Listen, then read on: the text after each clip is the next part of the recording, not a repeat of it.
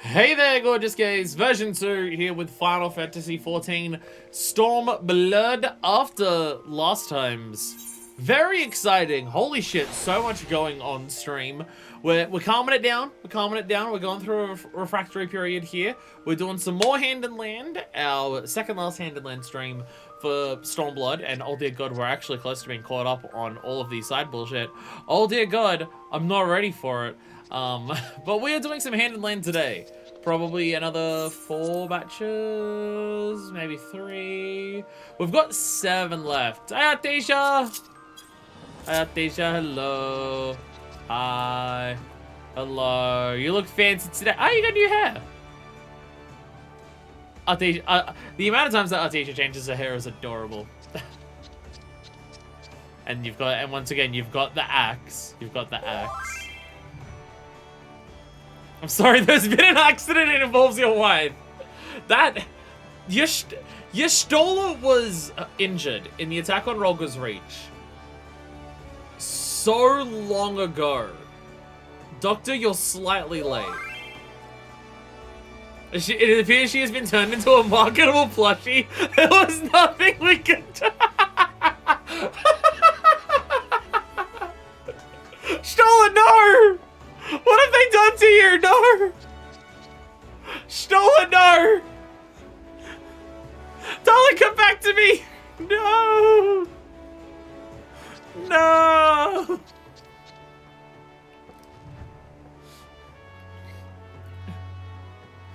No!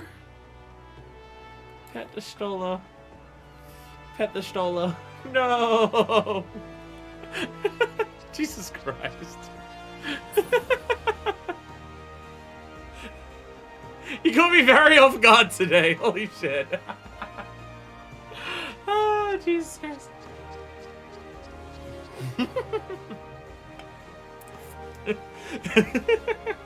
God. Strong fucking bit, Decker. Holy shit.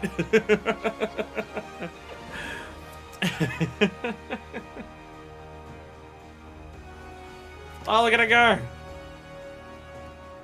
Look at her go. So, again, Deku, I do have to wonder, did you buy this because it's on sale?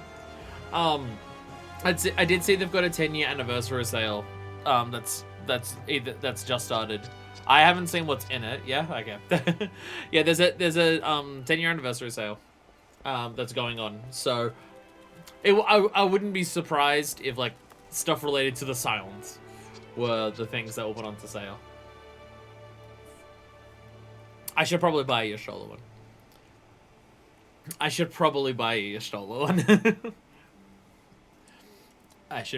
get that. If your partner got a marmot of you to hang around you while you weren't there, would you find that weird or would you find that charming?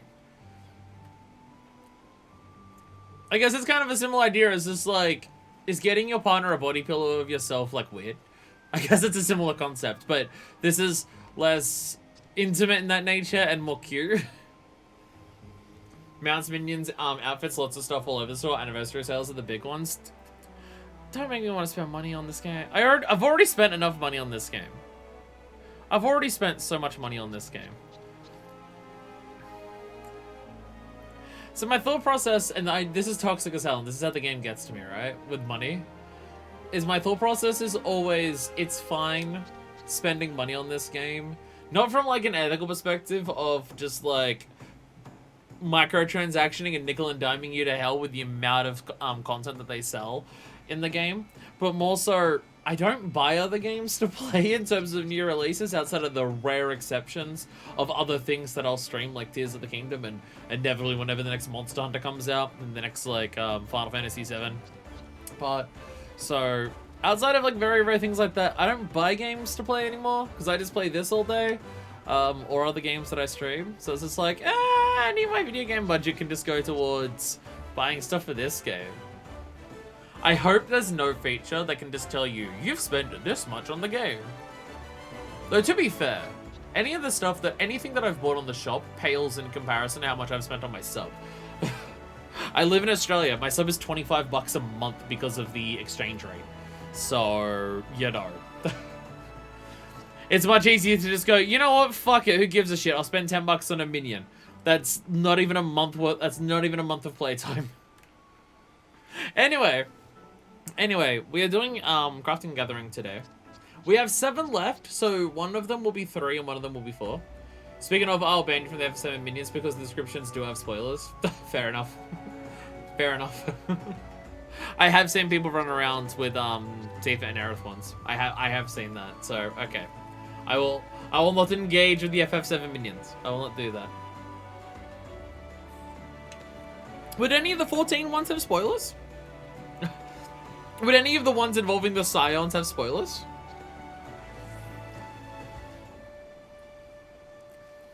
Because, I mean, like, this is technically a spoiler if you haven't gotten to Heavensward. This outfit is a spoiler if you haven't gotten to Heavensward. So there is that. There is that. It's like having an Estinian minion that's all red in armor instead of blue. That's a... Depending on where you are, that's a spoiler. So, I guess there is also that. There is also that. Anyways, I don't know if we're going to do 3 today or 3 next week. I guess it depends on the length of them. I'd probably say 3 next week because, like, we might do some wrap-up things in terms of, like, doing everything. I'll probably say in terms of outfits and stuff or characters you haven't met. Yeah. Yeah. There's probably a lot of spoilers just everywhere. Like, I'm super tired today, but maybe we should still do 4 today. If we're doing 4 of them today, Deku, what would you recommend if we're doing 4 today? If we, like, the 4, I know it's an impossible question to answer because of how I play video games. The 4 shorter ones, start with Minor. Yeah, starting with the Gatherer makes sense because of limited nodes. Minor! Fist. This should be one of her mains, given her name. I know that the name actually means love, and that's, like, the point. But it sounds like that's like mine.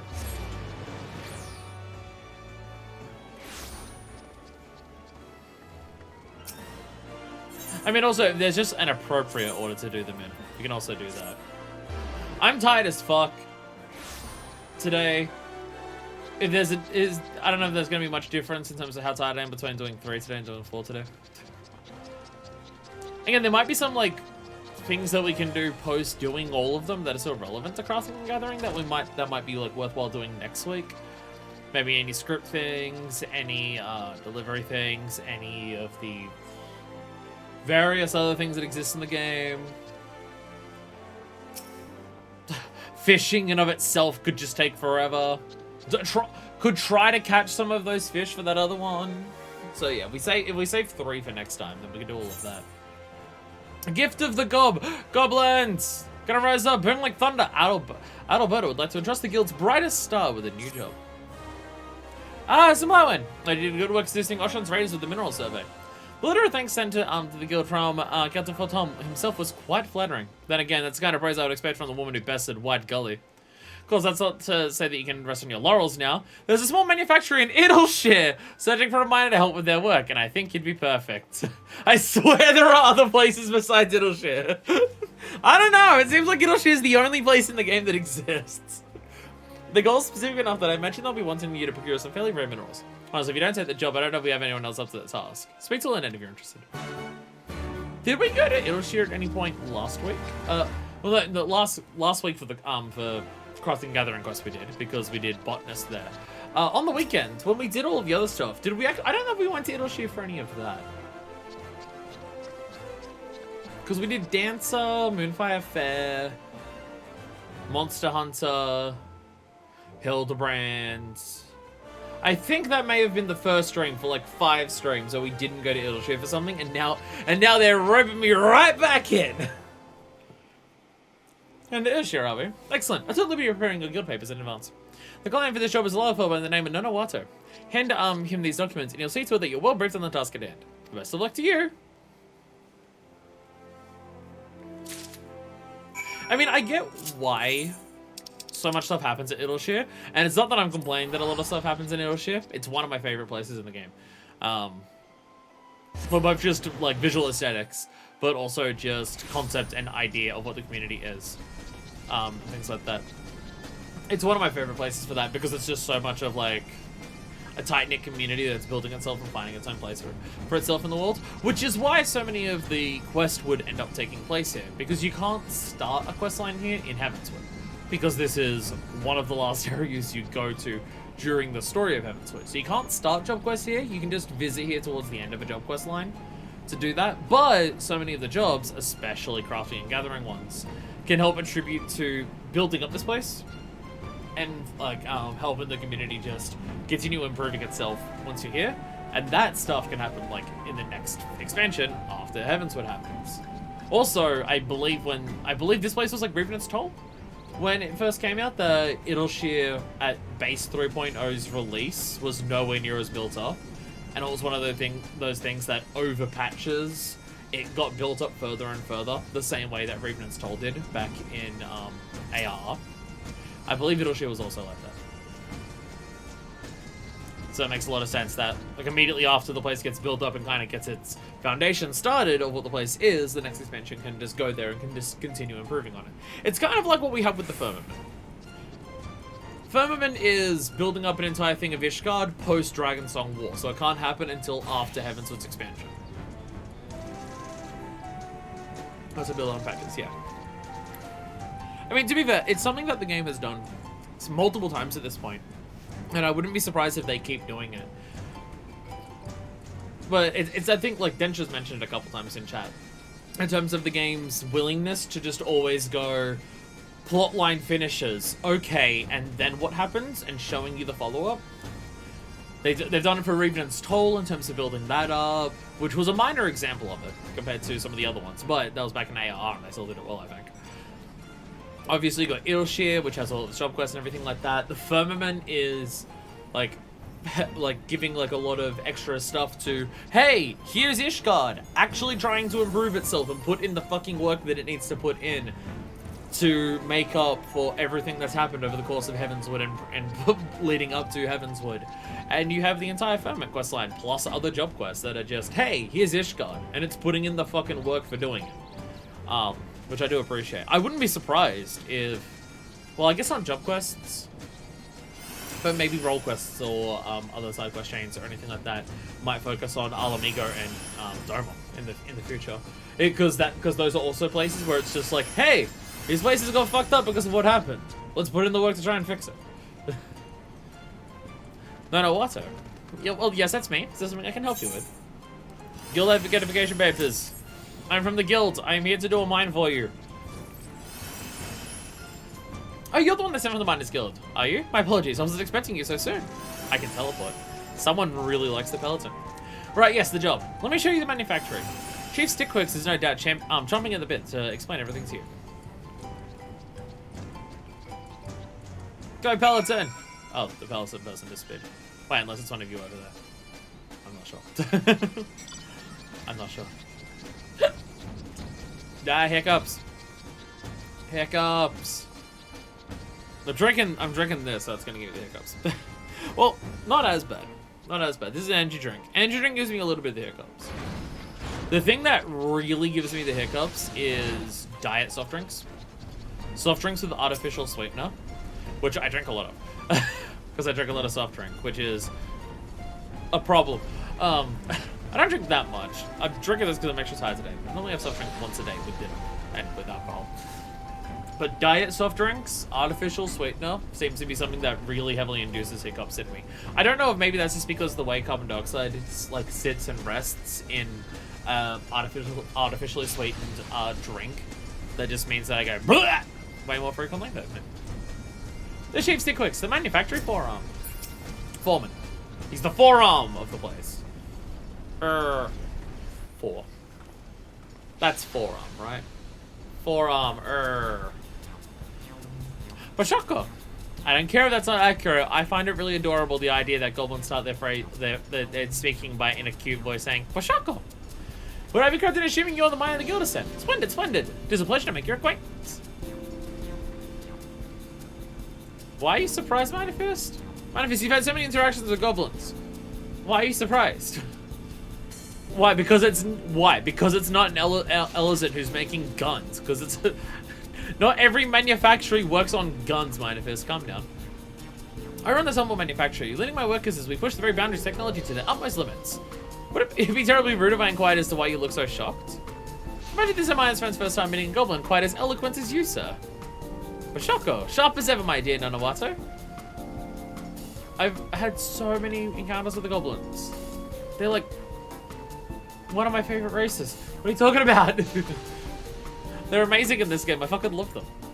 I love the idea of turning like what is typically in so many fantasy settings of just goblins go rah and attack people and just get and just go in when you run past them, you just gotta kill them and stuff like that. I really like the idea that they've turned those into like genius like builders and do all of that and have like so much and there's like so much community around so many different goblins and stuff like that. Imagine he's speaking like a posh Ishgardian accent, basically. This line of work frequently requires me to interact with other races, such as yourself, and I frankly found Gobby speak a ghastly hindrance to busy deals. Sorry, business. This spurred me on to work tirelessly to master the common tongue. After all, when you have chosen to devote your life to pushing the very boundaries of tech, but I told you this, haven't I? Simply put, we aim to further technology and yours by harnessing the knowledge and expertise of both man and goblin alike. I cannot keep that up for the entire stream. So I'm just going to drop the bit immediately. We requested your help to, as we find ourselves in need of minerals to aid our work. To be more specific, we're currently in the midst of a certain project. Now you might say, Fire, don't you do voices for literally every single line of dialogue that isn't Phoenix's in the Ace Attorney games? Yes. Lines of dialogue in that game run upwards of like a total of 20 words. A paragraph. One line of dialogue in this game, give me a fucking paragraph of text that takes like 30 seconds to read out. It's way harder to do that with less breaks. I need to be so indirect, young one. The project you speak of is the Gob Roller. A vehicle designed to aid our dream of one day reclaiming the Charlingen ruins. And maybe a beast overrun, there may be a wrong with beasts at the moment, but that shall not stop us from expanding the borders of our beloved Idleshire. Terrible sorry to trouble you, old girl, but do you think you're up to gathering the various minerals we require? Of course, it sounds like you're building a tank and I could not be more hyped about anything. Bashaka, terrific. I must admit, I had afraid that you might refuse us for a moment there. Now that we know you're willing, I shall have the team introduce themselves to you.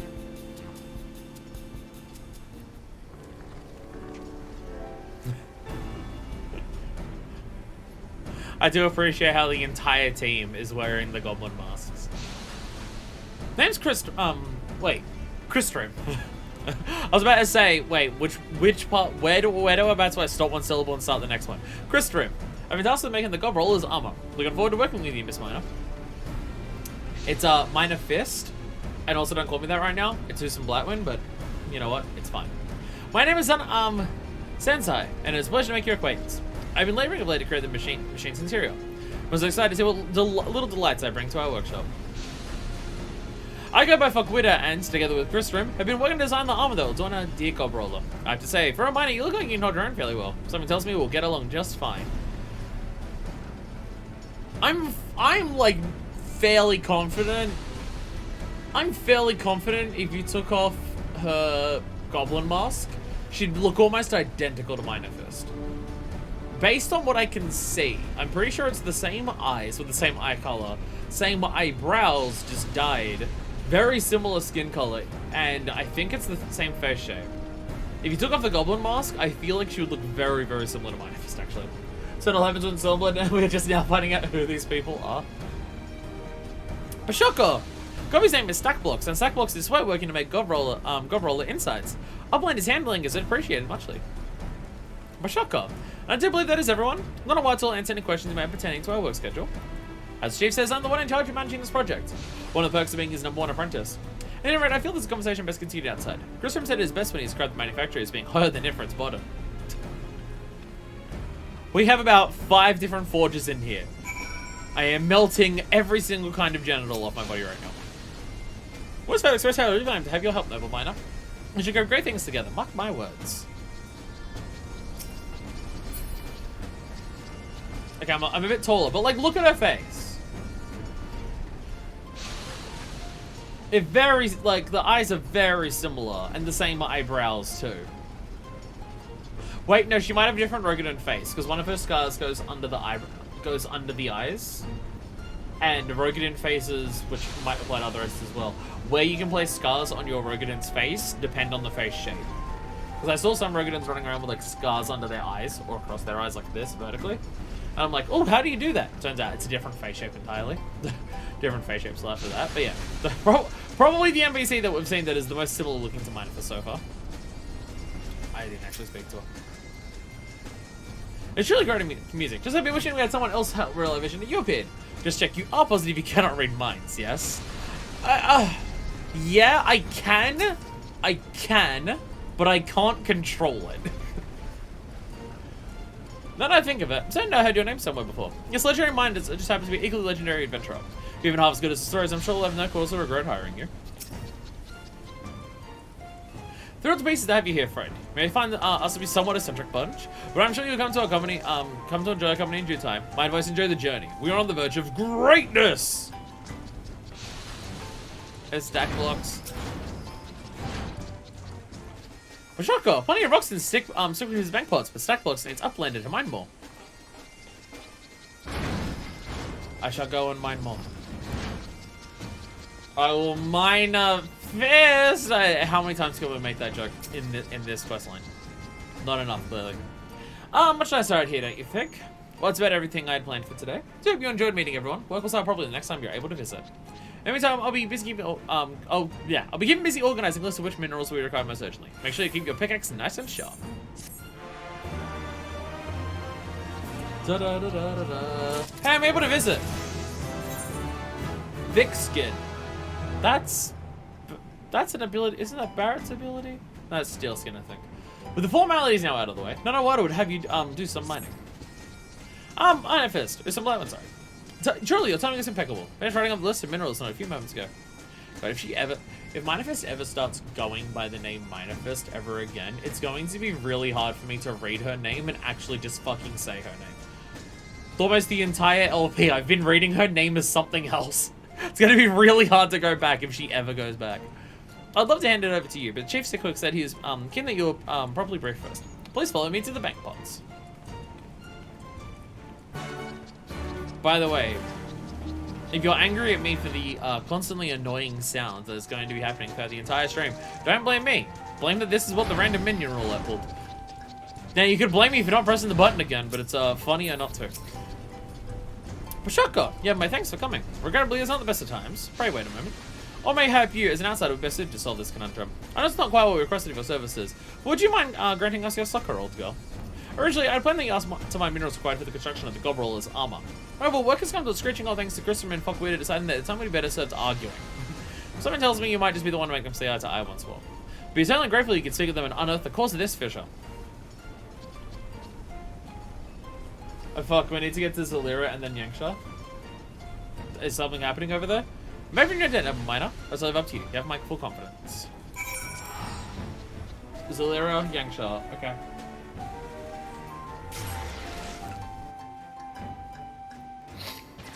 One of the special fates? Okay, yeah, yeah.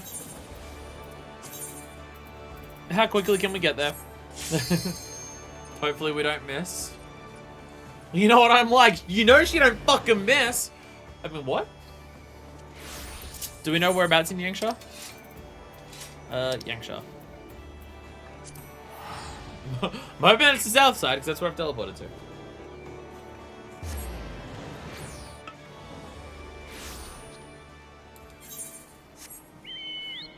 Alright, they don't show on the map. Weed Island to the east. Like near the Namazu house? Oh, you mean this one?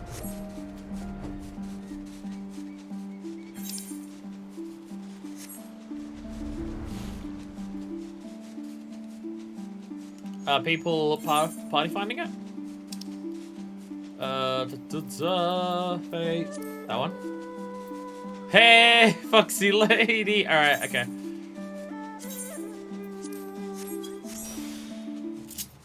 Oh, Jesus! Run! Run! I'm running as fast as I can. People have started very early.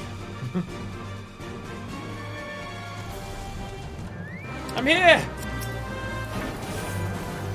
Upon being captured by a wicked Hingan Onyoji, the nine-tailed spirit fox slumbering deep within the young maiden Mikuzumi awakens. The only legendary Tanara goes in as an explosive display of force.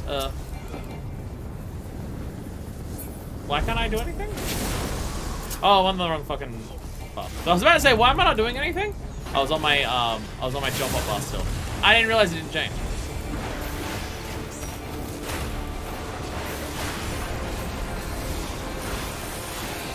Go, murder, kill. Oh god. Actually, no, you can stand in this, it doesn't matter. That one we have to get out of the way of. Yeah. Yeah, it's a side AoE. So you're allowed to cheat, which is awesome.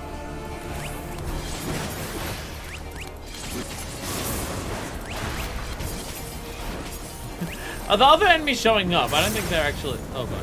Wait, well that's to get a hit. Ow. That's a good hit. This is a level 70 Fate, but I'm still level 80 on this, and it's still not sinking me. So yeah, it really is like Odin. It really is Odin in that regard. Murder! Lance way. Do some sick attacks. Oh god. I did it, I got out of the way. Actually, do I have upgraded code living Fury at this stage? I think I do. I think it takes a little longer. I mean, it's 80 something for that on this. I'm gonna do a shake it off. Free me from this pain. Millennial ferocity. That's what happens when I don't get my avocado and toast. Let's get it. Oh no, I do have it. Oh no, we do have that.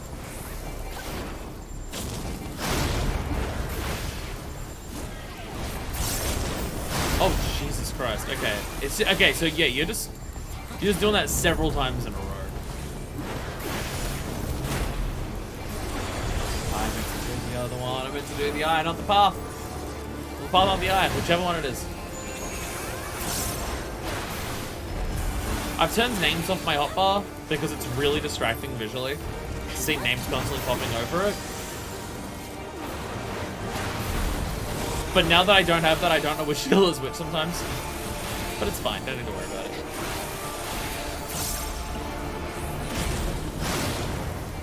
Alright, so you're doing the millennial stuff again? Yeah, okay. Okay. Ow. Okay, so yeah, millennial ferocity starts like halfway. Like it's a sideways clip of half of the fucking screen, and then it just does a bunch of AoEs directly in. Then the one's yeah, it's in. The grass makes it a little hard to see. Oh god, I'm getting hit by that one. I'm gonna mitigate that. Oh no, I imped! Oh shit. Okay. Oh, that was a really okay. That's a really bad one to get hit by. I got fucking imped. No. It's not as fun to imp squad when the stakes are this giant fucking beast and us trying to get a blue mage skill. Imp squads are slightly more terrifying for that. Where are you facing? Oh, you're facing me! Oh shit!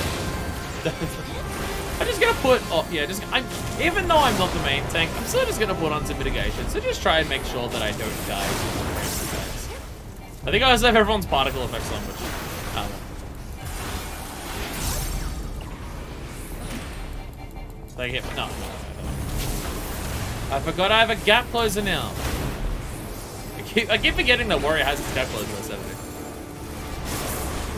You do so much level 50 content that doesn't have, and you just forget how many skills you actually do have access to once you do higher level content. Or at least I do. Bad at video games. That happens to me a lot. Just like, oh yeah, I have gap closer. Oh yeah, I have these other buttons. Right, I'm doing higher level content. It's not level 50 that I'm always stuck doing because of the way rollouts work.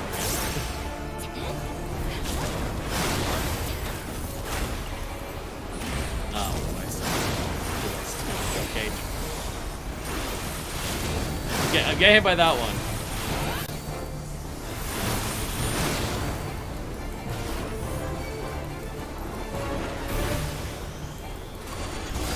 Die! Hey! Naughty girls need love as well. Yo! Woo! Yay! Special fate! Is she? No. Haha, it still beats. Come then, we must see her back to health. Oh. Oh, there she is. Hey-oh! We did it! Nice! Hell yeah.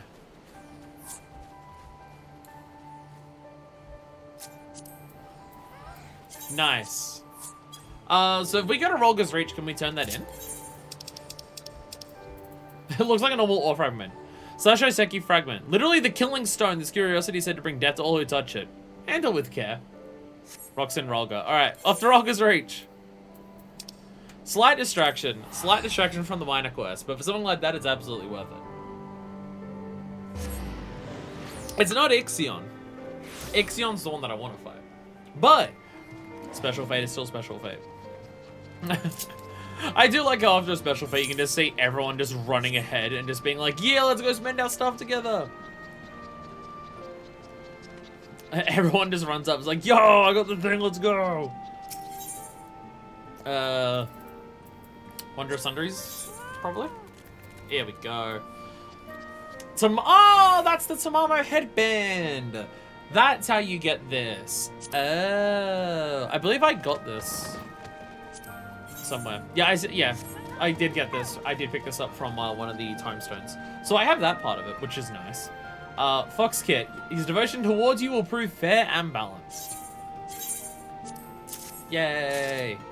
And, oh, that's adorable! Stuffed fox! In the Far East, foxes are believed to be the most cunning of thieves. Once you find your heart missing, you'll be a believer too. I was about to say, how many fucking special fates are there? These are not all special fates. These are logbooks. These are logbooks, so these are the hunt ones. What do you actually... I've never actually checked this for the logbooks in this. Because you got a minion in Heavensward. What do you get here? 2 different emotes. Hingan Barding and Girabanian Striking Dummy. Okay. No mounts or anything there, but there are emotes. Okay. So this is this one. This is the Ixion one. Which... So Ixion has multiple.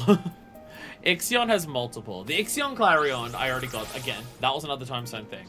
Wind Up Ixion minion is here. There's an Ixion Barding. See, this is why I want to fight Ixion. Because Thunderwing could do with an Ixion Barding. That's kind of my thought process. Because I want to give Thunderwing like different Bardings that are all electric themed, which there's 2 of. There's Ramu and there's Ixion. So I want to have like Thunderwing look like a combination of the 2.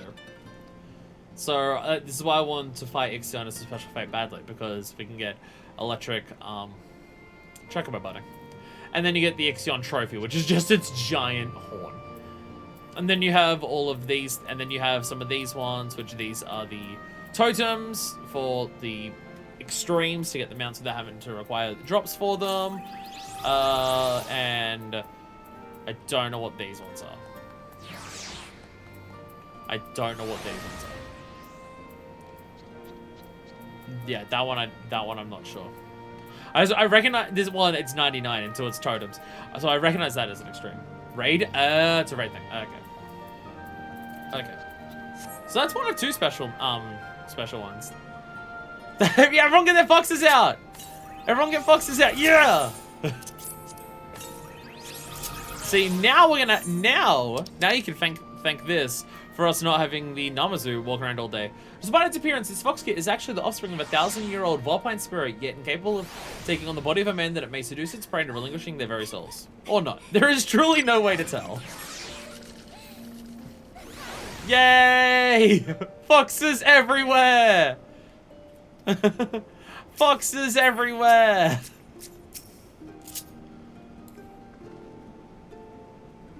Foxes everywhere! The carbuncle looks a little different. The carbuncle fox looks a little different. Look at them all! That's not a fox! That's not a fox, what do you got? That's not a fox! Look at all the foxes! Hey, the foxes are playing with each other! Hey, look at the foxes, they're playing with each other! Ah, it's adorable! So many foxes. Yay. Oh, this is a... Hey, look at those three of them talking to each other. This is a great part of doing this and just seeing everyone come together. We had that before doing the several times that we've seen... What's it called? What was it called? Odin. And then everyone's in Mordona hanging out with their fucking weapons. But this is an extra type of adorable where everyone's hanging out with foxes. Special type of adorable. Everyone just has their foxes hanging out together. That's adorable. That's cute as shit. Look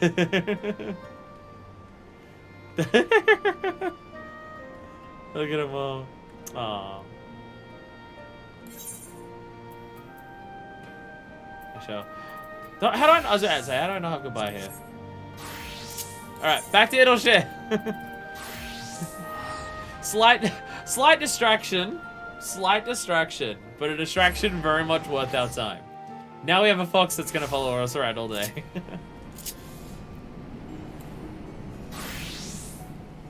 Now our fox friend can run with us. I still have not gotten the macros working. Because I've not had the time. I've had to do other things involving Miner instead. I've had to do other things involving Miner. I don't have time to fix any of the fucking macros. I'm too busy doing other things. No, it's a moment. What's that? You've heard that Fuckweener and I haven't been on the best terms lately. I suppose that's one way of putting it. We'll be using the Gobrol and Dravani hinterlands, an area rife with all kinds of Vile beasts. What do Vile beasts do? They attack ferociously. I was getting an Edelshine, they'll tell you the machine needs heavy armor capable of withstanding physical attacks. Anyone except Fuckweener anyway. She got into her head that for some reason that Claws and Fangs so warrant fortified defenses. I have absolutely no clue how a chief expert expects me to work with someone who, never mind the forest, can't even see the trees surrounded by monsters in the hinterlands. Fuckweener, what's up? If you hear about a certain quarrel, then you may as well just leave now. I don't expect the miner to understand the complexities of armor design. That being said, it's hardly a complicated matter. I'm also a crafter. My point is simple. We need to equip the Gobroller with ample protection against magic. That loggerhead simply needs to acquiesce so we can resume our work once more. As I'm sure you've noted during your adventures, these lands have their fair share of fantastic beasts that wield deadly magic. This is precisely why I am of the mind that we need to ensure our machine is protected against such threats. How can you think otherwise? I better forget myself. It's like I said, so infuriates me, so... In summary, I have no intention whatsoever changing suit to Christopher's ridiculous idea. I think you're both idiots. I think you're both idiots. You need both. Attack types in this game are divided into physical and magic. Or neither, in some cases, I think, also exist. But attack types are divided into magic and physical. You need both. Let's do both. Pashoko, so that was the cause of this commotion? Yeah, my thanks to some Blightwind. But I must say, I'm truly perplexed by all this. Neither one of them is entirely in the wrong after all. Not a what's up, my dear boy. A guilt for your thoughts. My thoughts? Well, as you said, they're both quite good ideas. If only there was somewhere we could have our cake and eat it. Pashoko, cake? He was very awfully far from the subject, but I am inclined to believe there is a way we can combine these two approaches. This is the founding principle behind our work, after all. Making the impossible possible. See the invisible. Row, row, fight the power. Is about one. Try you to mine some Beggar's Mithril ore for me. 20 chunks or so should be enough. That's what we actually need it for. We'll save the surprise for your triumphant return. From the Shine Records, Beggar's Mithril can be found in the fringes of Girabanya. Best of luck. Alright, Beggar's ore on the striped hills of Girabanya. You know, it's really fortunate. I've got to shoot. Yeah, fringes. Magic, physical, breath, and special / unique / darkness. Oh, breath is one?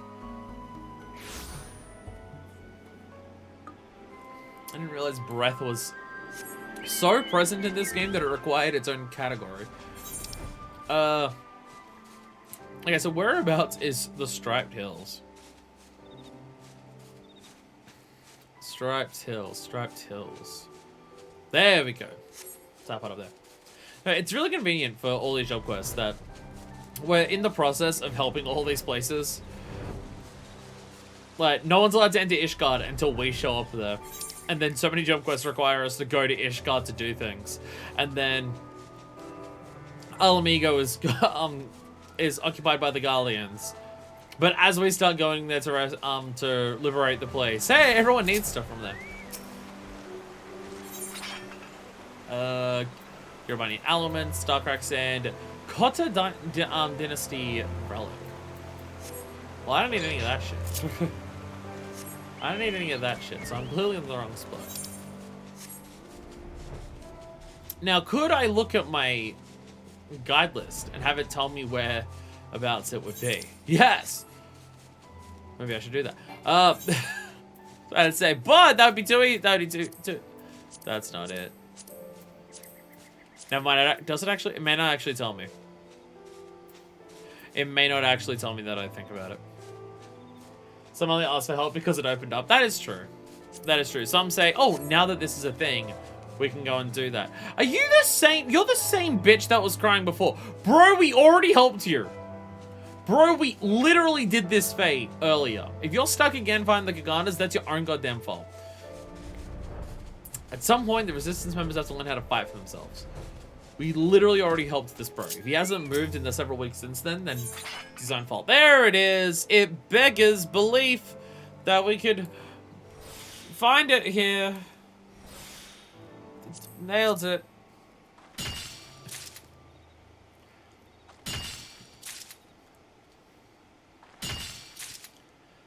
Not at all having like PTSD or anything because of how long I spent mining last night. Don't worry about it, it's fine. If you want to know how long I spent mining last night in a row without stopping, don't worry about it. It wasn't that long. I didn't spend that much time back to back to back doing nothing but mining in this game while watching streamers and VODs of streamers last night or anything. Not at all. Not that long at all. I may have used 2 of these. I may have used 2 of these. And I may have used up the entire time I'm on both of them. But no one can say for certain if that happens. There, I already have it. Okay, you can stop. Minor Fizz, you can stop. Minor Fizz, you can stop. Minor Fizz, you can stop. Minor Fizz, you can stop. Wait, we're teleporting a lot for this. I should use one of these. I constantly forget, I have the priority Aetheryte Pass on my fucking quick bar for this exact reason. And I constantly forget that I'd have that. I clearly need it. I only have 4 million gil right now. Almost all of that gil I got today. When I booted up the game today, I had less than 1 million. And then I checked my retainers. I think it was roughly 35 stacks of 99 cobalt ores. Not cobalt ore, cobalt ingots sold. Plus a few bits of rosewood lumber. Like a couple stacks of that. And it gave me a bit over 3 million gil between it all. Bashoko, was your trip a success? Low ethereal conductivity, the regular mithril makes this a poor substitute for the precious green metal. Unless low ethereal conductivity is what you require. Poggers having stuff that's a nerd! That works when you need a nerd stuff, let's go. You really did yourself on this one, old girl. The quality... Don't call me that, you remind me of fucking Imanaline. The quality leaves nothing to be desired. Lanawato, French Christopher and fuckwidder.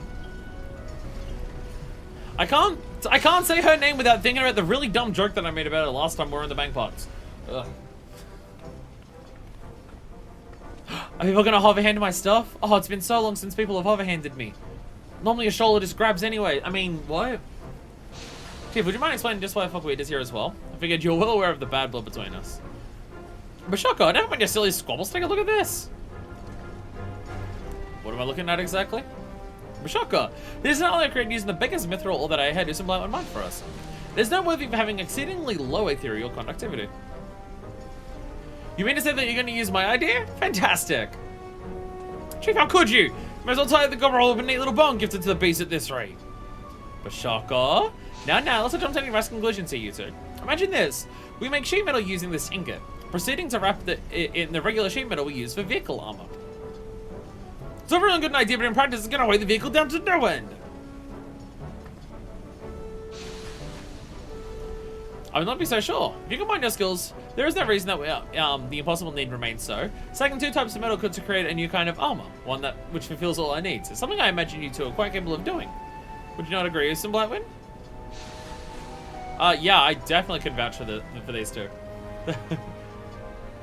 I mean, to be fair, how much of the armor quest lines is, or even the blacksmith quest lines are making something durable yet lightweight. It's about half of half of the idea of what most of the stuff is you make for those quest lines. So I can tell you now, we're gonna need to do more than just jam 2 bits of metal together. Creating armor that is resistant to all kinds of attacks while also being a manageable weight and size. Well, it's much easier said than done. We try 1 and 2 types of sheet metal together, although we'd still need to figure out a way of reducing the thickness of the armor to a single sheet. Feels like we're out of time for fighting with this on our plate, eh, Folkweeder? Folkweeder? Folkweeder. That's probably a better way of saying it. Could I put it better myself? We both have energy to bicker, and we certainly have the energy to develop a new way of creating armor. Let's give the chief course to regret his words, Christrim. Despite being a Seawolf, I'm not familiar with the Rotan, so I'm not actually sure what their names exactly mean, but it's fine. By the gods, it worked. Chief, you're brilliant. I should save a favorite to my computer of just what Rogan language is to work out any Seawolf names. See, the Hell's Guard ones are just in an Eorzean tongue anyway, so. But shocker, we're not done without the help of our darling minor friends. What's more, I'm indebted to you, old girl. Yeah, my thanks as well. Hurry to my side so we may review today's development and discuss your future schedule. I'm going to actually look it up now. Row words. That's just telling me words that start with row. I meant 14. Rogan Dictionary, there we go. I found it. Fox.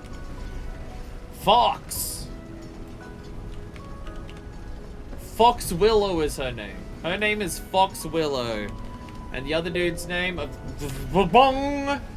Christ is Crystal. And Rim is not on here. Oh, unless it's Trim. No, because Chris was the whole thing. No, because Chris is okay. Rim doesn't have anything in it. Crystal something. The Rogan language thing that I found immediately doesn't have that. Fox! Oh, it's so fitting! Deku, it's like you knew this would happen and then you spawned the special fate deliberately. Fox Willow! And we have a fox! Ah! Also, I'm noticing her hair is a little bit longer than Minifest, just ever so slightly. Oh no, goddammit! Val, no! God damn it. Shit. I got cheesed! I got cheesed! No! There you are! There you are! I see you! I found you. I found you. I like how the animation is placing the cheese on my face, but Minifest is so much taller than Val that it looks like you're placing the cheese on her boobs, which is someone's fetish. Instead of the whipped cream, it's just slices of American cheddar. That's for someone out there. For someone out there, that's a thing. Definitely. Did amazing work today, Stormblood. Allow me to thank you once more. However, I also feel rather obligated to apologize for asking so much of you. I don't imagine you expect to have to mediate between our workers when accepted this job. Lost me already? It is. I've turned it into someone's fetish. I'm really bad at seeing people who are invisible. This is all just punishment because I talked shit about it once. Also, expecting to mediate between workers when I accepted the job. No, when I accept a job quest, I'm usually bracing myself for having to mediate squabbles between people. I'd say this is the first time such a quarrel is erupted between those two. But it's neither here nor there. Dress them well and rest and seek me out once more when you're feeling ready for your next job. If they continue squabbling much further, Minifest is gonna start yelling at them to have sex with each other. Pedal to the metal. No matter what, so long as you live in a world where he's able to simply ask you to do some mining. This is when time has come for your next mining job. It's what I'd say to you right now if we lived in a perfect world. You know the fire's broken out in the manufactory. Hurry, we've wasted enough time already.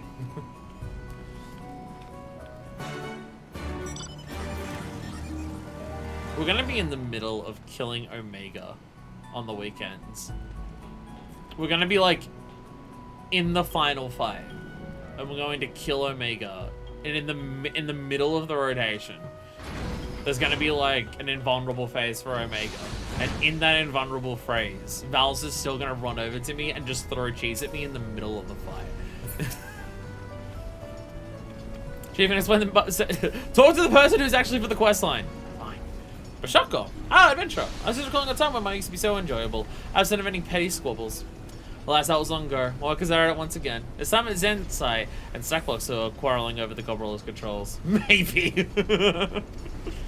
Oh, my brain case aches. Shocker. My apologies. I'm honestly habit of slipping back into Gobby speak when vexed. I'm ashamed that to ask. Yeah, I'm ashamed to ask this of you once more. But could you talk to the two of them? You grow before I cannot think of any other way to solve this. So we've got different people who are arguing this time. You know why I'm fighting with stack blocks? Oh, it would be my pleasure to tell you. She wants to design the controls to be here-friendly. Can you believe that? Any of us all knows that goblins are best suited to operate such machinery, and the goblin will be no exception. Since it's meant to design the controls for races that are hardly going to use the thing. Not going to be done unless she nudges the error of her ways. Although I wonder if someone that deluded is capable of such a thing. Stick quicks? I'm really concerned with the group that you have here. I wonder where... I saw the hidden activate. I saw the hidden buff pop up through the walls.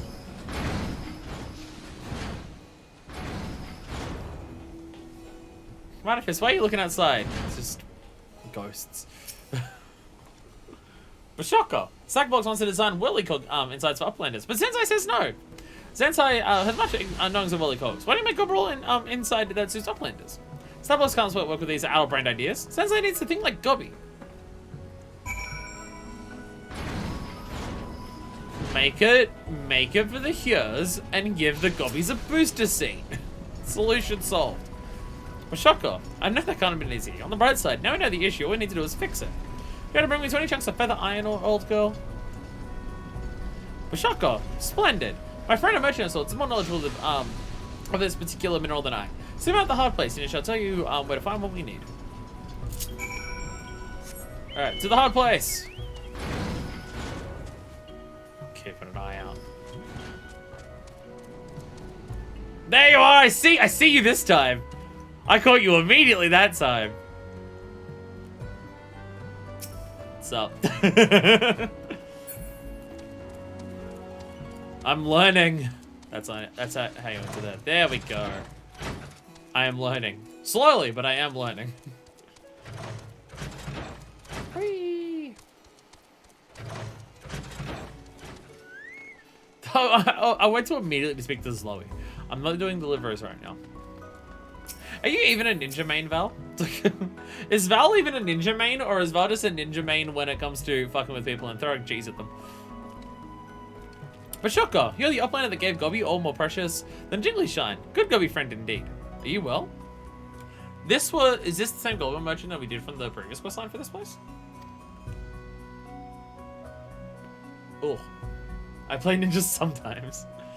Searching for the iron ore. Gobby's always willing to aid Stickworks' busy deals. Uplander is good Gobby friend, so no Jiggly Shine is unneeded. Yeah? Yay. You'll find what we seek in the Far East. Headed for the Ruby Sea. To Hell's Lid. If it's Hell's Lid, it's actually easy to just go to Kagane. It's actually easy to go to Kagane and then just go to the Ruby Price.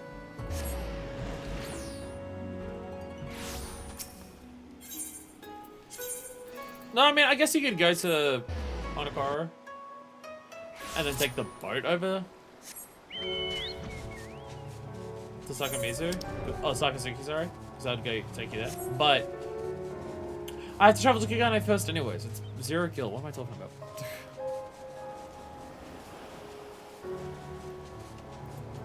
So someone said it at some point. I think it was a character in game. I think it was Nashu talking about this place looking like it has cat ears, or maybe it was someone in chat. So about this lava mountain having fucking cat ears. And ever since I've heard that, ever since that was said, all I can think about is the fucking mountain from Bowser's Fury that is a lava volcano that has cat ears at the top. It's all I can think of when I see Hell's Lid now. Which, to be fair, thinking about Bowser's Fury is not a bad thing. Bowser's Fury is a very good game. A feather iron ore, perfect. Bowser's Fury was so good. Is my ring light flickering?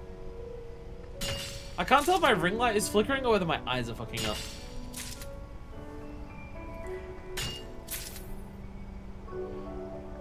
Because if my ring light's flickering, it would be very consistent, but it doesn't always look like it's flickering. So I don't know if it's just my eyes are playing tricks on me. I think I'm cracking up. Green Day, rare Green Day reference from me. I say rare. Maybe I make Green Day references way more than I realize. They used to be in the past my favorite band. I am still a big Green Day fan. They're just no longer my favorite band. My music tastes have adjusted enough over time that just straight up punk isn't quite enough for me. It's gotta be metal. So, I am still quite a Green Day fan. Though their latest album is a pile of fucking trash. So there is that. God, Father of All is so bad. If you've not listened to Father of All, don't. My best advice to you, if you've not listened to Father of All, is to not listen to Father of All, because goddamn, that album is trash. Okay, the light's definitely flickering. Give me a second. I'm going to turn it down slightly. Yeah, it's definitely flickering. Definitely was. Definitely was. I got closer to it and I could see it very, very clearly. It's like I can't tell if my eyes are playing tricks on me. And that because my vision's been a little bit funky today, probably just from sleep. I very clearly saw the smoke cloud that time. I saw the smoke cloud that time. Typically when a ninja goes smoke bomb, they're meant to disappear after the smoke bomb, but that time you were just right there. Oh Jesus.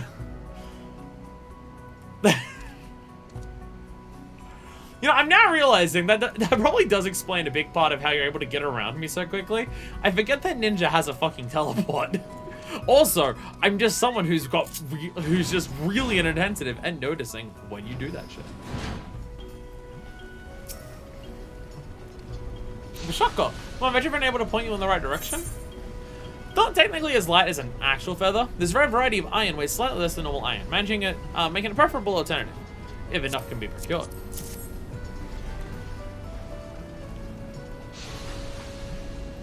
Perfect, the quality is even better than the last batch you delivered.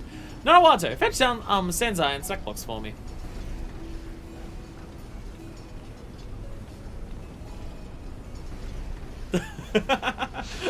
I saw the text thing go to that you were throwing a cart, but I think I disappeared just in time for the cutscene so you couldn't target at me, so it just said that you were throwing a cart at something. Bashaka, Sackblock's ear catches that Sickfix wants to trade tongue flaps with Gubby. Why is Zenzai here? Bashaka, take a look at this before you get too riled up. Damn. You really badly burnt those chicken nuggets, what are you doing? By the 12, I've never seen a mineral quite like this in my life. Bashako, Sackblock's not to see this in Eorzea. Where did I plan to find it? Over in the Far East by the Ruby Sea. Bashako, we had a miner friend travel all the way to the Far East to retrieve this for us. Once smelted, it can be used to create metal as light as a feather. Well, almost. Use this to create the vehicle's controls. I'm certain the decrease in weight will enable you two to design something very special indeed. Chief, I'm not the focus idea what you're saying. Well, both your attitudes are perfectly logical, but this is Idleshire, a place where goblins and men live in harmony. Are you telling me that our work should not reflect that? Why not make 2 sets of interchangeable pedals for the gob roller? One would be of a suitable size for goblins, Lalafels and other smaller races. The other one would account for the realm's larger races. I'm positive if 2 of you work together, you have the potential to create controls convenient for all races. But not bother to request our minor friends' help otherwise. Bashaka, Chief Sikwix is best, Gubby. 2 brain cases are better than 1. It's hard to admit, but I was indeed in the wrong. Come on, stack blocks. Let's start a mechanical revolution. And now I'm wondering, are we just going to start having, like, the 2 rows were arguing first. Is now one of the rows going to argue with like, Zenzai? Bashoko, yet again you have saved the day. My thanks, Susan Blackman. Excellent work today as always. So let's discuss your next job.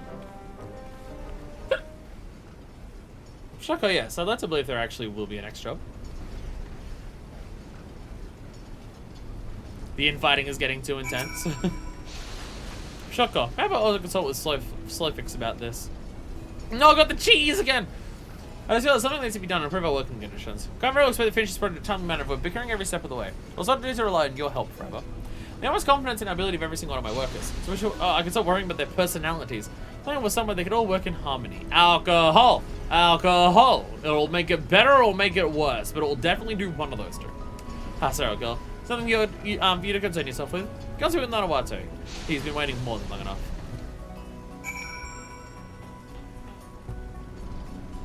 Every time I load in, it's... Oh, there you are! There you are. I feel like we're in a really bad spot for you to hide today. Everywhere I keep seeing you much easier than usual. I feel like we're in a very bad spot for you today to hide it because even in invisible, the colors stand out more in the environment compared to... Because we're inside of a building. We're inside of a building half of the time, that's why. I want to thank you once again for all your hard work. I'd love to say this will be the last time we require your problem-solving talents, but recent events have made me somewhat doubtful. Wish I could have helped myself, but some of my position really needs to remain neutral during times like this. I wouldn't imagine we'll be requiring your services, mining or otherwise in the immediate future, so do take the chance to rest up. What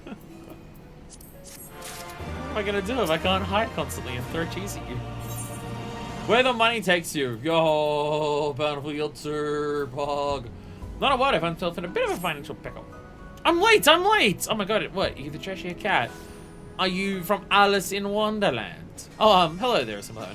So you've got me in a bit of a bad time. Are you familiar with the Rowena? Oh dear god, no. Well, I'm not quite sure how it happened, but I've forgotten to pay her for a job. I've been so busy of late, completely slipped my mind. Best she is not demanding an extra coin for the delay. I see you walking up the steps. It says she's requested help with a job of her own. But if I don't cooperate, she says she won't give me the goods I'd procured for me in the first place. What's more, she wants you of all people to carry out this task. I haven't a clue who, but someone told her that a skilled miner has been frigging Sickwick's bank pots of late. I hate to press this upon you, but please, I beg of you, help Rowena in my stead. Rowena, what the hell? Am I allowed past? You snuck past. I don't know if I'm allowed. You snuck past, so they didn't see you, but I'm gonna go up the other staircase just in case. I think there's a toll on that one. I'm gonna go up this way, just to be safe. You didn't see anything, don't worry about it. Also, now I'm still having fish thrown at me, and now I can't see you. And now I can't see you. I was about to say, is that another fox? No, it's that. Hi there, Rowena. Well, I'll be. Never expect that the miner wandering around the bank pots to turn to be the one and only miner festus in Blatwin. Do you just let the feel of a pickaxe in your hand, or are you truly that desperate for coin? I don't know, my business, I suppose. Rowena, you've known me for long enough to know that I do this shit because I enjoy it. Anyway, there's not a word I may have told you. You bring me some serpentine. Yeah, and you can go ahead and tell him that I expect this to be the last time he gives me any trouble. I suppose I would tell you that you won't find anywhere safe in Yangsha in the Far East. So that what fetches lots are pretty pricey around here. Bring 20 of them and you can tell Nanawada that we're square. Alright. The serpentine. Back to Yangsha. Back to Yangsha. I was talking about Green Day last time I did the mining and how their most recent album fucking sucks shit. Oh, they got it so bad. It's funny because in 2020 they put out one album. It just said Yangsha. It didn't say anywhere further than that. It doesn't narrow it down. Yeah, because in 2020 they released Father of All, which is dog shit and just a really bad album. Not here. Not here. But then also in 2020, their totally not Green Day side project, The Network, put out Money Money 2020 Part 2. And that's just one of the best Green Day albums of like the last 2 decades. It's not the best. It's not the best. Because obviously American Idiot is there. Hell, even 21st Century Breakdown is there. But compare it to like Una Dos Tre, Father of All, Revolution Radio, like Money Money 2020 Part 2 is just so much better. Okay, you know what I can do? Because so far, I don't think there's been any unique spots for it. So this is the Guess Who Chain. I don't think there's even been any unique spots for mining. So if I just see somewhere in Yangsha, say it could be over here. It could be over in Unseen Spirits Laughing. Unseen Spirits Laughing. And then we're just gonna check here just in case it's any of the others. Pigs. Yangsha. But it's a timed one, so it's not gonna be there. Level 70 might be there. Yangsha and another timed one. Okay. We're going back over this way. It's usually like that. But yeah, there's side projects, which hasn't released an album since about 2005. Which, if you're wondering why it's called Money Money 2020 Part 2, that's the joke and the gimmick. The network put out one album, Money Money 2020, back in like 2005. It was either just before or just after American Idiot. And then in 2020, they released a sequel, which is Part 2. And it's straight up a better Green Day album than like the last 5 that Green Day have put out. And they put it out the same year that the Green Day put out their worst album that they've done. It's very funny. It's very funny. There is theories that they put out a deliberately shithouse album as part of a we are contractually obligated to release this album, but fuck the people who are making us do that, so we're gonna put out something like shit. There have been people who have said that as a theory. How much that is just copium because the album is that fucking bad, I don't know. But I know I believe it. But I know I still believe it.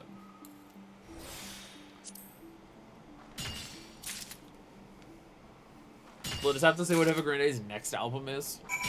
To see if Green Day's next album is anything like Father of All, then we know that's just they're taking a change in their direction.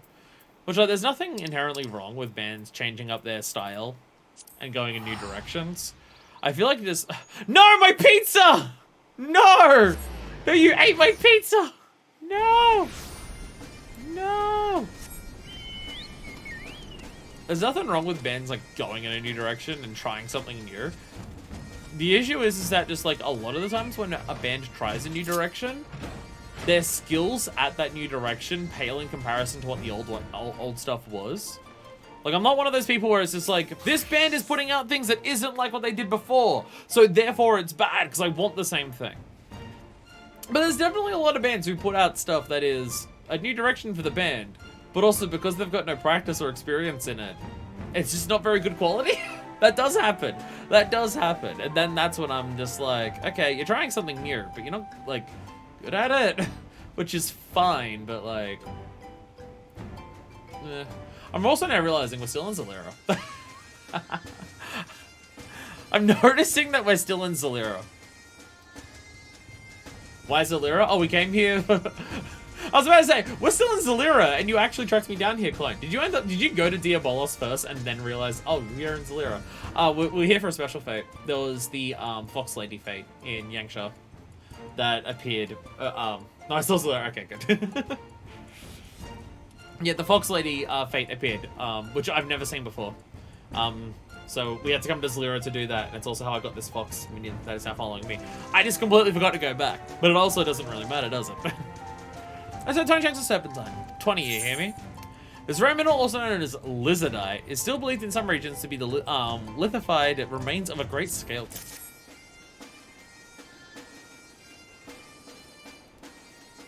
Ah, goodbyes. We've put up your end of the bargain. Here's what Nanawata was after.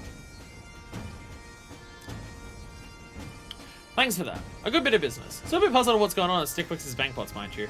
I've worked them sometime before and never had any trouble getting compensated for my services before. And I think I haven't seen much of Stickfix lately.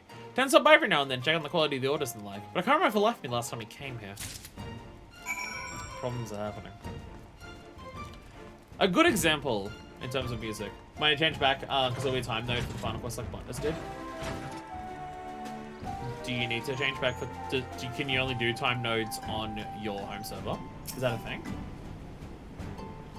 I'm so rarely not on my home server that I don't know the limitations of the differences between home server and not.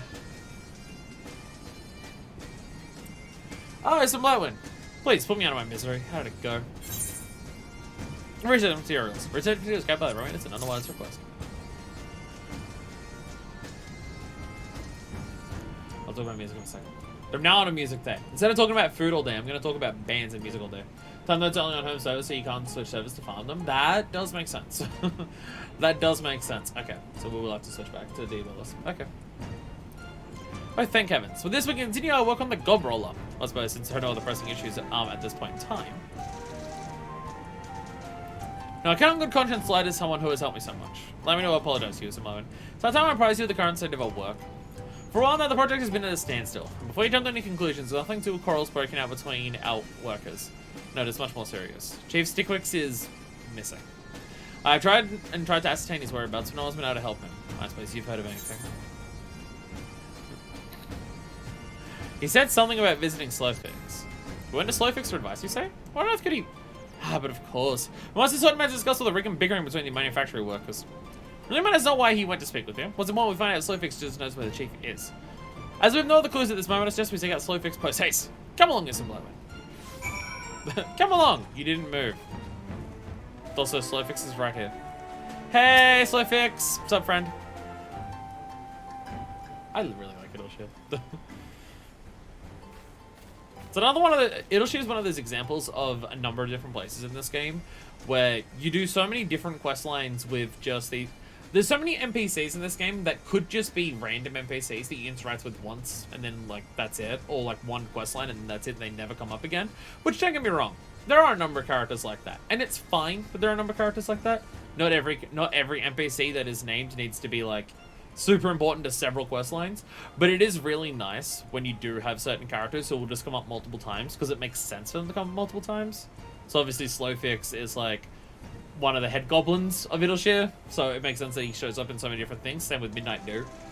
Like, Midnight Dew is like one of the founders of Idleshire as well, so it makes sense that she shows up in a lot of different stuff involved in this place. Just really appreciate it. Again, there's just so much stuff the game does to make it feel like a cohesive world and all the stuff that I rant about every time I play this game. Rave, I guess is a more accurate word. Ah, Mr. Slowfix! I was wondering if you might have time to answer a few questions of mine. But Shotgo, Slowfix has no need to track Tongueflax, so guess what knowing's Uplanders want. Uplanders would have Slowfix explain where Stickwix went, yes? You know the chief's whereabouts? Slowfix has lots of knowings, but not these ones. Stickwix and the shivery shakes Stickwix had the shivery shakes as his workers trade fists instead of tongue flaps.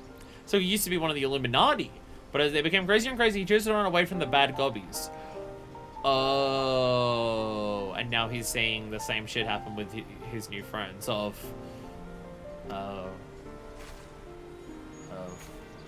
Coming to Idleshire, home to both Gobbies and Uplanders, Stickwix was sure he had made the right decision. Told Slowfix that this was his dream. Stickwix made bankpots so Uplanders and Gobbies can sweat work together for a bright future. Slowfix would have workers keep this in their brain cases. Should also everyone about this. You have my word. I greatly appreciate your presence when I do it, Ismblowen. Pray, come with me to the manufactory once more.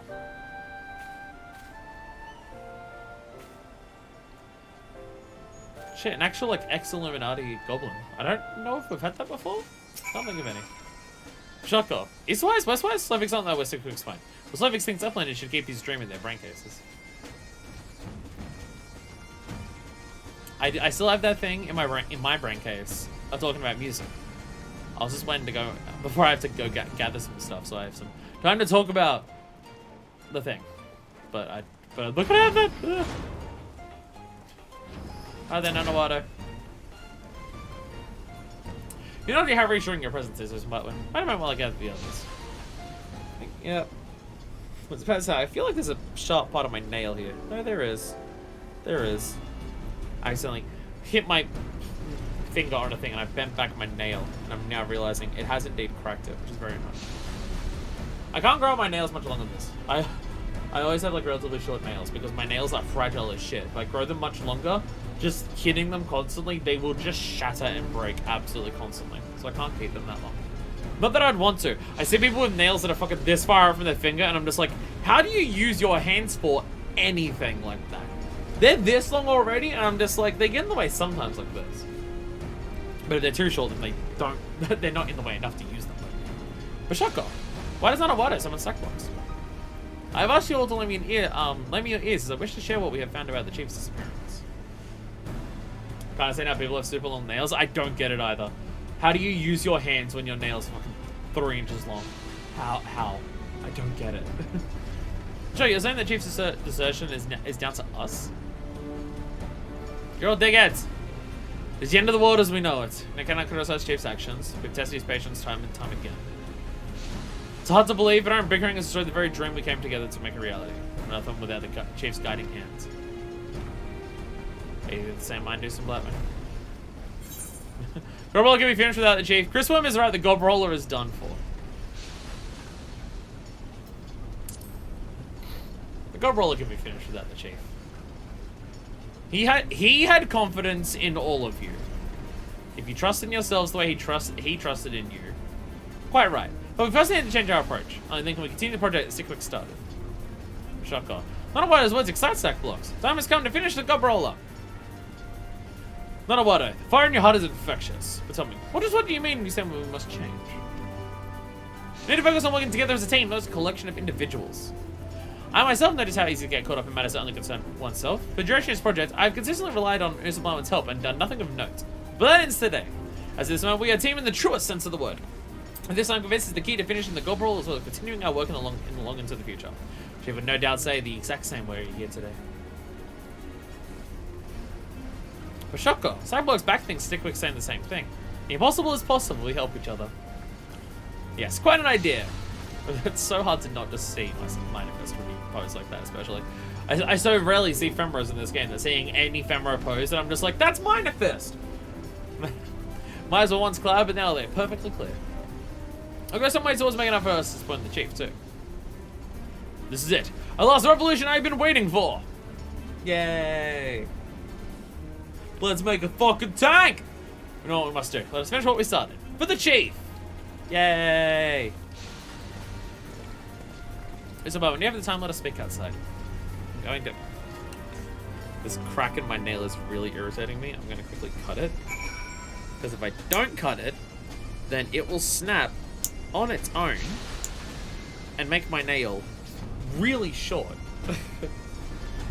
Whereas if I cut it, then all the weak parts and the vulnerabilities are gone. And it'll be fine. There's also that, just because if even a slight crack appears in my nails, it only takes catching on something, and it just completely tears it. And normally when something tears one of my nails that is like slightly broken, it just tears it all the way down. And it's just like, oh, well, that's gonna take like fucking a month to come back. That's nice. So if I don't cut it before it just breaks off, then I'll lose the entire thing. I couldn't have long nails even if I wanted to, because they're just such fragile fucking things. Don't know why my fingernails are so particularly fragile. I don't know if there's a diet thing that I'm not eating enough of and that's what's not causing it to do that, but thank you for everything, Mr. Blackman. Chief may still be missing, but my faith in our workers has never been stronger. So I'm not sure about how you do when you feel ready.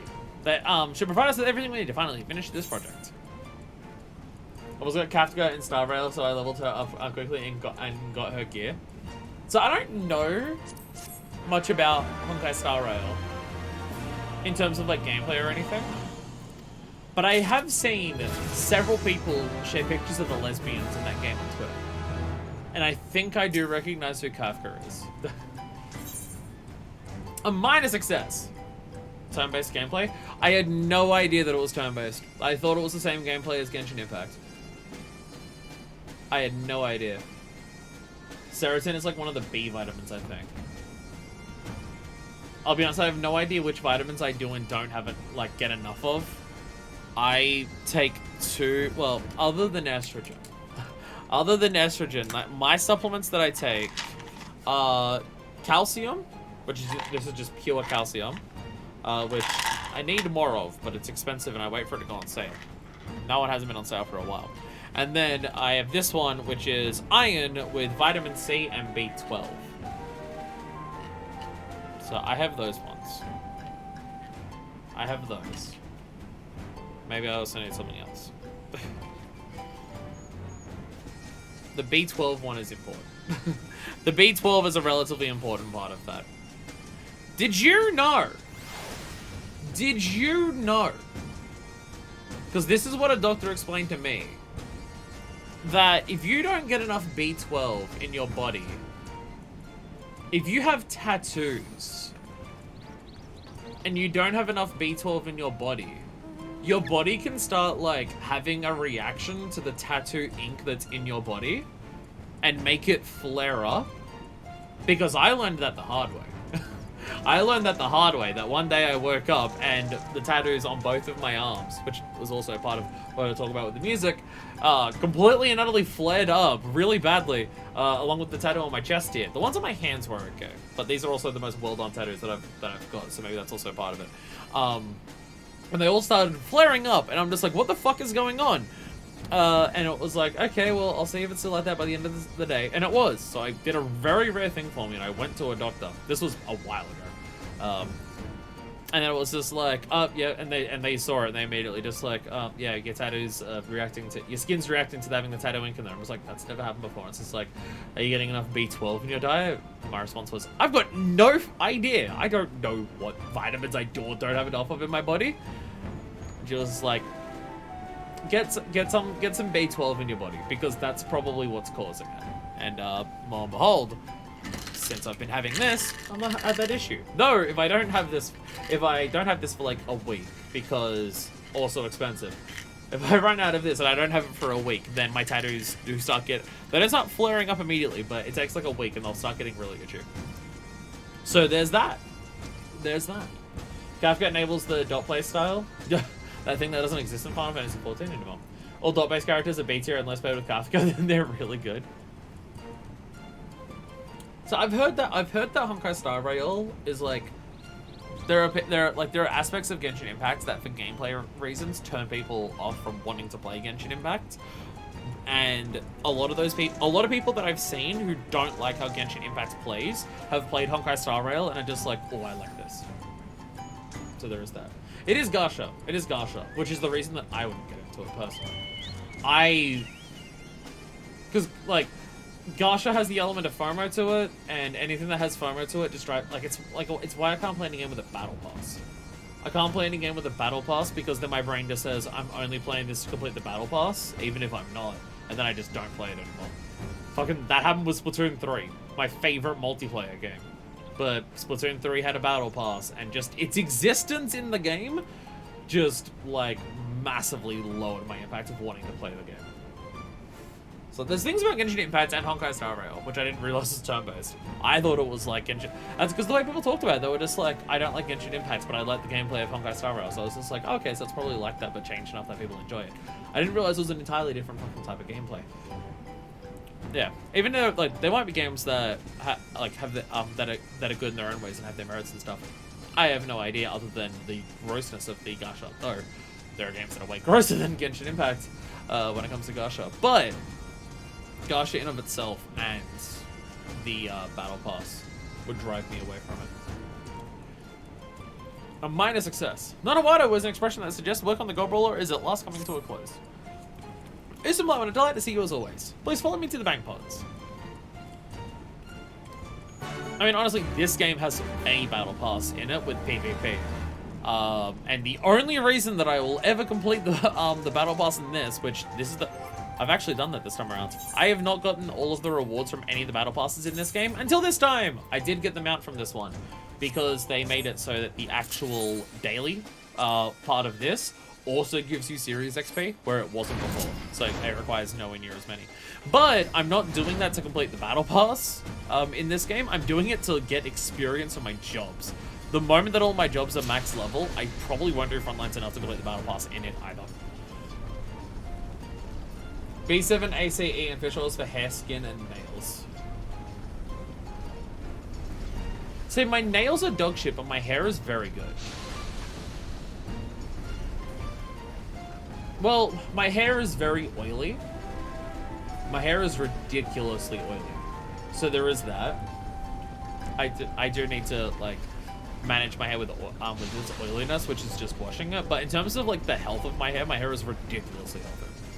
Other than being too oily. But my nails are dog shit. And my skin is... Well, my skin's like my hair. I have relatively good quality skin, but I'm oily as shit. So again, if I don't be careful to wash it, just the amount of oil that is on my skin will destroy my skin very rapidly. Again, it's if I don't wash my face every day, which I washed my face this morning at least. I haven't washed my hair, but I did wash my face this morning, so it's nowhere near as bad. But if I go like a day without washing my face in any capacity, it will start getting blotchy or parts of it will start tearing up because it's just so fucking oily that it just ruins it. This is my one. Allow me to begin by explaining how things currently stand. As you are doubtless aware, the Gobrel is close to completion thanks to a much changed approach to the project. But we've recently been able to run the vehicle through some basic tests. Wow, okay. You've really made progress on it. I've said tests don't provide the result we'd hoped for. The ceruleum engine's power output was somewhat lower than expected and, well, quite shamefully, the Gobrel was unable to clear the debris we prepared for testing purposes. We thought we could fix this, even boosting the engine's power output, but alas, the pistons aren't able to cope with the extra strain. And in light of this, we decided to create new pistons using a different, sturdier material. I bet you've already guessed as much, but this is the material we need you to procure for us. Pumalite. Metal known for its high levels of durability, heat capacity, and thermal conductivity. The only issue is that I have no idea where it can be found. Also, it seems these minerals are rather difficult to get one's hands on. Perhaps you could try asking your friends at the Miners Guild. They may have an idea where it can be mined. I would be grateful if you were able to bring back 5 chunks. We shall head back to Adalberta. Oh, music thing. I was talking about music earlier. In terms of bands and how some bands will change their style and approach. And how some bands just do it poorly, and it's just like, okay, you're now putting out music, but it's different to what people liked before. But it's also just not good, whereas before you're putting out good music, and that's an issue.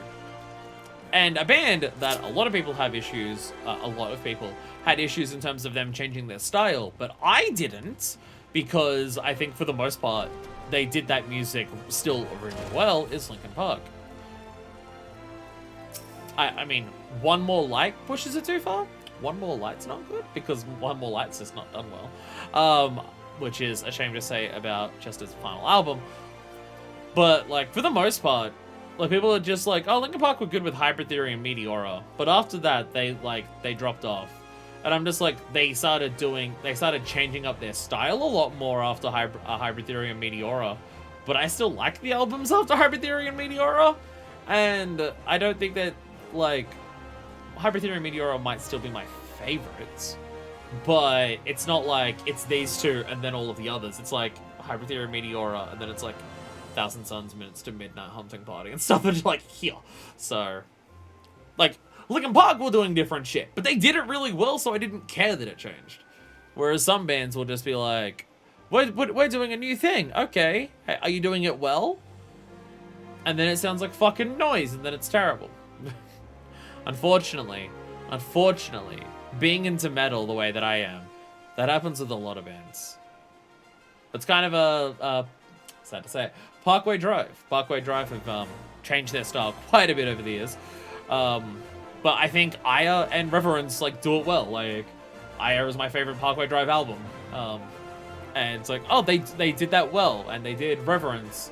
I think Reverence is as good as Aya, but I still think they did Reverence well. But their latest album, which I don't even remember the fucking name of, is just like, okay, you're continuing going in this direction, but now you're just not doing it well. So, like, I don't care anymore.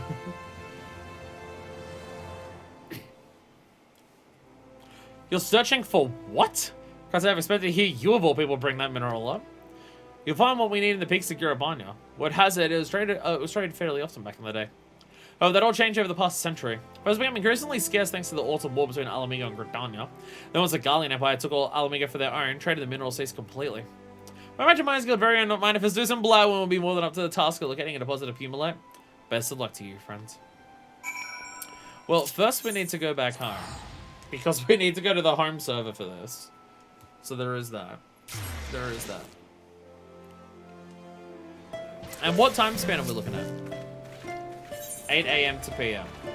Damn, if I wasn't bitching about so many other unrelated bullshits, maybe I wouldn't have missed it. Ah, well. Right, speaking of musics, and me liking Green Day, I've probably shown this title off on stream before, though, if I've shown it off in specifically Final Fantasy stream, I don't know, but on Tattoo, see? It's a Green Day.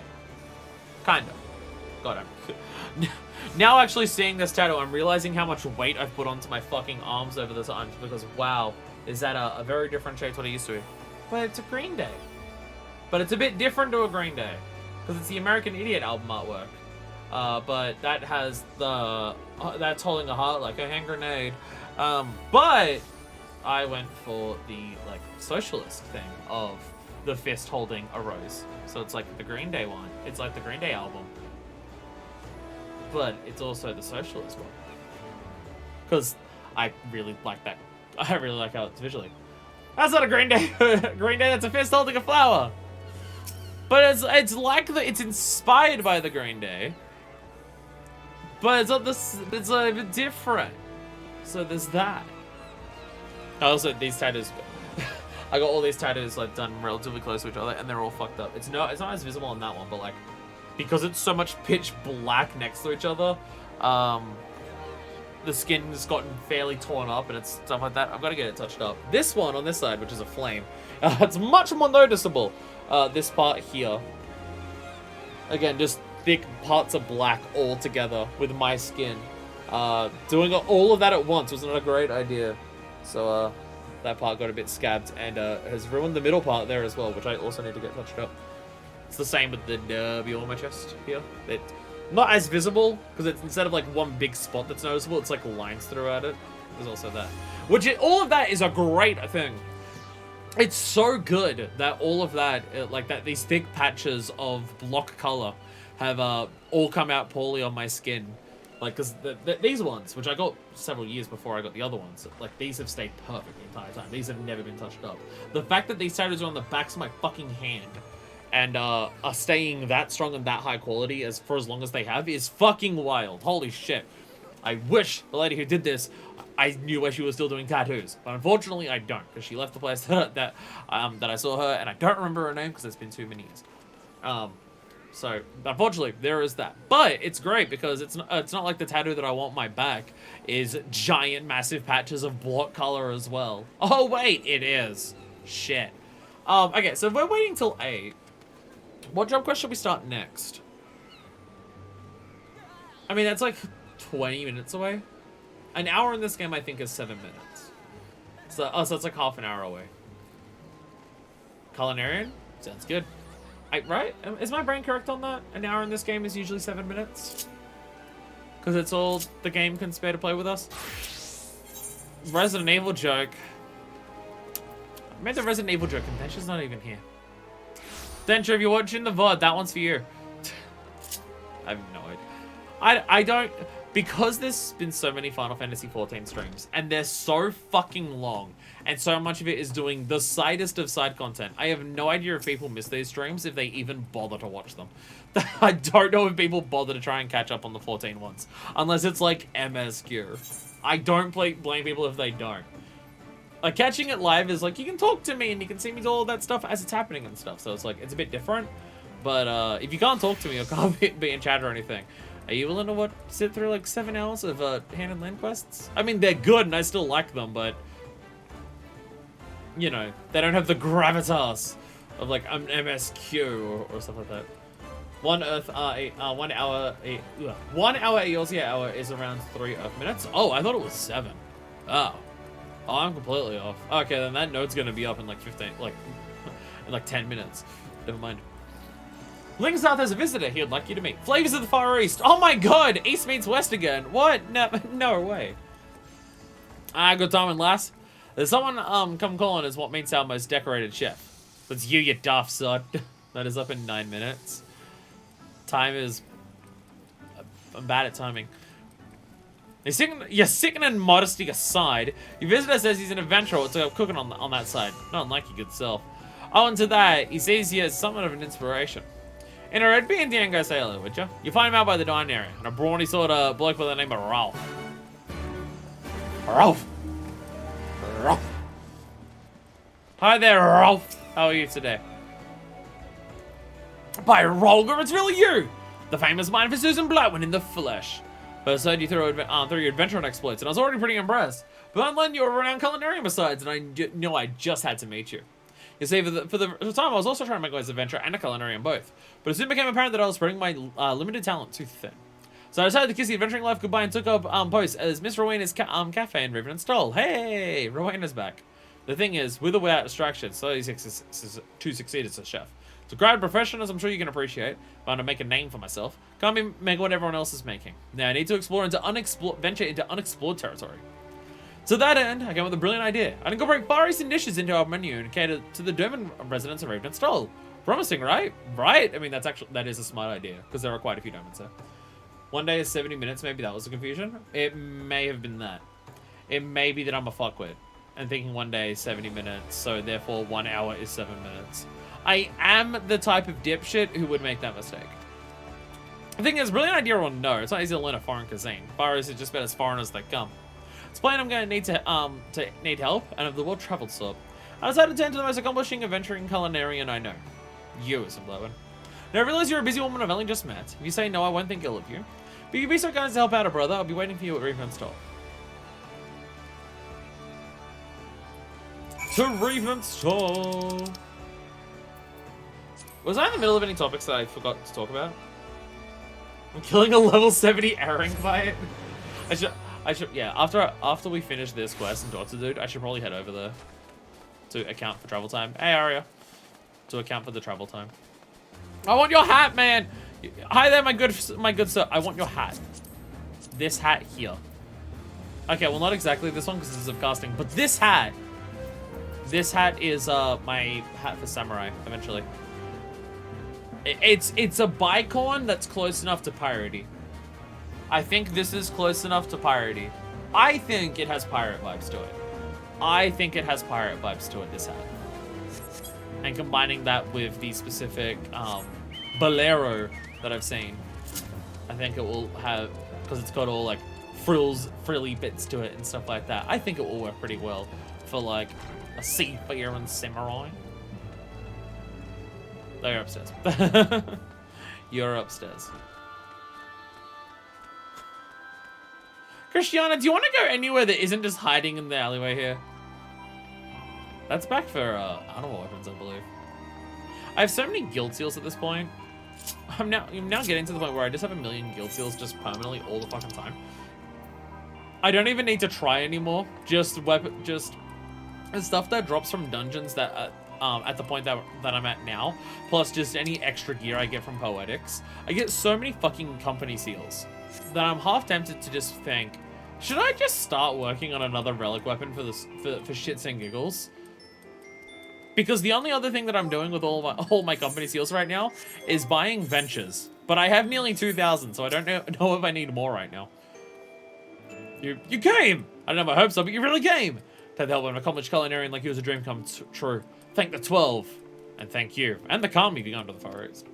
Without further ado, let's get right to cooking. Is what I'd like to say, but it's only to decide on Far Eastern dish to test out. If you could wait a while, look into what the Nomans have a hankering for. I have connections, so it shouldn't be difficult, but until we have a name of a dish, please feel free to go about your business.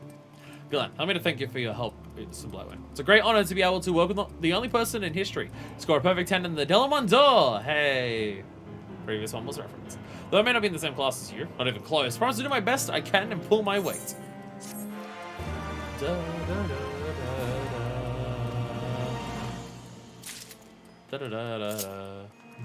I rank is at 50% HP. Oh, I will go. Wait, where was it? Where is Slow Wash? Wait, whereabouts is Slow Wash? They said it's Girabanya. I don't know whereabouts in Girabanya is Slow Wash. I don't even know if it's like the pigs and fringes. Where is it? Where is it? Is it the locks? Is it the fringes? I've lost track. The last one, because the last one was in peaks. Okay, I will traverse to the peaks.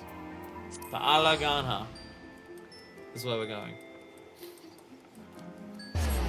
Hometown of Artesia. We got Artesia lore on the Discord the other day. It's exciting. Slow wash. Okay, if I was to have a shower, where am I going to have that? Because it's gonna be a slow wash. I can't see it. There it is. It's literally right next to me. Look at chat. Oh! Thank you. Yeah, there we go. Thank you. I will join you. I will beat it with my fry pan.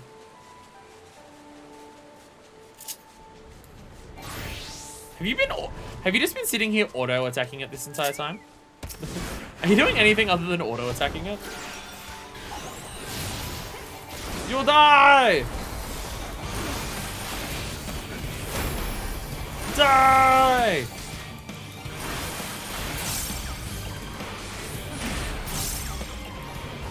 That's really big.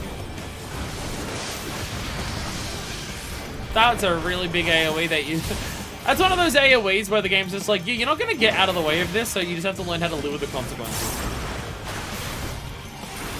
Which sometimes the hunt targets will just do that. Where it's just going to be, yeah, no, this is going to hit you. The point is you're meant to deal with it. Not avoid it. Insert Terminator 3 reference here. We weren't meant to avoid the Judgment Day. We were meant to survive it. Is that Judgment Day? Is that Terminator 3? My brain is saying that's Terminator 3. Inner Chaos doesn't look as cool as Fellcleave. There is unfortunately that aspect of it. It does more damage, but it looks nowhere near as cool. Fellcleave is you spin the axe, you stop the axe in the enemy as like 3 giant spears come out, like 3 giant buzzsaws come out, and you like have to reap the axe out of them and make it feel like it does a lot. Where Inner Chaos is just like a big spin attack up, like it's just a baseball swing. It doesn't look anywhere near as cool. So when you get the upgraded attack from Infuriate, this doesn't look as good. Primal Rend though, I'm excited for Primal Rend. I have no idea what the animation. Ow. I have no idea what the animation for Primal Rend is, but I am excited to see what it looks like. What gives you Primal Rend? I forget. Do you get Primal Rends for doing the inner release one, or is it Primal Rend from Infuriate? One of them gives you, and I can't remember what it is. One of them is Primal Rend. I can't remember what skill it is. Inner Chaos is Infuriate. Okay, so is it this one? Inner Release.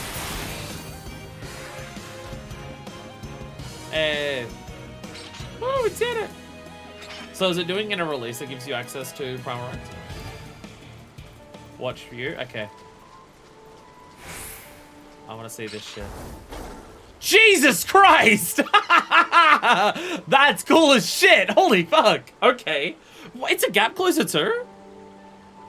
I did not realize Inner Chaos, I didn't realize Primal Rend was a fucking gap closer. Oh shit, nice. You turn into the buzzsaw. That's cool as fuck. God damn. God damn. Shit, I want to get Warrior to 90 now. I want to get Warrior to 90 now. Holy fuck. That's cool as shit. That's cool as balls. You have your glowy axe.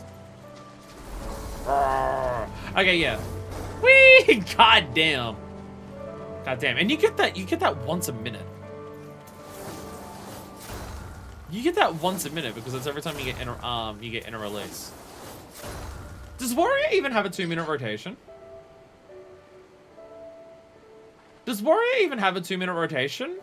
Or is it just like several 1 minutes? Yeah, I was about to say, because like I know the whole thing, which like makes people annoyed because people don't like homogenization, but that's a whole thing that I'm nowhere near well versed enough in because I'm not at current content and I'm not a raider. And stuff like that. But I know there's the whole thing about just like a lot of jobs have the optimal 2-minute rotation. But yeah, Warrior's kind of just got like a 60-minute buff, 60-second buff. You can set up to have 2 Infuriates at 2 minutes. Oh, okay. Okay. Oh yeah, because you get like a 5-second decrease on Infuriate every time you do one of the Beast Cage attacks. So yeah, you get that 2-minute window, you do your inner release to get all of those attacks, and then you get 2 Infuriates to also doing that. Okay. Okay. What armor are you wearing? Because it does look cool. Idealized boy! Tunic. That is a really nice warrior glam. That is a really nice one. I do really like. I like the axe on the back. It really is, boy. That is nice. That is nice. The one I have is super piratey, so I wouldn't change from that. But I do really like that one. Works well with this axe. It is a very pretty axe. Oh, it's got the feathers. Oh, it's got like the feathery frilly part in the middle of it as well. Oh yeah, that. Okay, yeah, no, that, and the color scheme of the metal really matches that. Can I say I appreciate bye. Oh no, I was about to say bye because you gap closed far away. You gap closed too, literally right there. Oh shit, it's 8 o'clock. Shit, it's 8 o'clock. Fuck. Sorry, we're here for a reason. Fuck. Sorry. God. Right, we're here for a reason. I'm getting distracted. Right, we're here doing this. Right, Pumalite.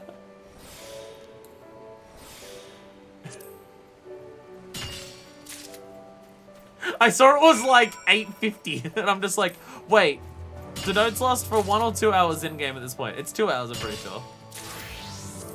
But still.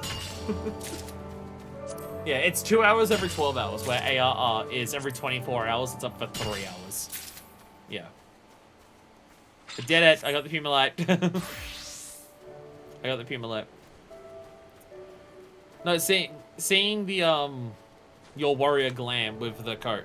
It's something that I do appreciate to fuck. Of glamming your weapon to complement the outfit. I get people who just want the big shiny weapon for their glam. I get it. Some people want to show off how fucking cool their thing is. Or they want their weapon to be like the centerpiece of just, because like that's what you're using to attack. Look how cool it is and stuff like that. I get that. I don't have begrudge those people in any capacity. Do what the fuck you want. And it still looks cool as hell. But on a personal taste level, I have a fondness for when people match their weapon with their glam. It's what I do for damn near everything. Crafters I don't do it for because I have like one universal crafting and one universal gathering set. So for crafting I don't really do that. But for the combat jobs, I have a big focus of making sure the weapon is kind of like an accessory to the glam. I don't choose whichever weapon I think looks the best. I think whichever one accessorizes the best with the glam that I'm using for the job.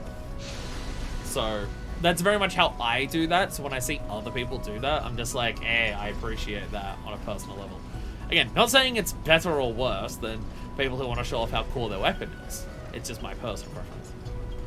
I have a fancy fishing rod. One day, like I will do the fancy show off stuff for crafters and gatherers because I'm not willing to get specific crafting tools and then have 8 different crafting glams because my inventory will cry. Because I'll have 8 different crafting sets in my inventory. I will cry about that aspect. So I won't do it for those. So I'll show off with the crafters and gatherers. I like how it's leaving a trail behind it. It's leaving the trail behind it. Is that Endwalker relic?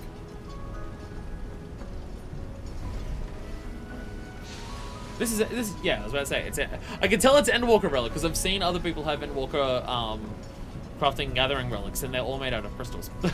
so I'm just like, that's what it is. I don't think I've seen the fishing one before. It has the 2 rotating crystals around it. That's really cool. It's unfortunate you can't like show off what the extended thing looks like unless you go fishing. I see you returned to some loan. Did you manage to find the Pumalite? I found 42 of them. I went a bit overboard.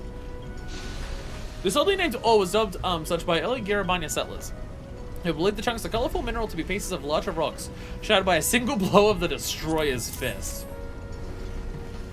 Why is this rock good? Because God punched it and broke it. Precisely what I needed. I know I say this every time, but I'm well and truly in your debt, dear friends. I should set about making an iron ingot out of this at once. Dear God, it's been 2 hours since I've done one of these. I yammer on way too fucking much to do 14 quests after work. It's alright, I only have like 7 more planned. Finished at last. Couldn't have hoped for higher quality, even in my wildest of dreams. This will more than suffice for the pistons we require. Everyone come have a hand on my rod. Pashaka, where are the rocks? I just finished mounting to create a rather lovely ingot. But don't just take my word for it, have a look for yourselves. By the 12, this is incredible! The thing was still possible to obtain Pumalite. Excellent work, Goose Blackwood. Listen, everyone, we must not let the fruits of Goose Blackwood's labors go to waste. We will create business cables supporting our beloved gob roller. Do you hear me? I think everyone in the mom heard that, but I'd be lying if I said it hadn't got me nice and fired up. It's time we got to work. Teamwork, make the dream work, and also make the fucking tank work. Yay! Hover hand! They hover handed my rod. Yay! Should I go still onto the new parts made and insert it into the vehicle? Opponents test the gold roll and 2 pistons by the answering quarter. I do hope to see you there, Sublime. You've contributed so much to the project after all. Made my actual Sam Glam more weeb. I do kind of want to have a secondary Samurai Glam. Rather than Victorian. There you are. Sup.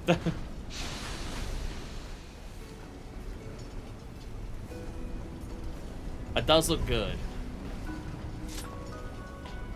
That does look good. I do like that. No, I got the... You distracted me to get the cheese on my face. Oh, the Rimiku stuff. Nice.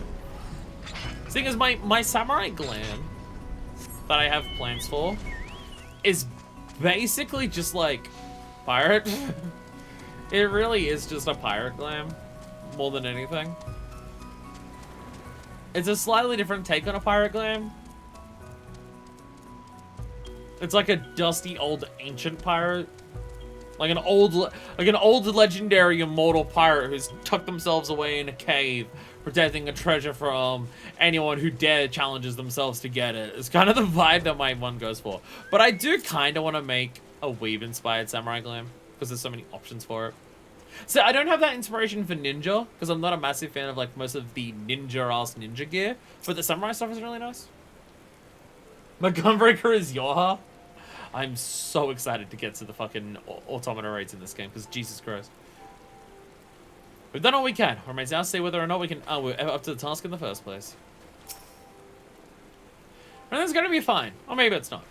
Wait, might it not be? No, I'm sure there's nothing to worry about. Or is there? Glory to mankind! Glory to mankind! Ooh, fancy. Fancy weapon you got here. I don't know what this is. Oh, replica! Oh, replica. That is a relic of some... That is a relic of some description. So guys, how Shadowbringers because of all the cool glams I want. Shadowbringers seems to be where the gear starts to get super fucking sexy, I'll be honest. I'll be honest. This is a nice, like, simple, elegant design for the gunblade. I do really like this, actually. It's not the one that I'm aiming for. I know the one that I want for Gunbreaker, which is also a relic. But I do quite like this one. This one is really nice. That one is really nice. Is this the Endwalker one? Yeah, I've got stuff saved to my favorites at Shadowbringers. Oh, right, glams, relics at multiple steps. Oh, okay. Well, I don't know what step that is, because I know that the gunblade that I want is also Shadowbringers relic. The gunblade that I want is a Shadowbringers relic, and I know that. So okay, I guess it must be a different step then. Because the one that I want is just fucking massive, and that's why I like it. There's this one buff-ass Robro that always hangs out in Limsa in like this shiny blue coat, and they frequently have it on their back, and every time I see it, I can't help but just admire it. Because it's the biggest fucking gunblade on the planet, and I love it for that. I love the design of a lot of gunblades, but a lot of them are a bit small and dainty, especially when I'm a giant Rogadin. But the one that I always see is just fucking massive, and I love it. Mine is the first step of Shadowbringers. Ah, okay. Yeah, this is it. Everything we've been working towards. I've been since the first time I used an Olympic to make a bottle of distilled water. So I like this detail. I like this detail that he was this nervous using an Alembic to make a bottle of distilled water. Why would he be so nervous about making distilled water? Oh, because if it's the first thing that he did to make distilled water with an Alembic, and he started as an alchemist, he would have been an Uldar. And it would have been Severine. And we know what Severines are like with alchemists who are starting out. So he was that petrified. One of the scariest, most nerve-wracking moments that he's had in his life is the first time that he made anything in front of Severine. That's pretty funny. Good to see you, Simone. Everything is in place. What's left to put is the Gobroller and its pistons through their paces. We're just waiting for Stackblast to get the engine going and we can start the test. I want to see this fucking tank that they're building. That is way more of a tank than I was expecting, I'm not gonna lie. See, I knew it was like a gob roller, and it was destroying debris, so I expected, like, steamroller stuff. But, wow. This is the thing that tries to kill you in one of the raids, actually, for Alexander. There's that one boss, who is one of the goblins, and he stands there, and he attacks you. And then this stands at one side and rolls towards you, and, like, slams its roller down and rolls towards you, and you have to destroy it in the middle of the fight. I'm pretty sure this is just that one. I mean, it's understandable to reuse it from that instead of making an entire model like this for one cutscene of Minor Quest. Bashaka, commence whirly contest!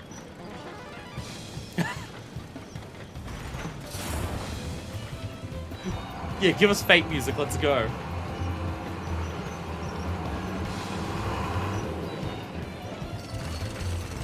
Urgh, get in there! Yeah, power through! Fuck yeah!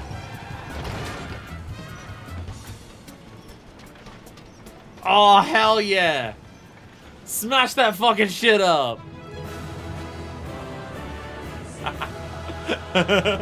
Huzzah! Duty complete! Look at them all go!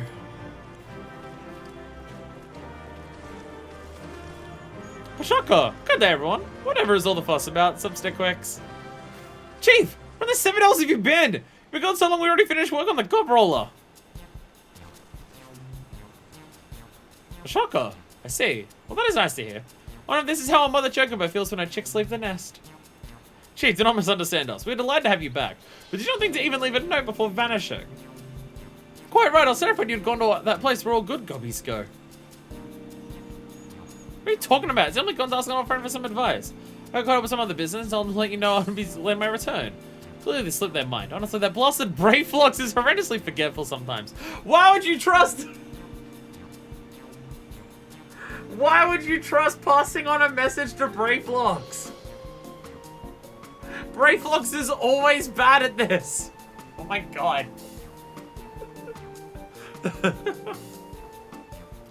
Well, hearing that certainly makes me feel a little better.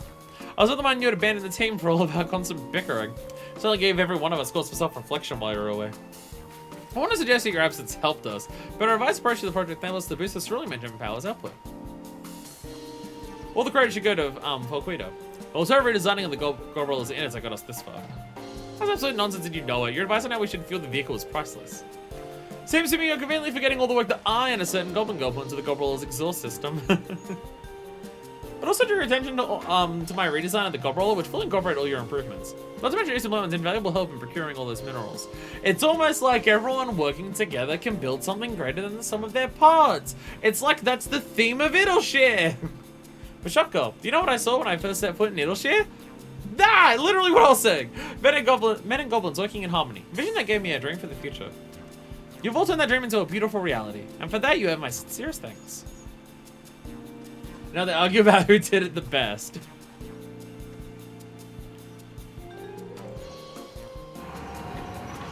And now we drive the tank back home.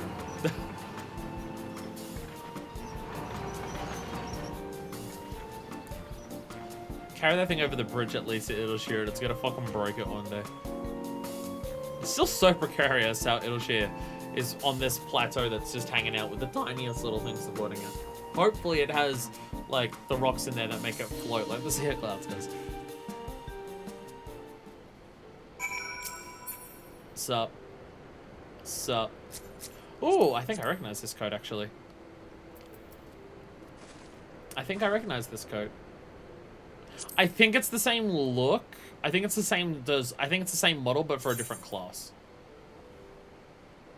I think I've seen this code. I think this is the code I want for Machinist. So the one I'm thinking of is Aiming. But it looks very similar. I recognize it primarily because of the buckles here, the deep as fuck V, and the popped collar. Look at chat. Blades Resolve. I think it's this one?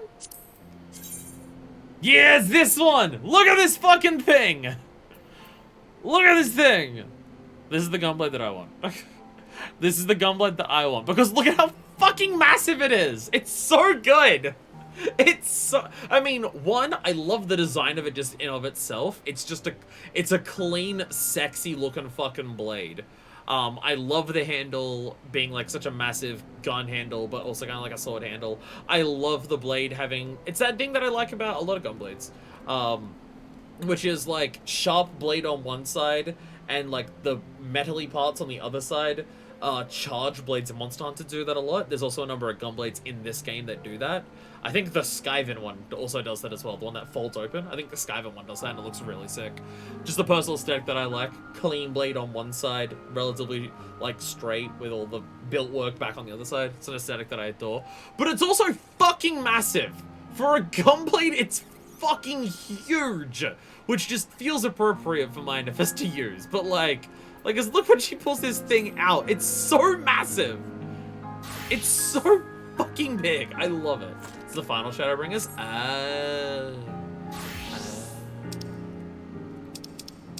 I absolutely adore it. And again, there's one Robro that always hangs out in limbs and they always have it on their back. And every time I see it, I'm just like, oh, that looks so cool. One day you'll be mine. I haven't looked at Endwalker relics yet, so I don't know what one I'm going to do in Endwalker. Like, I knew about the Monk one before we got to that, because Horatio showed it to me one day. But, and I know Shadowbringers, but Endwalker I haven't decided on an Endwalker yet. I've seen good Sage ones for Endwalker. But I don't know if I want to do a healer relic, purely because I don't know if I'd use it enough to justify it. Which Garland Plates works everywhere. Hopefully 7.0 can fix that. Hopefully 7.0 can fix that. Ooh. I did not recognize what top you have there. Some steps in 6.55 at least. I guess, yeah, it hasn't even finished, has it? Mashako, Isabel, no doubt you've already been thanked enough for a lifetime, but let me express sentiment once more. As young Lana Watto stated, your help was instrumental to our success. You may not be aware of this, but I used to be one of the Illuminati. They tasked me with developing a vehicle that allowed them to safely conduct pilgrimages across the land. However, things turned sour when that dastardly Quick Thing stole my plans and twisted it into something different. Something evil. There it is. Yeah, it's straight up Quick Thing, so it's straight up the Alexander dude. The resulting monstrosity was the God Machine, a savage weapon. My frustration and sadness, coupled to saying I had long harbored for the Grand Master, pushed me to finally leave those mad goblins behind. Imagine you're more or less aware of the major events that followed. But Shoko, at any rate, your work for us is done. I do hope to see you again in Ilshire one day, old girl. It's Eden Med Healing Top. I have the Eden 1 Casting Top too. I don't know if I've seen this one before. I do like that. I do like that. If I was to use it for one of my glams, I would need something that covers the full sleeve.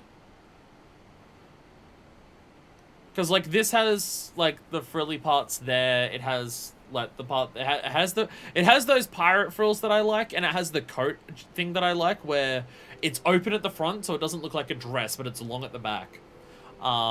You know, party in the back, pussy at the front. The clothing mullet, basically. But the arms are not what I'd want, so if I was to use this for a healing glam, I need to find some arms that work really well with it. But I do like it itself as a base. Final Eden tier, Eden 1 is E12S. And... So I recognize the name Eden. I recognize the name Eden. I wasn't sure whether Eden was Alliance or 8-man road. I guess it's 8-man if it has 12 steps. I think the Reaper and Samurai that I want are Eden. So I knew they were like Shadow. I wouldn't be a lot. I'm realizing I'm now an idiot. Is it 8-man or the Alliance? The Alliance is fucking yeah. It's Nier and Shadowbringers for the Alliance, so of course it's the 8-man. Ugh. I'm gonna keep saying this until I'm positively sick of it, but thank you again for all you have done. Now that the God Roller prototype is in working order, we shall continue our test, eventually moving on to developing improved versions in the future. And someday our work will give birth to a utopian Idleshire. While any disharmony between Goblin and Man is but a distant memory of the past. Oh, before I forget again, I'll arrange for your payment to be sent to the Miners Guild. Please give Adalberta my regards when you see her.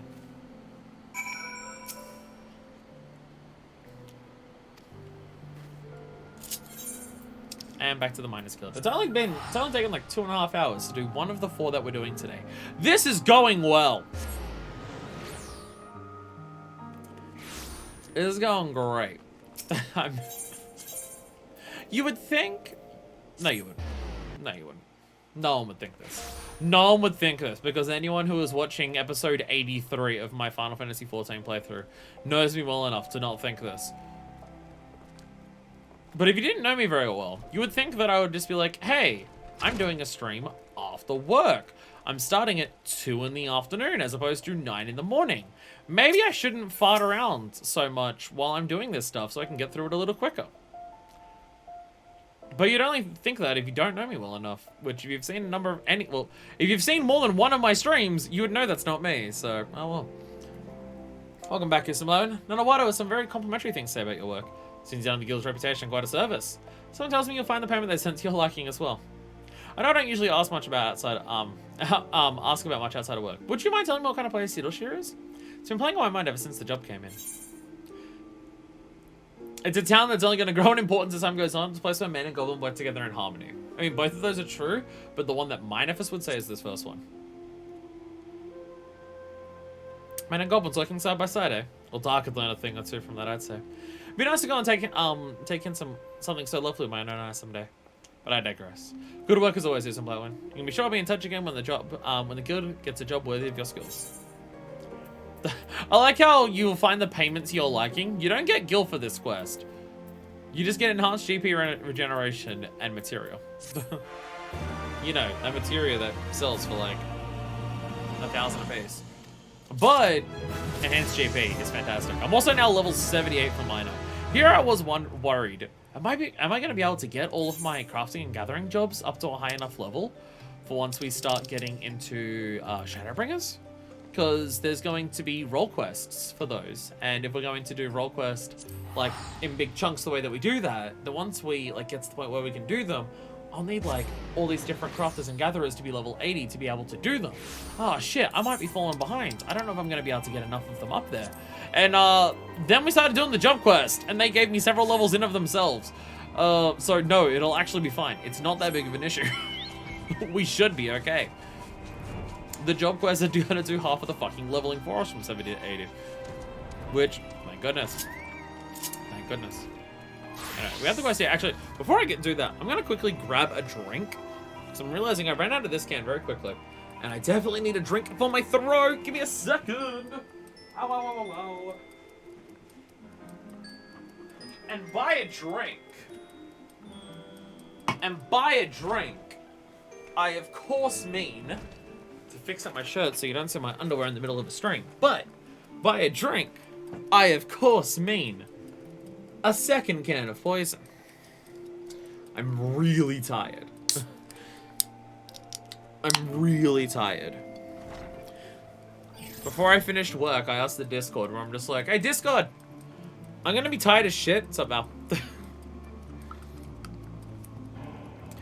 Discord, I'm gonna be tired as shit, and I'm going to stream today. I was meant to stream this yesterday, but I was way too fucking tired because work was exhausting yesterday. But today, work was fine. No, don't! You're gonna overcook the food doing that.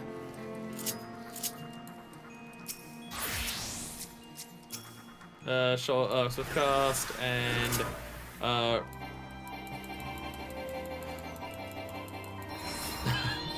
had to wait for the MP to come back.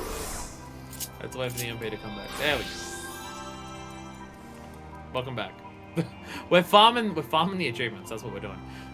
You're not my friends list anymore, so I'm farming the achievements. I assume I'm still on your friend list, though. Not the cheese! Although I can use that for cooking, so thank you, I guess. But yeah, I asked the Discord. Hey Discord. I'm gonna fall asleep today if I stream. I need an energy drink. What food would keep me awake while I do that? And Discord had the sensible solution of maybe you should like, I don't know, have some banana oatmeal. Maybe that'll keep you awake. My solution was instead, you got it! A second energy drink. Rise to the occasion. Rolfers, look at a man for whom things didn't go as planned. This is Marvin, good to see you again. Since we last spoke, I managed to learn a little bit about local domains, culinary preferences. Pretty much all of them are sick to death of bread in their lunches, and they miss nothing more than rice, the staple of their homeland. In particular, they want to eat the steamed stuff into convenient bowls. The domain name is Onigiri, which I'm told roughly translates to honorably squeezed. I did not realize that. I did not realize that. Oh. Now you're just talking about onigiri, so now I just want to go back to the night market. Now I just want to go back to the night market and have all of their amazing food. Well, if it's just a matter of squeezing honorably, I thought I didn't need to trouble you. As a matter of fact, I've already tried my hand at it, using rice supplied by an adventurer friend. Was quite pleased with the results too. Then I gave it to the Domans. Well, I should say their opinion of it wasn't as high as my own. Is it because you're white and you forgot that food can be seasoned? I know what I did wrong. I made the rice balls exactly as described, but there must be more to it than meets the eye. One thing's certain, though. If I can't do a decent bowl of rice, I don't have a future in Forest and Casino. Here's where I need your help, isn't it, polite as people as they are, the Domans won't give it to me straight what was wrong with my rice balls. Do you think you can go and ask them in my stead? Yo, did you know Asians like rice? I do like the idea. It's just like they're sick of always eating fucking sandwiches. Maybe they want some fucking rice. It's the whitest part about me. Well, it's the white Australian. It's the most intense white Australian part about me. Is how frequently I actually eat Vegemite sandwiches. I think there's a lot of aspects about me that are not very typically Australian because I don't really care. Or actively reject it in a lot of cases. But the ways that I am typically Australian are, one, the accent. Dear fucking God, the accent. Two, me actually frequently going, yeah, nah. Three, the swearing, including the swearing of just, instead of going or just going fucking. And then fourth is Vegemite sandwiches. Showing gentlemen's rice balls? Well, he was kind enough to make them for us. Then show the same kindness to the rice. He squeezed the balls with such force, texture was fairly crushed out of each grain. Yeah, you didn't. So you didn't honorably squeeze it. You fucking squashed it. Instead of just getting it and going to get it like compacted together, the man just got it and just went as condensed as possible. There you go. Clearly how to make onigiri. You should know what's wrong with the rice balls? Well, as I expected the taste of home, but turned out to be utterly foreign. Whatever seasoning was used, it completely masked the natural taste of rice. Not to sound ungrateful, of course. Ah, I see. Also, being incredibly white and forgetting that, hey, the rice isn't a padding. The rice isn't something that just has other flavors on it. The rice is part of the flavor. It's like when you see white people just being like, I tried to make this curry and I skipped the rice because I didn't think I needed the rice in there, but then it didn't taste as good. And it's just like, the rice isn't used to fluff out the taste of it, like to fluff up a curry so you have more of it. The rice is a key part of the dish to complement the flavor of it.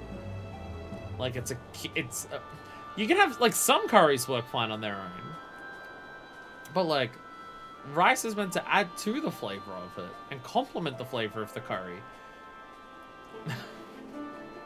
Ah, yes, Master Rolf's rice balls. It's not a terrible first effort, but if I may offer some advice, you do want to use less water in the cooking. And the shaping, imagine they use grass not only grains of rice, but air as well.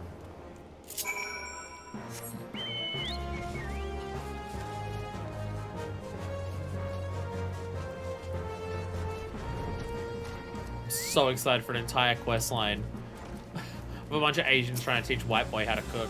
I'm excited for it. I'll be damned.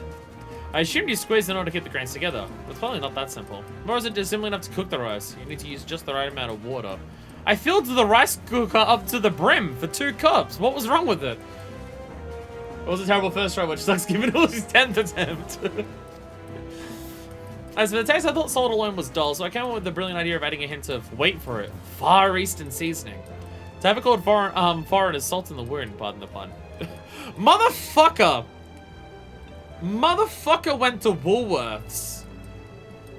Motherfucker went to Woolworths and bought the packet of spice that said Asian spice and thought that it was the genuine article. That's what this motherfucker did. Well, it seems I got just about everything wrong, but I dare say you'll fare better as Simone. Well, comments still fresh on my mind. Do you think you can try making some rice balls? I have all the ingredients you need here. Bob in there has more of the same. Are you sure you have the ingredients? You have white supermarkets Asian spices. What are you talking about? Well, man, good to know. Poppin's my name and I have the charge over our stores. Never had occasion to handle Far East ingredients before, but rest assured I'm eager to learn. When the rice balls are ready, please bring them outside. I'll go and grab us some diamonds in the meantime. Next time I'll make sure they leave with smiles on their faces. Speaking of Asian spices. Speaking of using Asian spices, I made a pot of chili 2 days ago. And added... It's the thing I've been looking for. It's the thing I've been looking for, to just add a bit more of the specific vibe that I am to my chili. In terms of making the chili have a bit of a kick to it, in terms of not super like spicy, burny, ow, but a spice that like, gives you like a tingling ooh sensation. So I used Szechuan pepper, because I found some in the Asian grocer that I went to, and it works quite nicely with the chili. The issue that I'm realizing with the chili that I made, which I'll have to change in the next one, which I never used to do this. I now use tomato paste in my chili because I don't have a blender. I used to roast tomatoes and then blend those tomatoes, and that would be the tomato part that I used in making my bowl of chili. But I don't have a blender anymore, so I've just been using tomato paste, and I'm realizing that the tomato paste I'm using is way too strong in flavor in terms of its tomato pasty flavor, that it's negating the flavor of a lot of the spices that I put in there. I also went on the low side of just like, I'm using a new spice in this, and I have no idea how strong Szechuan is because I've never cooked with it before. So I'll use a tablespoon of it for something that makes 10 servings. Turns out that's not enough. I can taste it, but barely. So I should really use more of it next time. The show smiles because they won't be eating my food.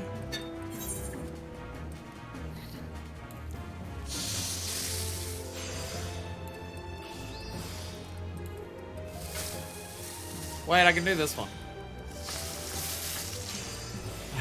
I can do that one. There we go. I gotta remember all my crafters are high enough level at this point that I can probably just use the groundwork for a lot of this. Or whatever the actual name of it is. Anyway, we have diamond rice balls. Diamond rice balls.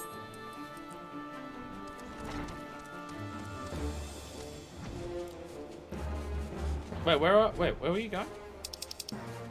I can't see on the, where are you? Oh, there's a circle here. There's too many fucking quests in here. There's too many fucking, like, optional repeatable quests that appear on the fucking map and shit. And I can't see where shit is. Ralph, where the fuck are you? There you are. There you are. Hi there, Drowsy Dome. So I hope to actually taste that sweet, sweet rice. Rice. If so determined to feed us, then who are we to argue? Though I have more tied to my early advice, for now I shall look forward to the next batch of rice balls with bated breath. I got the diamonds and they're eager to sample your handiwork. Simple triangular balls of steamed sticky rice sprinkled with naught but a pinch of sea salt, so that one might appreciate the subtle flavors of the original ingredients.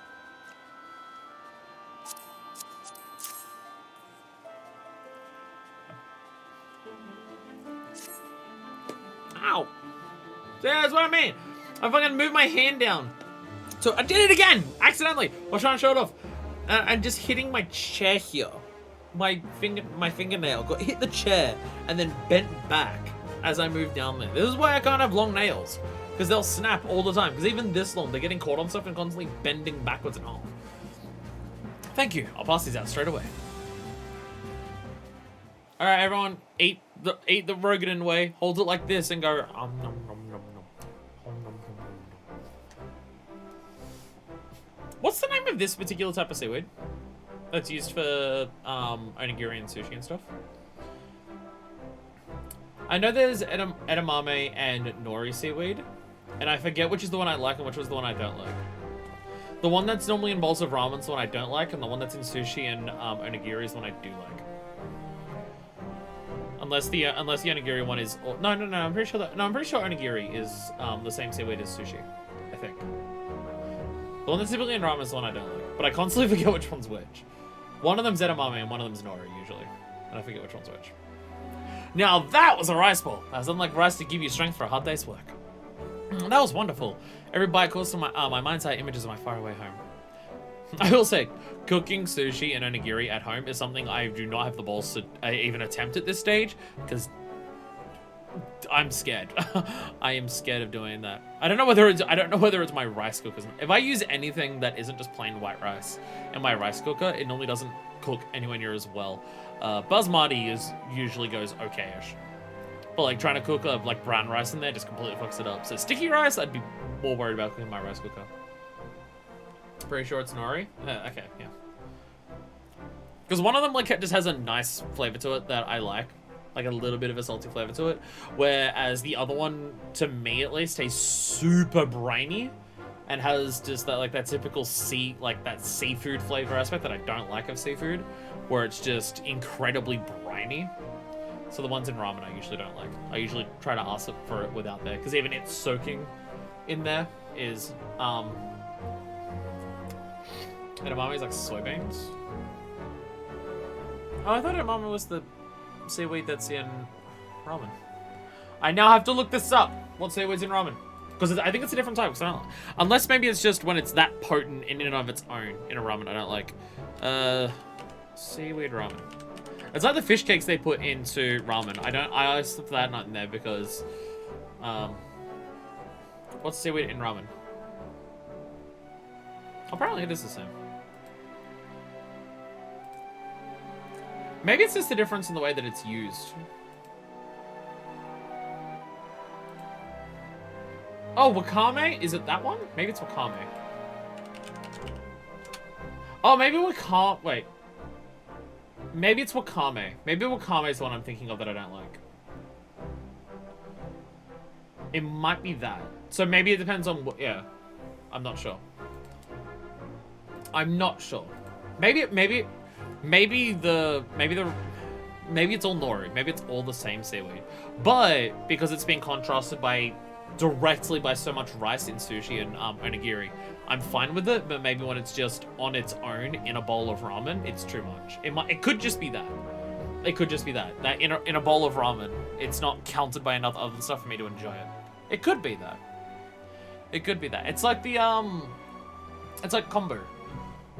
Because I've used kombu for cooking of making like a cheap, lazy version of dashi, of using kombu and shiitake mushrooms. And the smell of the stuff with the kombu in it is way too briny for me. Frame rate has dropped to hell. I think it's only the OBS description. Is the frame rate low on the stream? I don't think it is. The CPU seems fine, so I think it's just an OBS thing. But the kombu and the dashi with the kombu in it, it smells way too briny in of itself. But once you take the kombu out and then cook it after that, and then add other stuff in there, the flavor of the kombu in the liquid complements what I have in there really well. But maybe just on its own. It could be the same for that. It could be the same for ramen. But the steaming and the shaping were done to perfection. Well done. Yeah.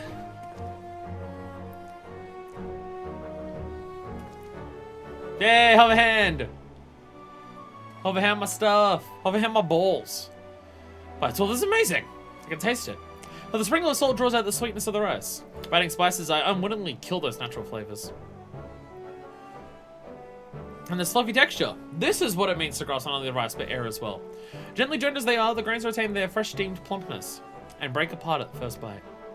Such a simple thing, yet it's so good. You truly harness the best qualities of rice. Such is the spirit of Ari's and cuisine, to respect each ingredient and allow it to shine. Forgive my interruption. My name is Anzu, and I wish to thank you for assisting Ruff. Anzu, you shouldn't be here. We're seen together. What was I to do? I was worried. Oh, I now see that I need to be. You're clearly in good hands. And returning to the matter at hand, the rice balls were a rousing success. Let's continue back to the kitchen, shall we? Oh, there's a quarrel going on of some description. Some problems are happening.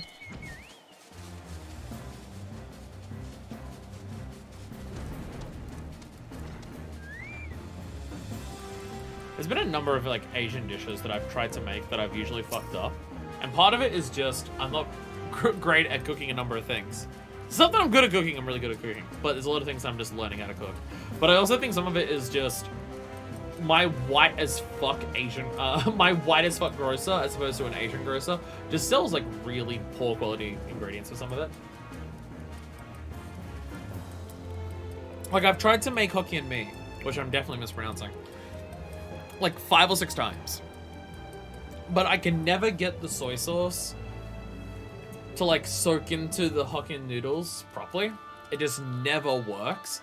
And at this point, I'm relatively confident it's not me fucking up the process. It's the noodles that that are available to me to buy without going to the Asian grocer are just really not good for it. Using your samples as a guide, I'm going to begin sipping rice balls at the restaurant. This marks the first foray into East Fires and Cuisine, and I couldn't have done it without you, Stormblood. Thank you. And before you go off, I probably should tell you who that girl was. And this is my fiancée. During my venture in days, I often come and trade tomestones. Here I first met her and kept captivating her until one day I popped the question. But there's something of a complication. That's enough about me. Now, all the rice balls are fine start. A start is all it is. I need to put out more and more fires and dishes. And if I continue relying on your help in the days to come. Yay.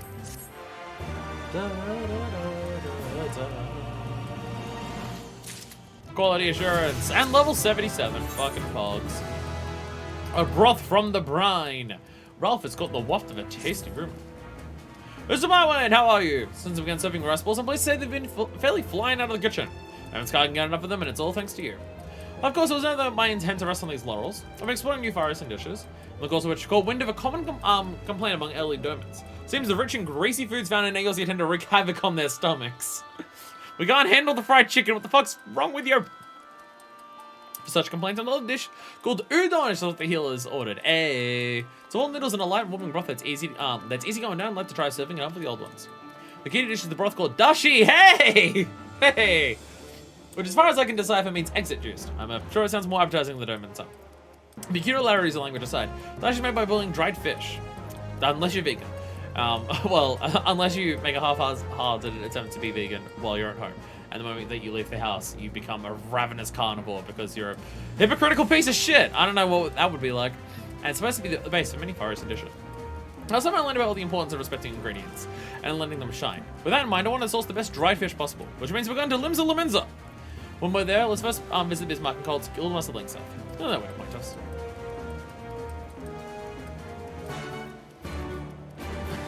That ended up working out really well because specifically the dashi that I've made at home has been used for making udon soup. Which, for what he's talking about, I make udon soup for the exact same reason. If I want a light, simple dish that is just easy on the stomach and still satisfying. Because you can make like a nice, simple but still tasty udon soup that is very, very light to eat. Which is what I do. Which is basically just the dashi that I said of the shiitake and kombu. And then adding in some mirin, some soy sauce, some cooking sake, some sesame chili oil. I'm forgetting something. And then obviously the udon itself. Right, let's consult Gear Muscling stuff and where to best procure the dried fish. Dried fish make a broth for a forest and dish, you say. And you best be using the authentic stuff. Just so appears a Kraken ship recently saved an Imperial merchantman way out east.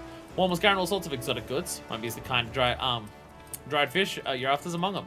The guys reckon Carveline would be willing to cut you a deal. Why don't you go and have a chat with the bloke? Right then, let's go to the 7th stage. Carveline!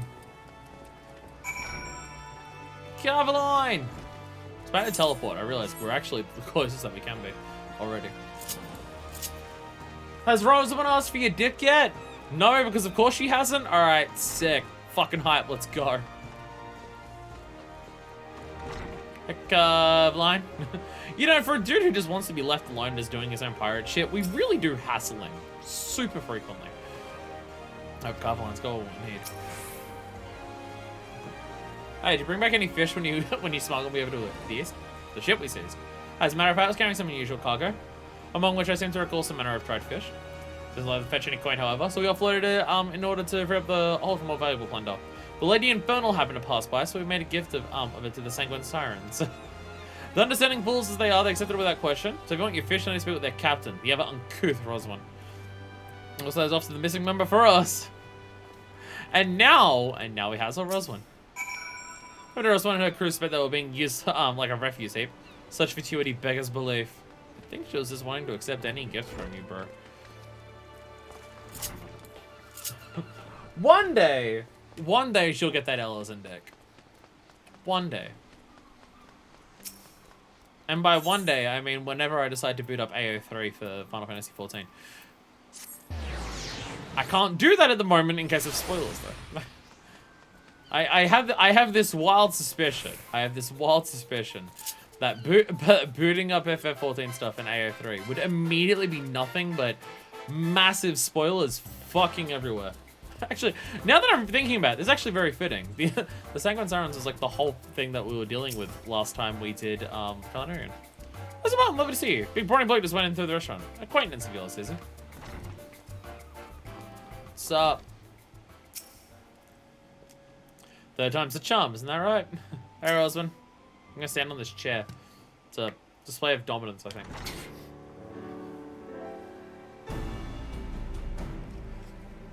Oh, you heard right. Coverline gave us food stuff from a ship seized. Bar is an elixir worth its weight in gold, he said. What do I find when I pray in them case but dried but fish were dried up harder than a plank? Should know better than trust that lion horse, son. That's it, the fish we're after. Romans call it katsuobushi, and you boil shaved strips of it to get broth. Will you sell it to us, Captain? Sell it to you? Come on, sell it down now, can I? Well, this has alert. I had Miguel throw it overboard. Now I find myself regretting it. Should have held onto the fish so I could shove my Carvelan's ass. See how he enjoys his Far Eastern delicacy. There's nothing for it but to go to the Far East. What am I going to do about the cafe? Can't leave it unattended. I'll go there. Unless there's a certain... I was about to say, a certain Catboy? No, it's my Coco again. Excuse me, Sir Blowin. As usual, I couldn't help but overhear the captain's impassioned rants. I'm happy to say I have the dried fish in our storehouse. Mahasabi, he hardly ever comes to visit, you see. So I thought the little kitty to remind me of him. Just so happens he loves dried fish more than anything else. That is adorable. Just discovered that a cat is far better company himself sent a piece of turtle I never around. What are we talking about now? Right, dried fish. Anyone who's a white one's a friend of mine. You're welcome to as much of it as you need. Please help yourself. Really? I'm in your debt. Spoon, I'll go and grab the fish. See you back at Ribnan's stall. Such dedication to his craft. As if there is more than driving him than the cooking alone. As if there's love. Just a woman's intuition. Tee-hee. Minor Fish just does that face every single time anyone's gender comes up. So I imagine painful things I do to Carveline, it's hard to stop. Like in a sex way, or in a sex way? Your friend's most dedicated to his craft. Okay, same dialogue. See, that's the issue. That's the issue. Roswan wants to admit her feelings to Carveline, but the problem is that Roswan's a top, and so's Carveline. In a sex way and a not sex way.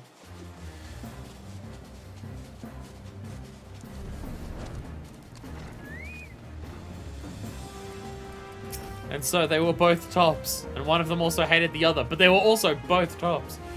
Right, let's get to work on the udon. Is it blind to let you take shavings from the katsuobushi and boil it down to make broth? Meanwhile, I'll see to the noodles. So it's to be hard physical work, but I'm nothing if not strong. Bobbin has more ingredients in the reserve, so let me know if you need anything. Shall we then? Golden savory soak taken by boiling flakes of dried bonito. Oh, I was about to say, the fish that I know is bonito. Is katsuobushi, is that bonito? Because I was gonna say, the dried fish flakes that I know that's in a lot of Asian cooking is bonito. I guess maybe bonito is like the Western name for katsuobushi? Unless katsuobushi is specifically the name of the dried fish. I'm not sure. Bonito is one of those things that becomes really hard to avoid if you're trying to buy Asian ingredients and stay vegan. because it's in a lot of stuff. But trying to buy kimchi. It's in so much kimchi. So much kimchi has bonito in it. I have found one kimchi that is available to buy near me that doesn't have bonito in it. All the ingredients are, sorry, okay, yeah. To brew simple fish stock, yeah. So, doesn't actually give any descriptions for this one.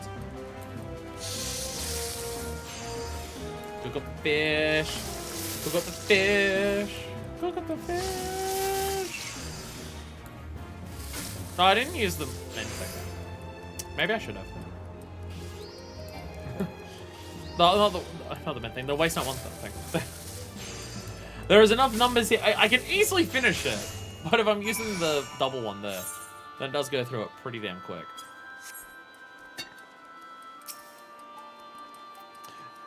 Noodles are just about done. How's the broth coming along?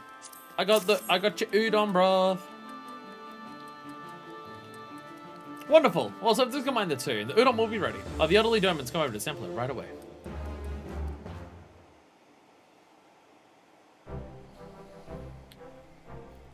See, this is all like Japanese-based cooking that they're doing for this, which I can't buy near me. I think there is one Japanese restaurant that's near me, but it's like a restaurant to go and sit down and order and stuff, and that's too long. Because I'm lazy if I'm getting rid of my own, so I go to like fast food stuff. But there is a Chinese beef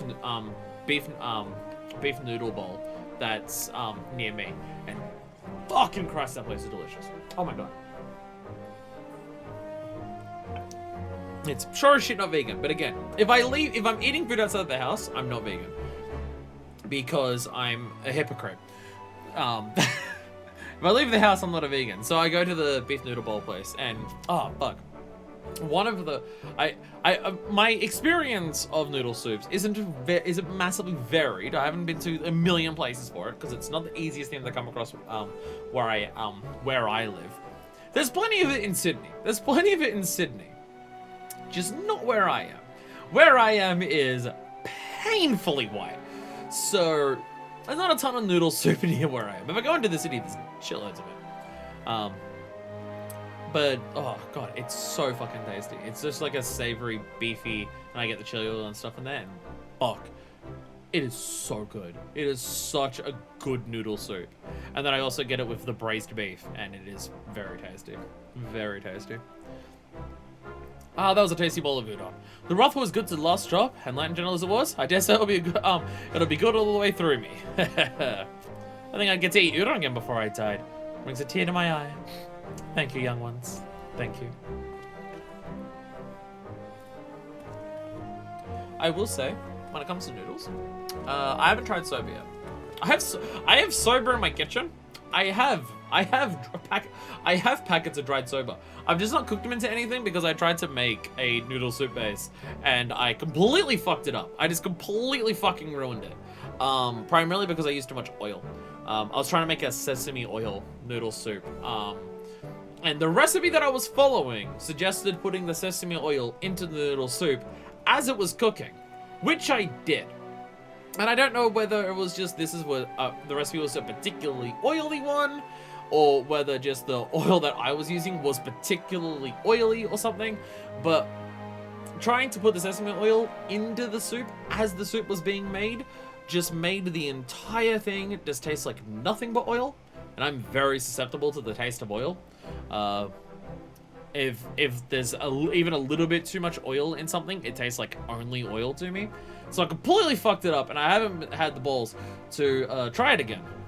To try making my noodle soup again. So I haven't actually had the chance to eat the soba that's waiting in my kitchen for me. So I can't judge for soba. But when it comes to ramen noodles and udon noodles, I think I prefer udon over ramen. If you go to places and order an udon noodle soup, you usually get the simpler soups. It's like here. You normally get the lighter soup, so you don't get like the complex, you don't get the complex flavors of like a ramen noodle soup, I find. So I normally end up ordering ramen. But when it comes to the noodle itself, I think I prefer udon over ramen. But that being said, the beef noodle place that I go to now, it's a specific The name of the place is Lansao, and from memory looking it up, I think Lansao is the name of the type of noodle they use there. Because it's a Chinese one, and I like part of what because they have this giant window where they make it in front of you, and it's so sick.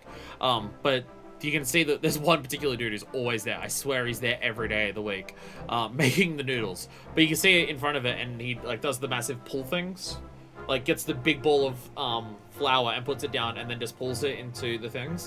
Which also you can get it into different thicknesses because it just depends on how many times he pulls it to how thick it is. But like, it's get the ball of stuff, do that, and then immediately start cooking it. The noodles, and then put it into the bowl, and then you get it. And I will say that those type of noodles, I think, are now my favorite noodle for a noodle soup. But when it comes to ramen and udon, I think I prefer udon. I've not had soba though, which I do want to try. And maybe I should go to a professional place as opposed to me fucking up a noodle soup again. I reckon we can call that a great success. Now can offer udon on the menu with confidence. Well, I'd heard Nate was taken to serving Pyros and Kazim. Do you think that it was you? Hello there. Father! You'll not call me that. You're no son to me. I'm not giving my precious daughter to some vagabond.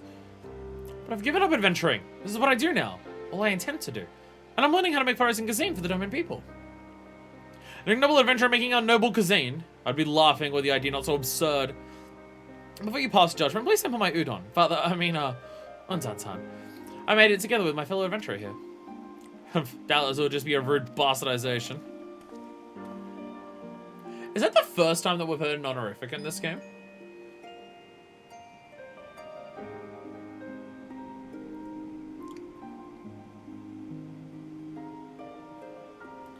It's got the thing in the udon soup. I can't remember the name of it. The big cake thing. The big, like, soy cake that's in there. I can't remember what it's called. I've seen udon recipes recommend that. It's like a big fried thing. I can't remember what it's called. It's... I don't know. It also had the meat in there, but like that big thing. I recognize that thing. I can't find anywhere to buy it, so I've never actually made... When I make my udon soup, I don't have it. Because I can't find anywhere to buy it. Even the 2 Asian grocers that are near me have... Well, one now. One of them closed down. The one that closed down was really upsetting that it closed down. They had red bean buns. And oh my god, I fucking love red bean buns. Now I don't know anywhere to buy those. Neither near me. Considering that was made by an outsider, the broth is respectable. The flavors are well balanced since his plain care was taken in the boiling. The noodles, on the other hand, soggy rubbish. There's no body to them at all. They are soft and spineless, the very personification of their makeup. You're worth little as an adventurer and even less as a culinarian. Ouch. Ow. So the part that I made was fine. The part that you made was fucked up, though. Sorry I had to say this in loud. At least now you know what the complication is. How's his father, Untan? He's traditional as they come and refuse to accept a vagrant adventurer like me for a son-in-law. It was again his approval that I gave out the adventuring lad to focus on cooking Pyros and Kazim. From his Untan himself is a chef of no small renown, who has his own prestigious restaurant in Doma. From the first, I knew it would be too easy to impress him, but on the receiving end of such scorn is disheartening to say the least. In the end, though, he spoke the truth. I'm not worth a damn as neither adventurer or culinarian. Far cry from you or something. And so I won't let it end like this. I won't give up. No matter what it takes, I'll succeed as a culinarian and make Untan approve of me. I'm sorry I kept all this from you. But my motives aren't as I first said. Doesn't change what we seek to do. And I hope I can keep depending on your help. Now my priority after it plus. During him chaplets. Hi there, bike. Yo, you want to just wear like a shitload of rings at once? Do you want to just wear like a shitload of rings at once? There you go. You can have those. Yeah, he said Untan's son. I actually don't know. Manipulation. We can go boss now. Have there been honorifics in this game before? Because if so, I've forgotten. Because obviously we've been to Fantasy Japan and Fantasy China, like a bunch in this game. But I can't recall other people actually using honorifics. I can't think of any. Teach a man to make fish. Ralph is the sheepish look of a man who's about to ask for a huge favor. It was a moment I'm glad to see you again. After I tore my noodles to shreds, went back and practiced until I could produce the body he said they were lacking. As the broth, I made it again until I could create something to your standard and reliably. With these two things perfected, by my definition anyway. I'm now offering udon on our menu. It was a lot of work, but it was well worth the effort. The dish is proving popular not only among Domins, but adventurers as well. There's no time to be patting ourselves on the back. We got more fries and dishes to explore. My sights are next to something called sushi. Little amounts of rice topped with raw fish. Simple as it sounds, asking Domin, they'll tell you it's an indulgence of the highest order. Also, when to begin, I consulted Ansu, who told me that the dish is nigh impossible to do without training under the honest-to-God's master. This means a trip to Hingashi, where it originates. But as you know, I have a responsibility to the restaurant. We're going to never permit me to leave long enough to make the journey. Pays me not such a big favor of you, but we go to Hingashi and I said learn the basics of sushi making. Sure. I'm in your debt. Don't know what to do without you, my friends. According to Anzu, one of the realm's foremost sushi chefs works in the port city of Kagane, an inn called the Bakairo. You do well to seek out this inn. While you're abroad, I'll round up all the ingredients preparation for your return. And with that, I bid you a safe journey. It's that bike. It's that bye bike. Bye bike. Da da da da.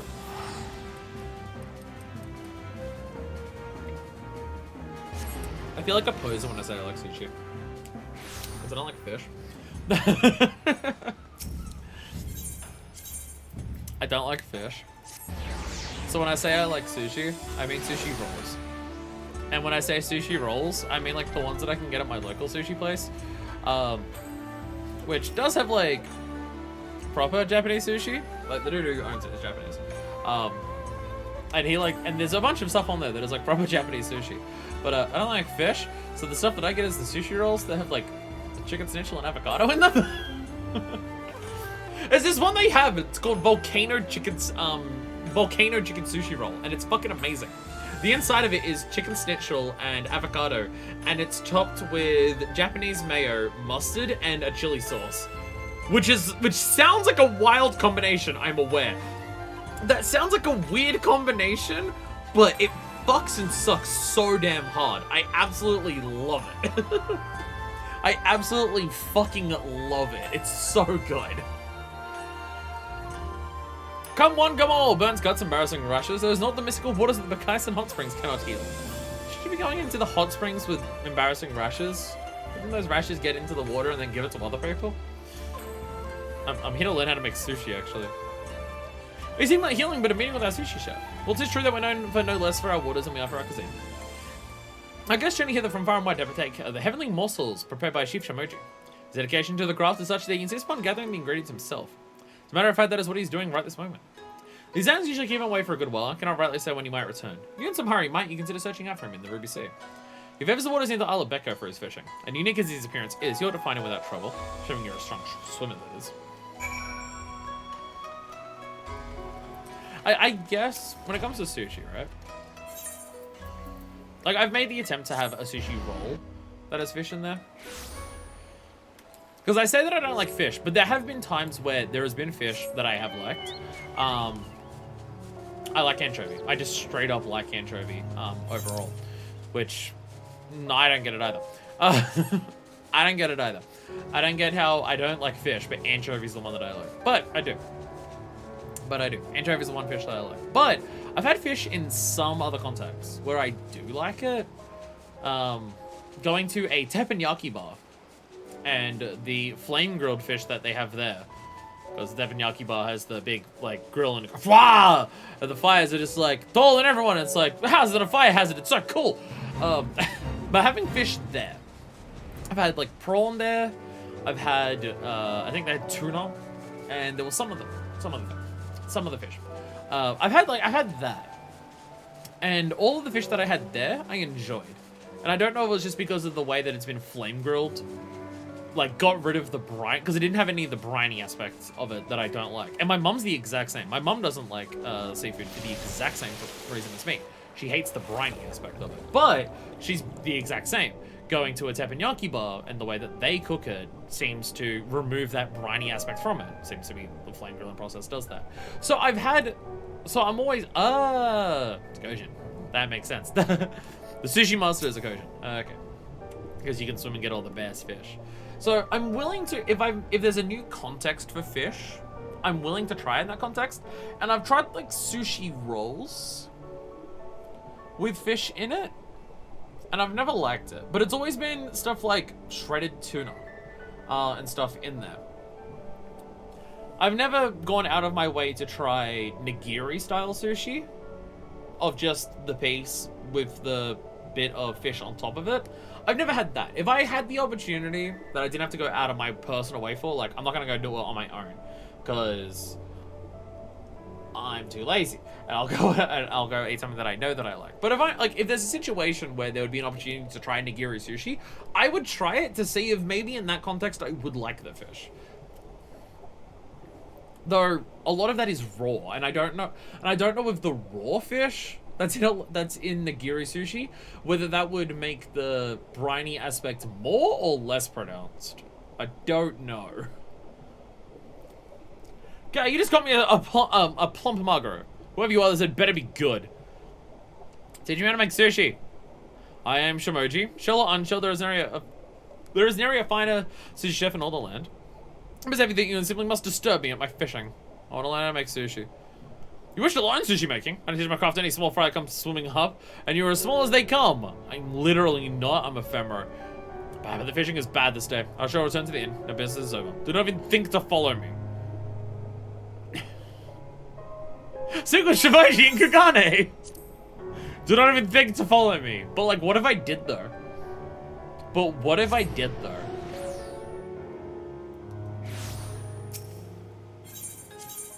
But, like, what if I did?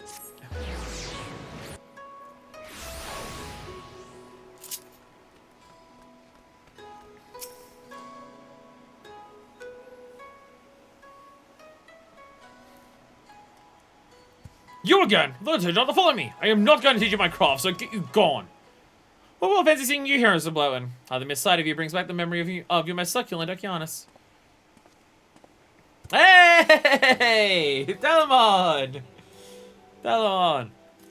I came to sample the Bakara's famous sushi, but Chef was regrettably absent. Just as I was about to leave, however, who should I spy but you? If I heard correctly, you're here to study sushi making. Please mind to say that your hunger for learning remains voracious as ever. My Master Delamon! Forgive me my absence. Give me but a moment, I shall prepare the finest selection of sushi in the house. Never mind that, my friend. Instead, I'm much obliged for you to initiate my dear Usam Blowen here into the ways of your craft. Should her qualifications be a concern, know that she scored a perfect 10 in my contest. A perfect 10? In the Delamon d'Or? But that surpasses even... Very well. If you're good enough for Master Delamon, then you're good enough for me. This timing worked out absolutely fabulously. Thank you, Delamon. Then it's settled. Happy learning, Usam Blowen. When next we meet, I look forward to sampling the forests and fruits of your learning. I'm not just any small fry. I'm actually a big fry. I'm a huge fry. Come then, apprentice. I shall pound the foundation of sushi making into you. Let's get in there.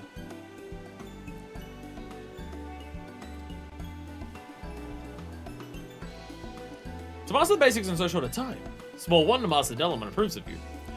More's the pity you are leaving so soon. A mere 10 years under me and you can call yourself a master. But for now, I shall content myself in the knowledge that you'll spread the joys of sushi to Eorzea. Farewell, apprentice. So the thing is, I've not had nigiri sushi, so I can't even judge. I can't even judge, having never had... I ran my thing. Never had nigiri sushi, so I can't even judge. But if there's one thing that I can say about sushi, from like a conceptual standpoint, is that I respect the ever-loving fuck out of it, from a conceptual standpoint. Because the whole premise of nigiri is how simple it is. I like sushi. Well, my thing is fish. I don't like fish, but I've not tried nigiri sushi, so maybe I'd like it in that regard. Like I feel like having nigiri sushi and having like the properly cut bits of sushi would be different than having like shredded tuna in a sushi roll. I love seafood in general. Yeah, I'm very much the opposite. So the thing is, like, I'm the type of person, like, my despisement of fish, it's not even a case of just, I don't like the taste of it. Walking past a seafood market, the smell of it is enough to make me throw up almost instantly. Like, I feel physically unwell in a very severe way, walking past a seafood market. I remember distinctly there was one part where, at work, my boss was taking me to the storeroom that we have, which is just like, in the back of the shopping center, there's all the storerooms. So it wasn't just, oh, it's out the back of the shop. But walking down there, we walked past the back room of one of the fish places, and they had their door open. and walking past the open back door of the fish shop, I'm not exaggerating, I fell to my knees almost instantly. Like, I fell to the, like, I felt so sick just walking past it and smelling it that I fell onto my knees and I had to physically hold in not throwing up. That's what fish does to me. That's how intense it is. So, yeah. But again, I feel like there might, like, depending on how you do it, there might be a thing. Again, the thing that I was saying before I got distracted by that is part of what I respect the living fuck out of nigiri sushi in terms of, like, the way that you can get good at it and what you can do with it. Because the whole premise of nigiri sushi is how simple it is. But it's because of how simple it is that it's really hard to do it right. Because it is a base of, like, rice, simple rice, with just properly cut fish on top of it. Not cooking to the fish or anything, just properly cut, well done, like, fish on top. And it's so simple in that regard. It is so simple in that concept that I respect the hell out of how people are able to make it so good, and respect how it is so difficult to become that good at sushi. Because the only way you can get good at something that is that simple is just being really, really good at what aspects it does involve. It's not like where you're cooking where it's just, if you learn the general basics and the right recipes to make, you can make something good. They don't cut it with sushi. I do have a family bias to seafood. So that's the thing, my mum hates seafood to the same extent that I do. I'm pretty sure my mum is similar when it comes to smelling it makes her physically nauseous. So I definitely got that part from her. But my father loved seafood. If you're wondering why I say it that way, where I say it in a past tense, I don't know if he's dead. I don't know anything about him. So I talk about my father in a past tense as if he's dead, because that's what we hope for. But my father loved seafood. He fucking ate seafood all the time, and it drove me insane living there. Because the amount of times that he knew how much I fucking hated seafood. The amount of times that he would cook up seafood, which, whatever, if you're cooking it, I'll just be in my room so I don't have to fucking smell it while you're cooking it. But the amount of fucking times that he would make seafood for me of something that I know that I don't like, if it's like a different thing, like when he made crab for the first time, it's just like, okay, it's a different thing, I'll try it. I still didn't like it. Although my dislike of crab is nowhere near as intense as, like, not most fish. I just don't like it, but I don't like, trying it. But the amount of times that he would serve me, it's like, hey, what are we having for dinner tonight? Snapper. Dad, you know I don't like snapper. Here's some snapper. I've grilled some snapper. You having snapper? No, I don't like snapper. This is like the 5th time you've given me snapper. I don't fucking like snapper. No, you're eating it. It's like, fuck you. My dad fucking loved seafood. I live in Sydney. I should love seafood. I live in Sydney. We have a massive fucking fish market here. We have like a massive, like, fishing is a huge aspect of Sydney. There's so much fish in this city because it's literally a harbour city. The middle of the city is a giant fuck off harbour. I should like seafood because of where I live, but I don't. I used to want to, on the boat putting rubber bands on lobster claws as a kid. So I did go fishing with my dad when I was younger. But we didn't get lobsters. This is my one, welcome back. It's good to see you again. And why isn't the waste of sushi for your time in Hingashi? While you're away, we saw to procuring the finest ingredients available. Now, while the seafood is still fresh, you must impart to tell me all you've learned of sushi making. Very, very, very precise cuts. I see. You can't just slap raw fish on top of rice and call it sushi. You need to draw out the natural flavors of the ingredients and bring them together in a harmonious whole. Truly, foraging cuisine is deceptive in its simplicity. I think a detailed explanation, my friends. I'll try my hand at making sushi at one side of the local dome and sample it. And this time I will call for Anzo and her father as well. Maybe you should try giving it to other people first? When someone was accomplished chef, my handiwork meets with his approval. There's no doubting I'm on the right track. But prepare so many portions on my first try is admittedly difficult.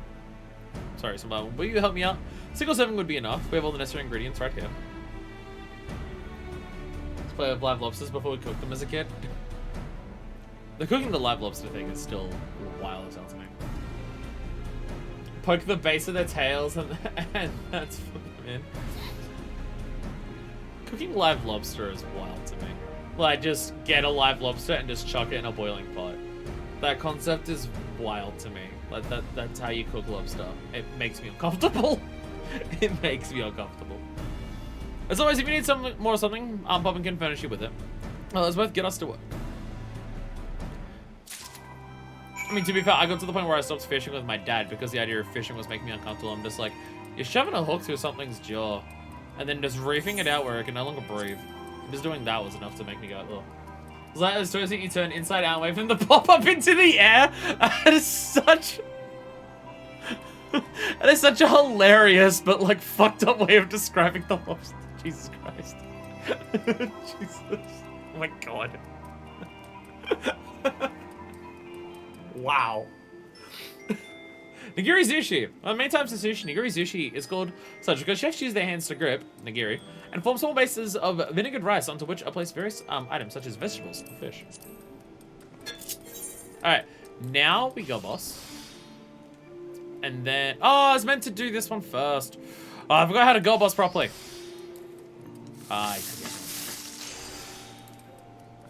If you want to girl boss properly, you got to do that one first, because then when you use the buff, you get the points back for it. But if you don't go boss first, if you go boss first, then when you use the item to buff, when you use the thing to buff you, you're not going to get the 5 from it because you're already on full stats.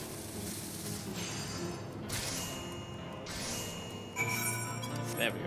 But it's still really easy because I'm ridiculously overleveled. Bugging me, but sushi's tricky even with guidance. You done with yours then?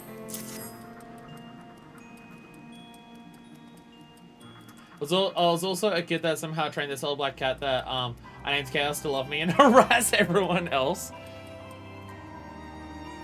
See, that just happened. That is like my lost cat, who is still alive, but lives with my parents after they moved out. My lost cat, Tiger, would just like naturally harass some people over others. We didn't have to train him for that. Great, it took all my concentration and no less patience, but I've somehow managed to finish mine as well. Go ahead to the terrace, go and form our taste testers that sushi is served. It adored me.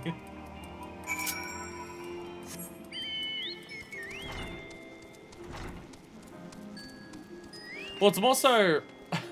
hey, oh, Flamin hangs out here. Oh, hi, Flamin. But it's all expanding so quickly. One of the days we roll past when our minds are focused on other things. Oh, Flamin's up here. I was about to say, yeah, Flamin's not down in the Rising Stones anymore. Because Femi's behind the bar. I was wondering where Flamin was hanging around. I didn't realize she was up here. Well, there you go.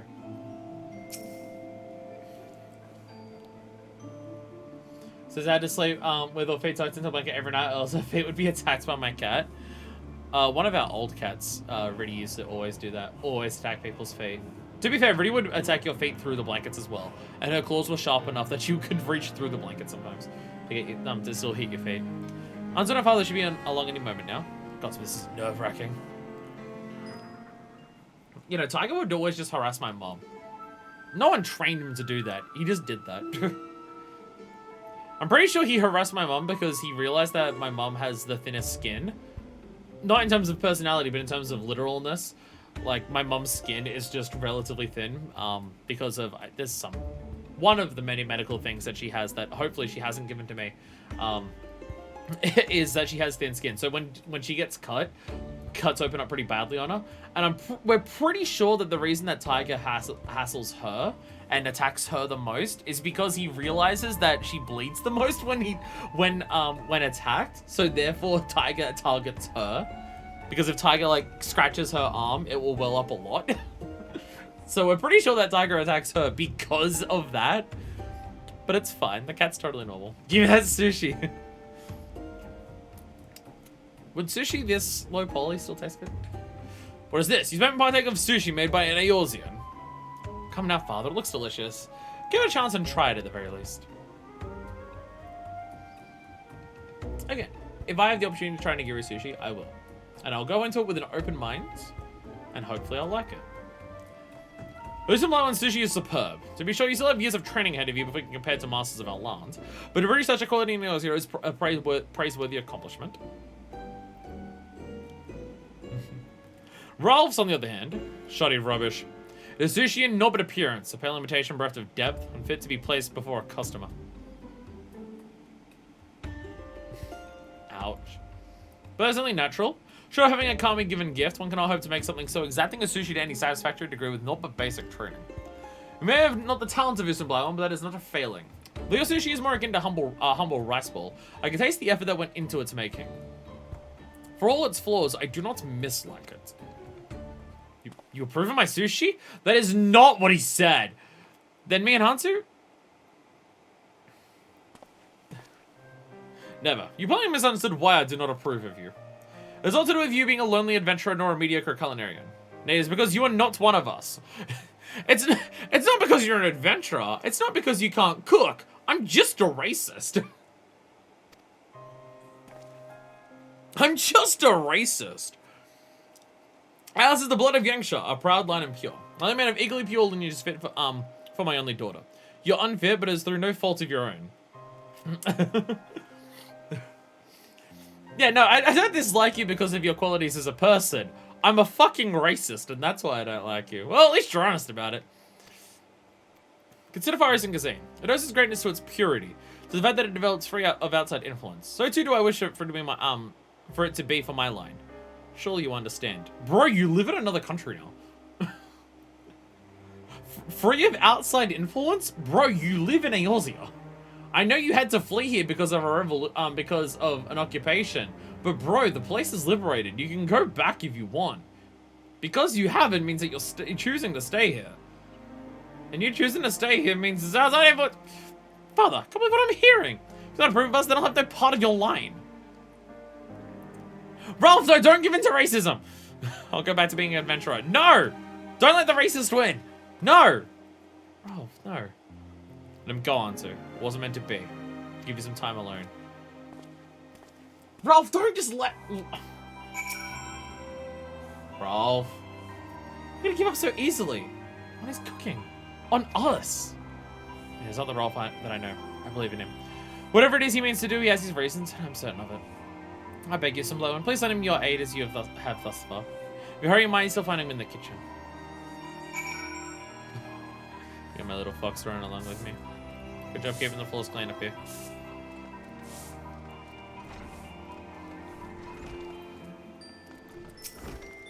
Oh! Oh! He's already in the adventuring gear. I have a habit of showing you my worst moments, don't I? I said I'm going back to being an adventurer. I haven't given up on Antu. If I was going about the purity of Far Eastern Cuisine, something about it tugs at my mind. Need some time to ponder it. Maybe there's a chance I can make Unzan reconsider his stance. The odds are long, but I'm nothing if not persistent. And should the need arise, I hope that I can rely on your help again. We're not entirely giving up on him just because he's a racist. We're not entirely giving up on his daughter because he's a racist. The way to a father's heart. I'm gonna cook you a dish so good, it's gonna stop you from being a racist. Ralph is in deep thought. Could be deep in some thought once we're done with this quest. You recall Onzan's words about how Far Eastern Cuisine developed that outside influence. The moment he uttered them, they've been tugging at my mind. That the dude was a racist. I've been given the clue much thought, and I find myself disinclined to agree. And the basis for this is the very first Far Eastern dish I ever had, which Anzu made for me. Sukiyaki, it's called. It's a hearty dish of meat and vegetables simmered in a shallow pot. And when I tasted it, I was overcome with a sense of nostalgia. Like many Alamegans, I'm a war orphan. I left my homeland when I was little and remember nothing of my time there. Nothing at all. Save for the taste of a certain hearty stew. And Anzu's sukiyaki was exactly like it. So that only can't be a mere coincidence. It has to be a connection between Far Eastern and Alamegan cuisine. If I could disprove it, Anzu's father might be moved to reconsider our union. Make him a dish that shows that his racism is stupid, clearly. There's no guarantee, of course, but for my answer, it's worth a try. Now, as you can see, I'm an adventurer again, free to go wherever I want, whenever I want. And then to go to a village in the peaks called Alagiri. In former times, it thrives as a trading hub with the East. There, I'm gonna go back, track down some of my memory and try to learn whether Alamiga might have had shared a culinary history with the Far East. I've already journeyed to the other side of the world for me, and I can't rather ask any more of you. But if you're still willing to help me, then please come to Alagiri. I do not recognize the word sukiyaki. It's on my head, so I can't tell where this is going immediately. It's not something I recognize. So I know there's the word for like Western-inspired cuisine in Japanese. That's something else, but I can't think of it. It's not sukiyaki. The Kitschy guy does that. I can't remember what it is. I can't remember the name of it. You came, thank the gods. Thought the fiends in the area were fierce, but the people here might even be fiercer. No, the House of the Fist is over in Yangsha. But I'm ready to face them now that you're here. I can't thank you enough. Let's put up Master Village is about to stew. But again here when we're done. What's the name of it? My brain is going insane now that I can't think of it. I'm gonna look at him Kitschy. I can't remember the name of it. I'm gonna look up Kitschy, it'll show up. I can't remember what it's called. Western style dishes. The Japanese. I can't remember the name of the type of thing. I can't remember the type of the thing that it's called. I'm looking it up. That's not helpful actually. That is not helpful. What is it called?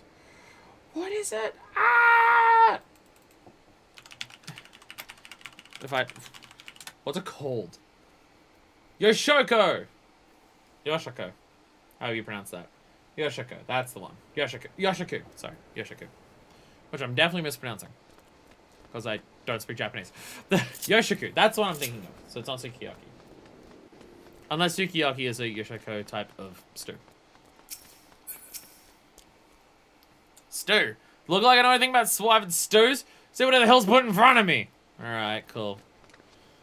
Alright, you're fun. Hillman Makoto. Everyone's just gonna tell me to fuck off. Thank you much for stew, sorry. Ask me the only way to cook meat is to roast it to a crisp. So everyone here is super helpful. Maybe you'll be helpful. You're cool-headed. Meat and vegetable stew in a shallow pot. My describe sounds a lot like buckler stew, a traditional Alamegan dish. There's one more soldiers field took to using their bucklers in place of pots, cooking and mating them with wine and various seasonings. It was popular in the past, but under Imperial rule it became a rare indulgence.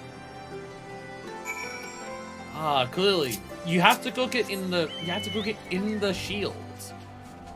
Because cooking it in the shield is what gives it its flavor, because of all the sweat and blood that'll be on it. Alright, now look, is it blowing?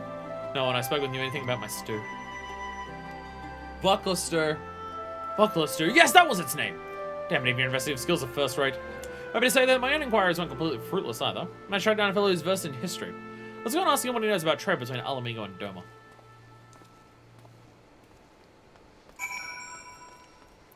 Not a stew name that I'm personally familiar with. But as has come up several times in streaming, stew that I know as an Australian is very different to stew that a lot of people know, because people have their milky, creamy based stews, where I just know, like, savory beef gravy based stews. Because fuck Australia can't! I'd send the fellow who's versed in history. Let's ask someone who knows about trade between Alamigo and Doma. I do some few places about our nation's, some things about our nation's history. On my time looking at the royal palace. What is it that you wish to know? Tis true Alamigo traded with the nations to the east prior to imperial rule, but as far as I'm aware, this is only as far as the near east of Radzat Han. So there's no contact between us and Doma? None at all? No, even isn't right. There has to be some sort of connection. For example, Radzat Han could have been a waypoint for the dish. But I want to verify this, so I'm going to have to go all the way over there. And we won't be going there until Shadowbringers. Perhaps you didn't go so far, but there's a Hunnish fellow among us who came to Eosia a few years ago. You try asking him first. I was remaining outside the village a short while ago. Elderly as he is, he can't have gone far. Thank you. So let's go and look for this man.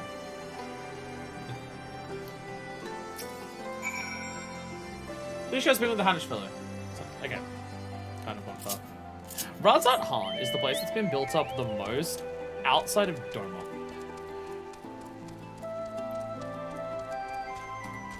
Like, I mean, obviously they were building up Ishgard back in ARR whenever you dealt with Kurthus. And it was clear that Ishgard was going to be, like, where the next expansion is. But then you had, like... I mean, to be fair, Alamigo and Doma are brought up a fair bit. Because Alamigo is basically, like, 2.1 to 2.5. That's Doma. That's Doma. That's that, because it's just all of the refugees that are coming here. But Alamigo was built up a fair bit in the story too, before you actually start getting to Stormblood, because of quest lines involving Monk and stuff like that, and just the little Alamigo that comes up during the MSQ. But the place that's been next built up the most after that is Falconer and Radzat Han. there's been so many references to Father and Razat that have been brought up.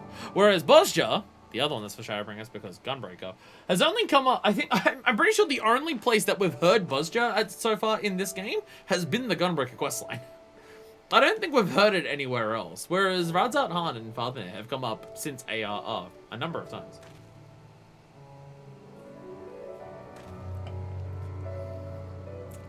And then there's Mericidia, which just comes up whenever dragons are brought up. And then there's the New World, which is only in the Blue Mage questlines. And then there's obviously the other countries that we know of at this point, or continents or whatever, which is Sharlayan and Ilsabad / Garlemald, which will be Endwalker because of Sage and Reiko. Like, they're brought up heavily, but that's mainly because the characters are from there. The Scions are from Sharlayan, and a number of the villains are from Garlemald, so they're brought up because that's where the people are from, whereas, like, Dharma and Razat Han and Alamigo are brought up because of, like, a whole bunch of different side characters, and not, like, literally the Scions and the main villains. There's no sign of him. Oh, help! Somebody! Shite, he's in trouble. Wait, this is a cooking quest line. I can't do combat. You're gonna have to fight for me.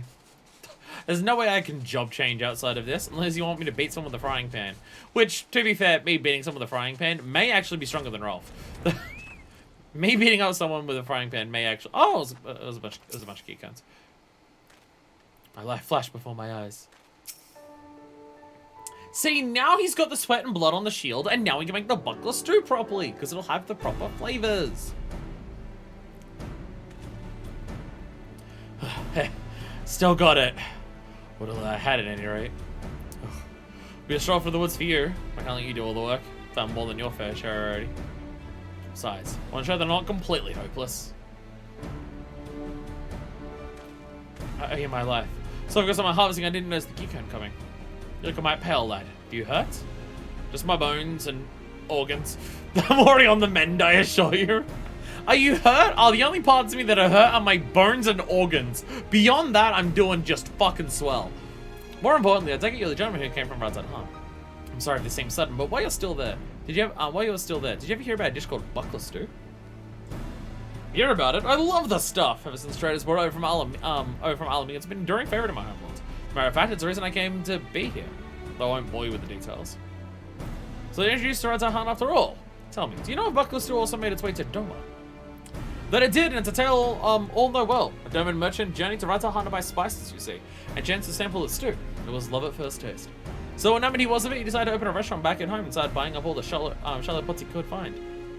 Alas, these pots proved too heavy to take back, and he left them all at the pier and said that he'd make do with spades. Spades, you say? The name Sukiyaki you translated as Spade Grill, and it's said to come from the fact that you grill the meat on a spade. Ha! I knew there was a connection. Sukiyaki, so that's what they call it. Well, whatever name it's known, all the songs give me a fierce hunger for it. There's no boat for it to make some right now. Gonna make buckler stew? Would you mind teaching me the recipe and tell me more about its spread to the Far East? Oh, you indulges old man with your company? All of you insist, who am I to argue? Go along then, I'll tell you whatever you want to know. Now I want to make a stew. Maybe I should make a stew for my next dish. I can take it from here, some beloved. They've learned to me. But you make a root and soul when I'm done. Thanks again for all your help. Maybe I should make a stew next week. I have my curry that I made this week. Oh, sorry, curry.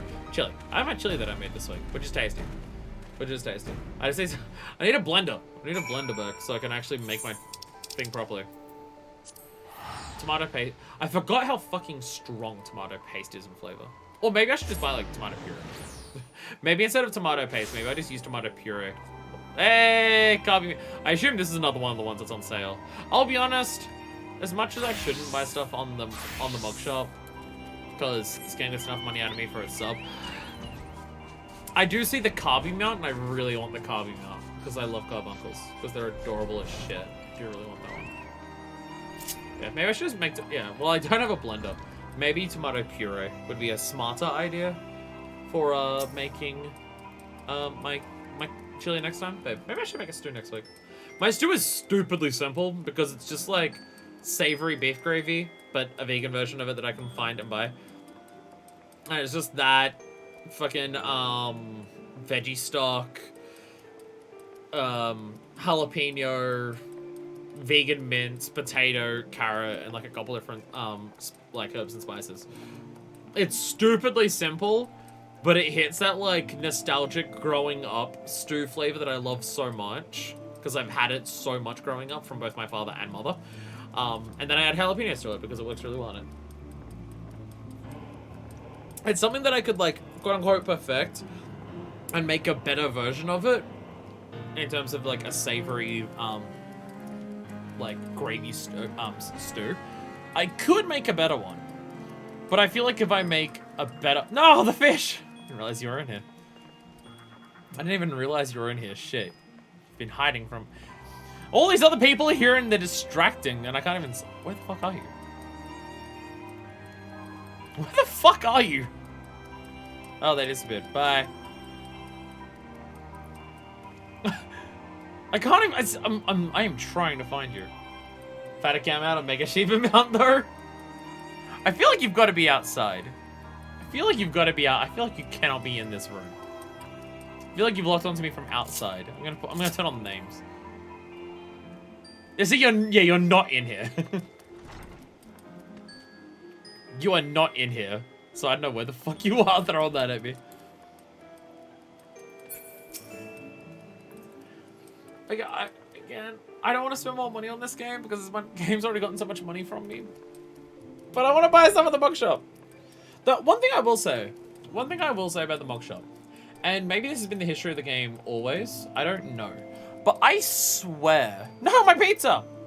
I swear it seems like it's roughly every 2 or 3 weeks that they add another new expensive premium item to the mug shop. And it seems to be really frequent lately. In terms of either a brand new big ass mount or a brand new like full glam set. It feels like that has been really frequently lately. Like, there's another new one that I saw someone share a picture of yesterday. Which is how I learned about the sale in the first place. It's happening right now. So it looks like it just comes from Cyberpunk Edgerunners. It looks like it's straight up from Cyberpunk Edgerunners. The new thing. But before that, there was like the other one that I see people go around in that's like the fancy, pristine one. There's been a couple different mounts lately. Seems like they've been doing it more often lately. Yeah, it just seems like every couple of weeks there's a new, hey, here's a big thing to spend $30 on. And it's happening every couple of weeks. Which, like, I get that it's an MMO, that it requires money to keep going and stuff, and also they're a business, and I presume the developers don't have full say over what does and doesn't happen with the mock shop, and executives might ask, hey, you need to make more money from this, so make these things. So I'm aware that's also the case. But, like, I feel like with how many stuff they've been putting onto the mock shop lately, couldn't some of that stuff be, like, achievement rewards? Or, like, crafted gear? Or, like, other things? 14 has been carrying Square Enix financially for a while now. Honestly, the fact that Square Enix isn't bankrupt is nothing short of a fucking miracle. It feels like Square Enix. So many failed games funded by 14. It feels like Square Enix is always on the verge of bankruptcy, but they happen to have one thing at the time that saves them from it.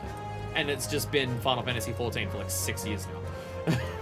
But it feels like that's always Square Enix. The reason Square Enix isn't bankrupt is 14. Well, it's like before 14. I mean, to be fair, 14 is also a game that almost destroyed Square Enix in the first place. 14 is keeping Square Enix alive now. But from what I've heard, the failure of 14 back in 1.0 almost destroyed Square Enix as well. But Square Enix had other games at the time that were basically saving the company from what 1.0 was. I feel like this is just a common trend in Square Enix's history where it's just, there's one thing that's saving them from bankruptcy, and it's just for a while. It's been 14 now, but I feel like there's always stories of, oops, Square Enix mismanaged shit and fucked up again. It's a terrifying company that, like, I want them to continue making Kingdom Hearts. I want them to continue just having 14 be available to play. And I'm waiting on them for an entire trilogy of Final Fantasy VII Remake. And it is terrifying that there's all of these franchises and games that I'm heavily invested in that require constant upkeep of a company surviving to come out over a very, very long period of time. And it is terrifying to know that the company that I'm relying on for all that to happen and staying alive and not destroying themselves financially is fucking Square Enix. Because goddamn it. Showing the fun in them into games like Forspoken didn't go back into 14.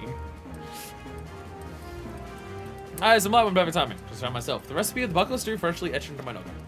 I begged Miss Rowena for the use of my old kitchen. Surprisingly, she allowed it. 12 plus her. But that I can say about making the buckler stew in order to win Anzu's father over. You owe Rowena. Rowena would not do this out of the generosity of her heart. You owe her something for it. Here I have one last favor to ask of you, my friend. I need you to prepare a serving of Domen Sukiyaki. It's a relatively simple affair. You take major vegetables and simmer them in a broth of dashi and Far Eastern condiments. Though I need to remind you, Far Eastern cuisine can be deceptive in its simplicity. Anyway, here's all the ingredients you need, and Poppin has more set aside. Oh, okay, so this is a stew made from the dashi. Okay, well, there you go. My future with Anzu is a culinarian both right and not success. Who's made the best Domen Sukiyaki you can. Okay, so this stew is made from dashi as a starter. Okay. Originally introduced to Domen by Alamigan merchants, Sukiyaki's popular dish consists of thinly sliced meat and vegetables cooked in sweet and savory soy-based sauce. Well, there you go. I will say, in terms of Asian dishes, or specifically Japanese dishes, I will say one that I've not had is a stew. I've not had a Japanese stew before. So that one would be a new one for me to try. I have level 78. I have the synthesis by quality now. I forget that. Level 78 is high enough for that.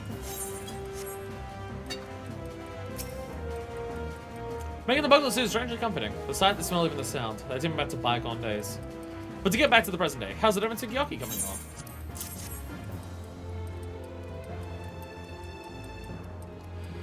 Well, Hamir wafted enough some of these Sukiyakis in a class of its own. Now my buckler stew is as ready as it'll ever be. Come on, serve them to Anzu and her father on the terrace.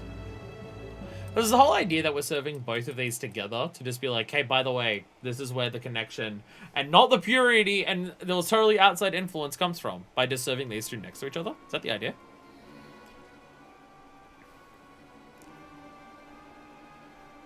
Damn, it's a big fucking bowl. Hot pot, let's go. Oh, fucking, oh god. I love the 24 pixels they managed to spare for the shiitake mushrooms in the middle. I adore every single one of the individual pixels that I can very easily count with my eyes. Oh, beautiful.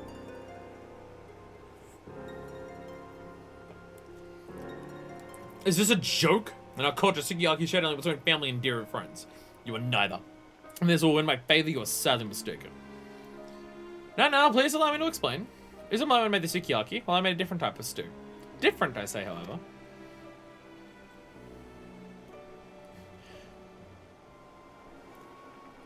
Okay. So maybe when I was talking about a Japanese stew that I haven't had a Japanese stew. Looking at this, it is just straight up hot pot. It is just, yeah, they do serve it as hot pot. Which, to be fair, hot pot served like this is also something that I have and regardless of culture that it comes from, something that I'm very, very inexperienced with. I really want to go to someplace and have like a proper hot pot. I do want to do that. What is this? It resembles Sukiyaki, yet appears to not be Far Eastern. That's because it's a traditional Alamigan stew. If it please you, please sample and compare it with the Sukiyaki. An Alamigan stew, you say? I don't know what you're playing at, but your aroma is undeniably appetizing. Oh, very well.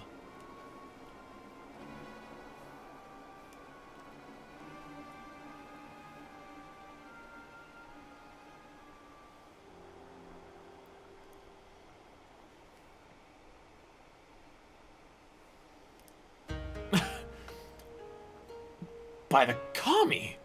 Not only do they look alike, but they also taste alike.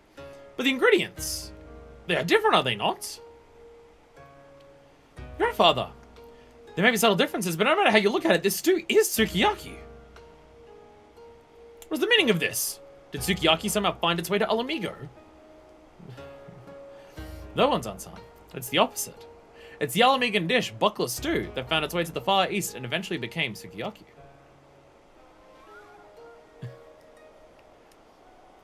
Though Alamegan and Doma had no common history, they had a common trading partner in the Near East. Originating in my homeland, buckler stew first crossed the seas to Radzat Han. From there, it crossed the seas once more to Doma, where it was recreated using local ingredients to become sukiyaki. It must be noted that this took place at a relatively recent period in Doma's long history. Up to that point, meat was predominantly grilled to harness their natural flavors, or minced and used in dumplings. While stews weren't uncommon, they were reserved mainly for seafood, but with sukiyaki's arrival, new possibilities blossomed for meat dishes. Further, you told me that Far Eastern cuisine owes its greatness to the fact that it developed three of outside influence, but it owes its greatness no less to what it adopted from other cultures.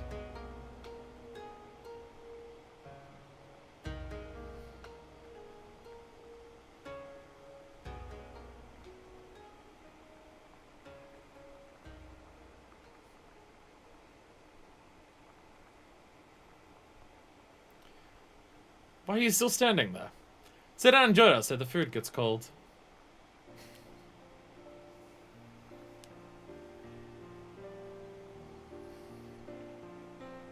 Hey, the stew stopped him from being a racist.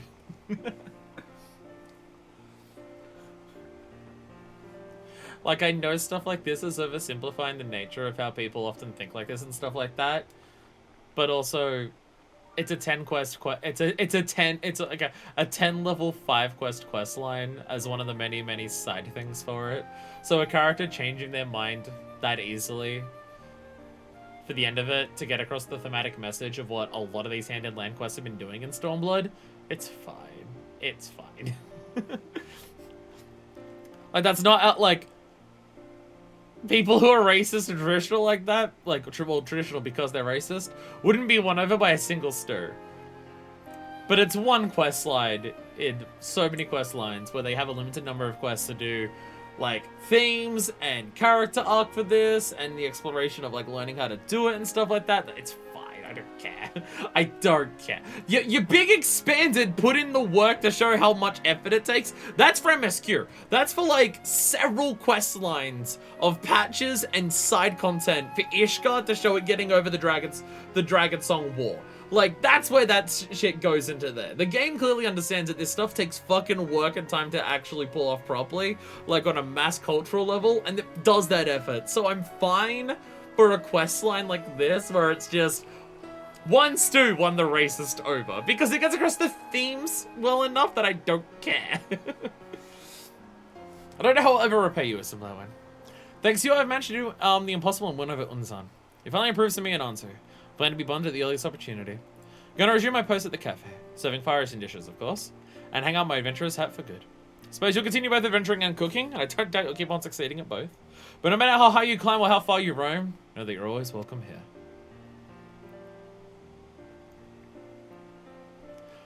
I mean, so far, for the crafting ones especially, it's just been, like, every quest line for the crafting ones. It's been the one for every crafting quest line in terms of, like, the whole diversity idea of just, like, an individual place's history is important, and it's like why that place is the way that it is due to a lot of the personal things happening in that place, and that is important. It's important to recognize a place's history and understanding how it is the way that it is now because of its history and how that influences its culture and everything like that. But it's also just as equally important to embrace the diversity of different people coming together, and how with, like, consensual community cultural exchange and stuff like that, everyone can improve by embracing the differences between people and realizing we have things to share amongst each other and stuff like that. Which is just a really good thing, and I fucking love that shit. So, the fact that one stew wins over the racist, I'm fine with, because it gets across the themes well enough that I don't care. But in the guild shines up, talking about where the fire is for your craft. Now that's dedication. When we get the chance, I'd love to sample some of the dishes you learned how to make. You might have heard, but we're going serving fires in Kazania here as well. We'll selling pretty well for a while too. And we got some restaurant ravens told some stuff better than us, and that was the end of that. We were making stuff, but then you had Rolf make better shit than us. You ruined our business, fuck you. See your hands all over this, lass. If it was Rolf alone, I doubt it would have been this successful. I'm proud of you. But a lot of said I want a wee bit irked as well. So you get to train the realm's best bloody culinarian, eh? I can tell you did this, by the way. I can tell you trained someone to outdo us and take out some of our customers. You're a prick for it, but I can't blame myself. I don't blame myself. Imagine the funding they got from 14 went into 14 instead of Babylon's Fall, Forspoken, Marvel's Adventures, Marlin Wonderworld. Those 4 of their games that flopped I could find. God, when you list them out like that, holy shit, it's bad. When you list them out like that, God, Square Enix, what the fuck? Yeah, when you list them one by one, that... Isn't that... That's 3 years, isn't it? The earliest one of the 4 games that you mentioned is Balin, isn't it? And wasn't that 2020? God, it's such a small amount of time. It's such a small amount of time for that many fucking flops to come out of Square Enix. That is concerning. Jesus Christ. This is why I need to go and buy the Carbuncle Mill. To keep them alive. To save their fucking asses. God damn it. 21 is Balin? Did Avengers come out before then?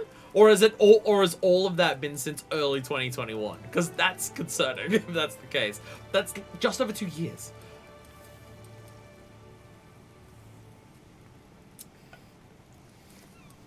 I mean, to be fair, at least with Balin,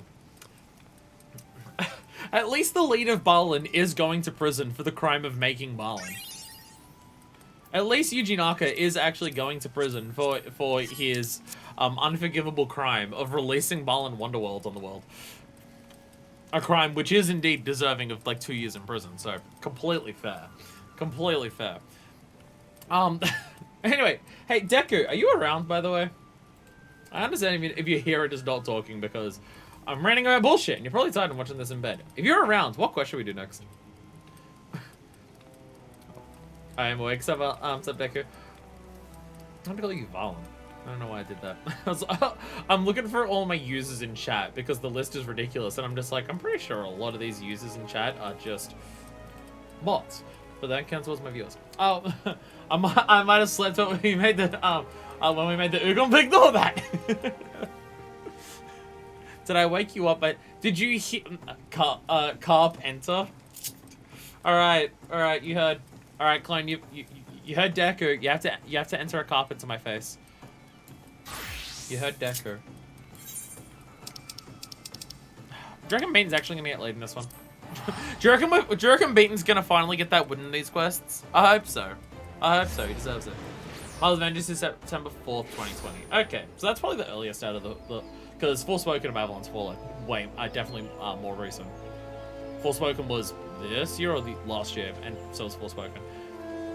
Oh, sorry, so was Babylon's Fall. Okay, I mean, that's still just under 3 years. That is still just under 3 years from September 4th.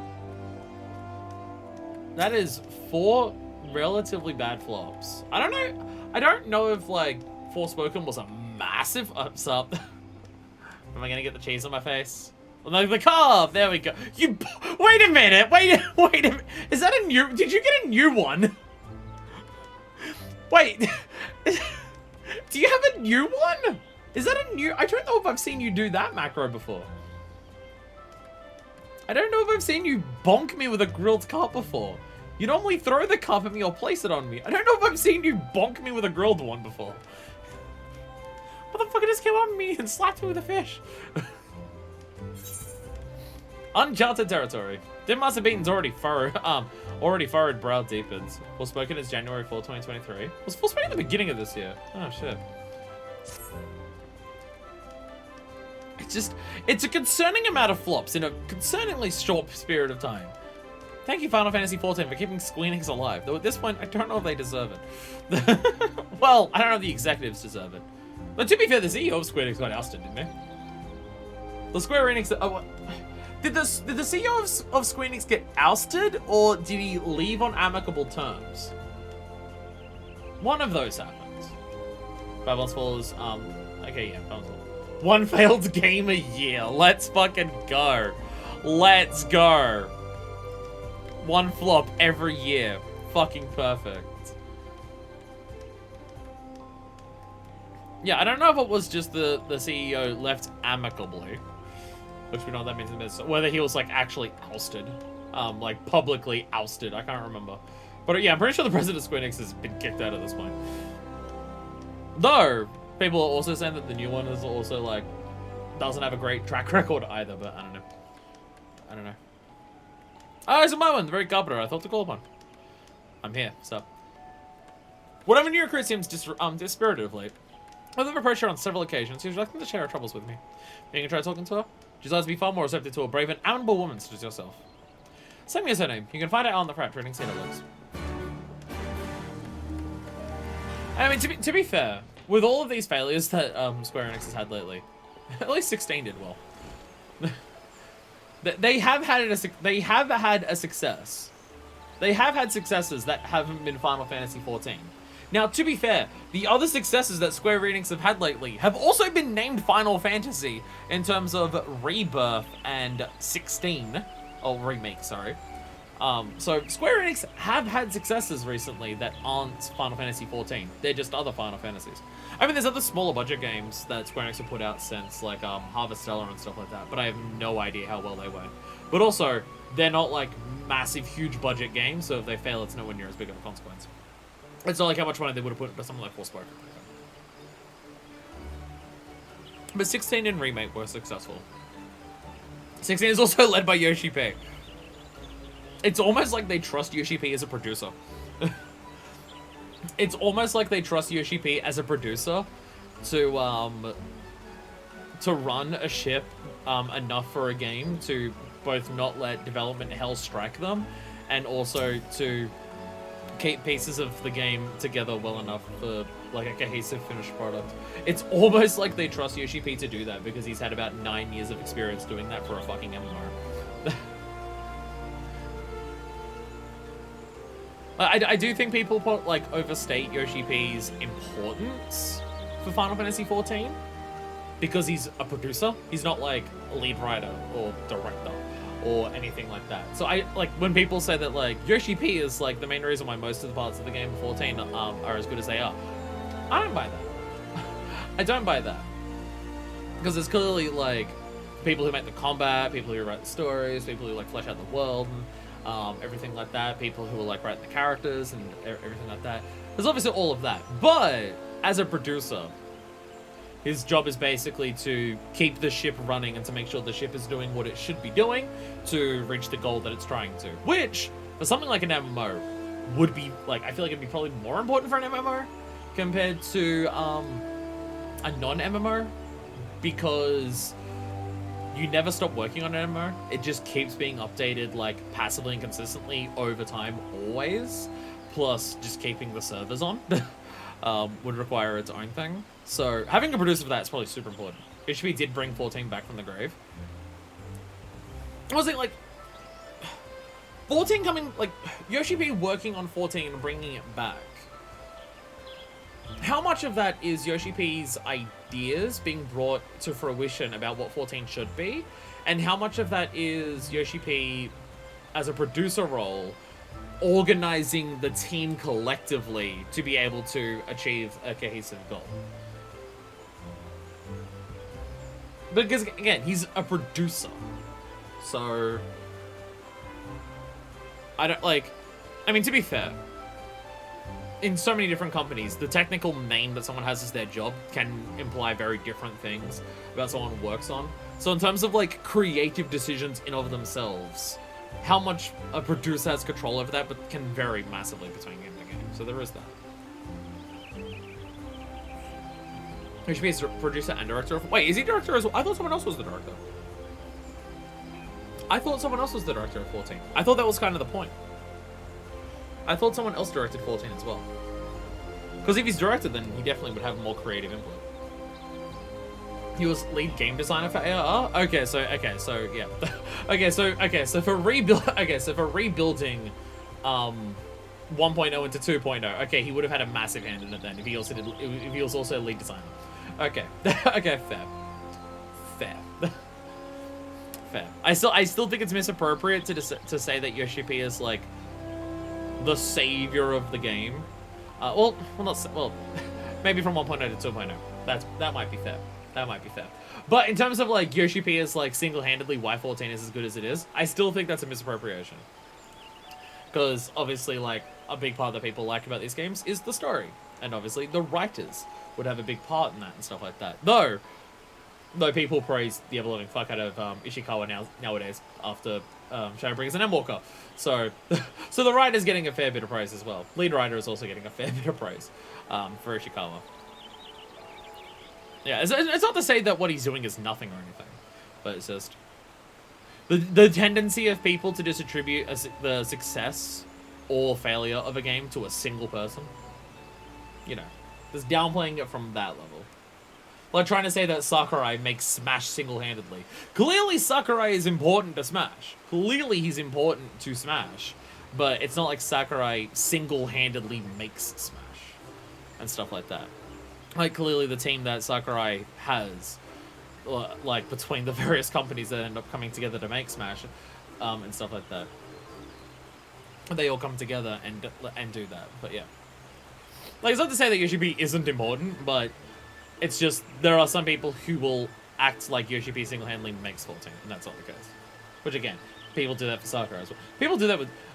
There's that one famous quote of just, like, people love to attribute, a game to one person when it's actually a collective of people who make it, says creator of this game. There is that one amazing quote from that one article, but I can't remember the name of the person who they quoted, or the person, or the game that was. Also what Kafka looks like. Todd Howard made Skyrim. Bro, Todd Howard made Skyrim like 10 times now. It's great. Todd Howard is hard at work. Did you know that every single new port of Skyrim, Todd Howard makes from scratch? And I do want to see what the lesbian looks like. I'd appreciate this. Good gods! You're Mr. Blackwind! Famed adventurer and Beaton's most promising disciple! What are you doing here? Remember when I said I was going to be slightly faster at these quest lines? I lied. Ah, yes, that's... something I can speak to most of the guild members about it. Much like Simba Master Beaton. I see how guild... It's in peril! As I get the employment of this downward trend to continue, I don't know what will become of it. What concerns to be more is that, however, is the toll has been taking on Timber Master. The working tirelessly and refuses to stop to even eat or drink. Thomas, so he's attempting to make up for everything at the expense of his own health. Oh god, Tim must have beaten his Sakurai. If this continues, I'm afraid he won't have the strength to grip a saw, much less restore the Carpenter's guild to its former glory.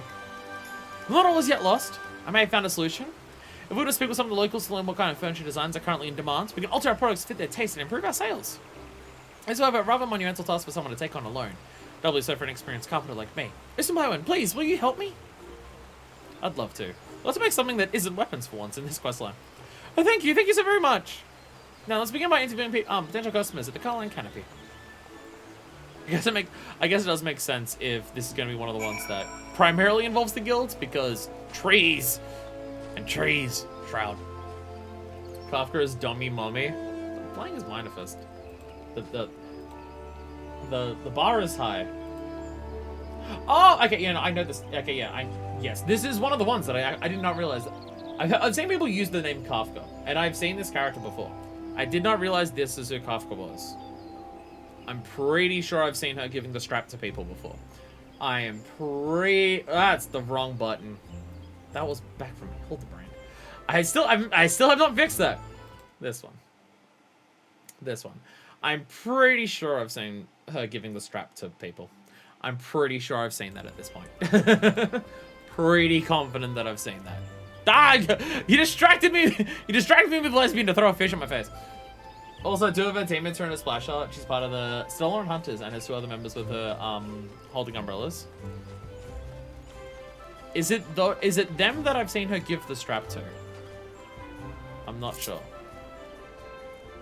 You know, she'd be the main one that I recognize on HSL. She's the main one that I recognize. I recognize her immediately by the hair. What sort of furniture have I been buying?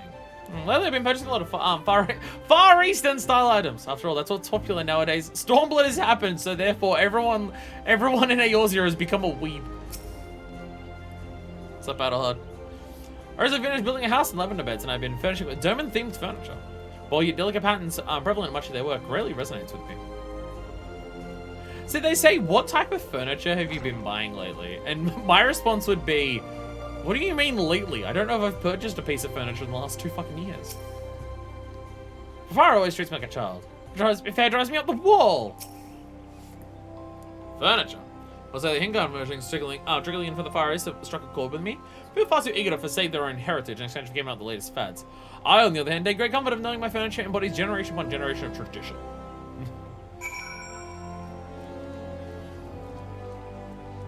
What are the characters that you saw, you saw her with? I'm trying to think. Without just bringing up Radio Star Killer's Patreon. Trying to think. I was gonna say one with pink hair, but I think that was Fire Emblem, Engage. Was it the furniture from Paris so far surpassed the popularity of our local products? Could I understand the carpenters whose skills unmatched? Or at least so I had thought. Was there a guild fall into obscurity? I was convinced Super Master Beaton to immediately begin producing Firestone-style furniture. Would have any chance of surviving. Had I more clout with them, wouldn't hesitate to march in there and tell them as much. But as it stands, I'm afraid you won't take what I have to say seriously. If you, his star pupil, were to accompany me, however, my words will hold far more sway. You come with me then? Fantastic. Let's go and pitch my idea to the Timber Master then. Pink hair would be much better. No, I'm pretty sure I'm thinking of Engage. Because I'm pretty sure the person who was given the strap to a lady with pink hair had blue and red hair, which would be Engage. I'll bring it up. I'll bring up the pornography in the middle of the stream. I'm on the gameplay once. Even if it accidentally goes into that stream, you won't see it. We're all good. We're all good. That's definitely her. That one's definitely her. That's Zoya.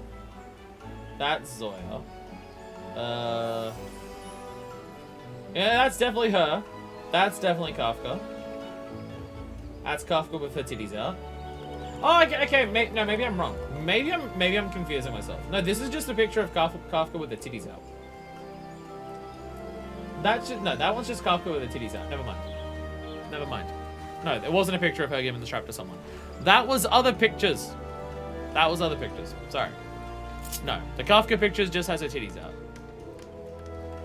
No sex having has been had in that way. Her Master Beaton doesn't take umbrage. What if he turns his wrathful glare upon me, killing me instantly? Why are so many Makotes in this game just absolutely terrified of everything? It's like all of the steely resolve that Makotes have collectively as a race all went to Y'shtola, and just every single other one lost all of it. Oh, no, Jolman got some of it. Most of you here because there's something you would like to discuss. Very well. Have at it. I should probably close the page of Razor Kills Patreon in case I do have to go onto the monitor and I forget that it's there. So, as you might already be aware, Forest and Furnishings have recently been flooding in the market, with men and women all across Gridania. Are yours here even? I take you to buy them. We're at great risk of falling behind. I see the stealth this time. I see you hiding behind the wood. I believe, however, we're to get ahead of this trend and begin manufacturing products of Oriental design. We can convince more customers to purchase from us and improve the status of our guild. It says, oh, do you think producing crude imitations will suffice? I'm not happy to say that we compromise on quality. If you truly commit to this proposal, I'll support you, provided you accept one condition. You are to travel to Kagane. There you'll immerse yourself in their rich history and culture, both of which have given shape to their craft. Developing greater understanding of these things will allow you to produce items of similar caliber to those found in that very region. That's it? That's a condition? Of course, I'll be glad to go there, but I shall make ready to depart post-haste. Wish me luck. I shall send you a letter once I arrive. Wow, that was quick. I don't truly understand the purpose of my sending her there. At the very least, she seems to have overcome her despair. I suppose it's you to thank for that, isn't it? Well, I suppose all that's left for us now is to wait her letter. I like the idea of all these cutscenes, where I'm just sitting there talking to someone. Like, I'm just sitting here talking to Timber Master Beaton. Just chatting with Beaton about her going to the Far East and making all of those designs. And just while Timber Master Beaton is talking and Minefist is just sitting there nodding away, there's just constant bits of fish and cheese just slapping her in the face. Just the entire time they're having a conversation. And Beaton's just like, are you okay with all that? And it's like, don't worry about it. Don't worry about it. The game of confidence. Timber Master Beaton has has news regarding Semi. It's the moment I received word from Semi. She has made it safely to Kagane. Or rather, as what I've surmised from this letter that goes into great detail about the various new foods she has tried there. While I was one suggesting embarking on this trip alone, I've come to rethink my decision. Gap here, let's go! If there's any indication, she needs a mentor to guide her in the studies in Kugane. So to keep her from becoming distracted from her goals. I would like for you to be that person. To ensure she accomplishes what I set her there to do, I'd have the two of you search out local residents who appear to be troubled. Employing your carpentry skills, you're to find a way to solve their problems. Thank you, child. It's good to know that I can always rely on you. Imagine there are a number of things you'll need to tend to before you leave, so I'll say my farewells to you here. So you're returning some that way. Okay, so I will say, as much as I appreciate the... No! I got bonked! I'm gonna run away before you can hit me again.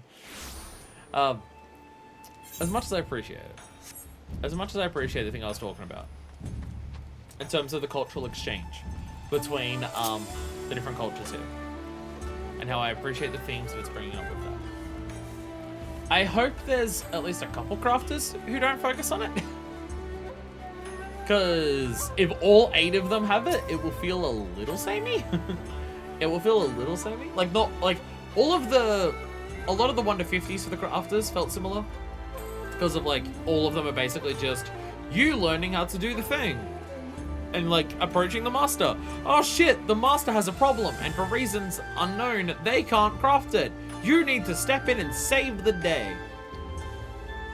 So a lot of the 1 to 50s end up feeling a bit similar. I feel like the 50 to the 60s branched out a bit. A number of them were revolved around love stories, which was a thing from 50 to 60. But they branched out a bit. But so far, like, every crafter has had to do with the crossover of East and Western designs, which, again, I'm fine with as a concept. I just hope there are a couple that are not focused on that, because I want variety.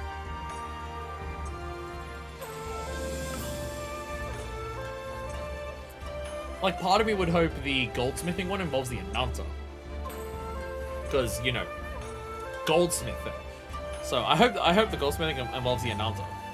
Watch it just come back to Kugane. This is my win. It's a true miracle that our paths would converge so soon, and here of all places. I'm told to track you down. I just hope you've been enjoying the splendid city as much as I am. Land just arrived, I'm already completely enamored with its people, food, and customs. I'm a bona fide otaku now, Usumblawa. Everything here is so different, so unique. So much can no doubt be attributed to Kugane's extended isolation from the rest of the world. Take, for example, the delicate motifs that recur much of their work. You'd never be able to find this in Engelsio. Ah, forgive me. Sure you didn't come all this way to listen to my musings on such things. Why exactly have you come here again? I was told to look after you, so make sure that you're actually studying on your gap year. We've seen 2 of Kaga's teammates in Game of Star Rail. One is a gamer hacker girl, Silver Wolf. The other's an edgy tall guy that wants to die but can't, Blade. We did see a 3rd team member in a neat trailer though. He wears mecha armor. So I assume there's artwork of Kafka giving all of them the strap. I assume that's a thing. For me, you say, it's fantastic. Together we should have a grand time touring the area and taking in the sights. What about working on the carpentry? Tim must have would have a search for troubled citizens and fix their problems with our saws and hammers. What a brilliant idea. Not only will this help me improve my skills, but also afford me the perfect opportunity to establish my reputation as a carpenter. We have a moment to waste. Let's scour the streets and see if anyone is in need of our assistance. My girls is distracted. My girls is already distracted. Sammy's Japanication has already started. Oh no. Oh no. Oh no.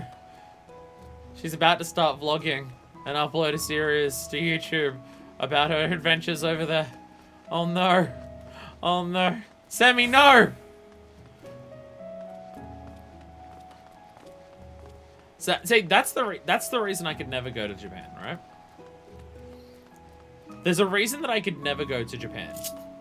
And the reason is that I'm a content creator from a wide as hell country. So if I traveled to Japan for a holiday, both my viewers in the world will expect me to make a vlog about it and upload it as a video onto YouTube. And I don't know if I could resist the amount of pressure on me to do that. And I don't want to. Who's this strange girl? Hey, do you want me to handle your wood, woman? Hey, girl, do you want me to handle your wood? Sammy, you can't just say that to people. This is my thing, the matron you're here. That's what I need of our services. This is one teensy problem. Why doesn't anyone ever listen to what I have to say? She approached me asking if anything was wrong, so I thought that this time would be different. So I began talking over. She sat down and began banging her tools together. I can't take this anymore, but I need help. Your help. I'm just so fed up with the way I look. With this lank hair and these plain features, I melt right into the crowd. No one remembers who I am after this. Even you'll probably forget me. To be fair, your name is Withdrawn Woman, and I don't actually have your name. So that's going to be harder to remember you by. My confidence dwindles by the day. It's to a point where I must summon every ounce of strength to courage to even speak to someone. Girl, how do you think I feel? Look at this hair. Yeah, it's red, but like, look how shit it is today. Think I don't dislike that? Come on. Get some perspective. Well,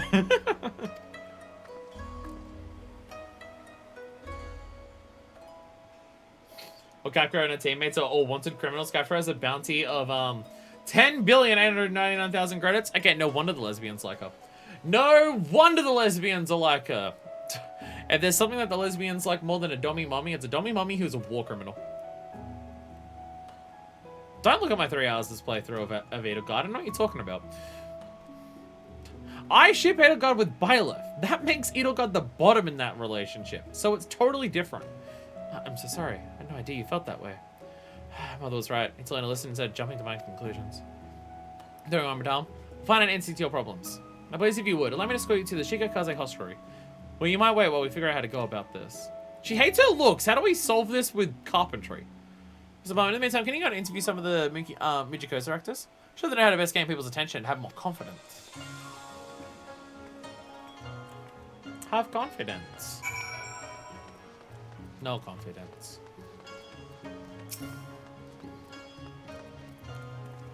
One of the videos I released does list the seller on Hunter's crimes. Yeah, and they're all sexy war crimes. That's why the lesbians like them. A woman who feels overlooked is not confident in her own skin. Test. That'll simply not do. How's your friend should try using cosmetics? Judging your external appearances often has an added benefit of transforming how you feel about yourself and how the world perceives you. Take us, for example. We're an aggressive, burly bunch with a dash of eyeshadow and a bit of blush over. Even we will turn into a gaggle of girls before your very eyes. When we think we are girls, we become girls. Simple as that. Yeah, trans rights, Yashiro! Let's fucking go!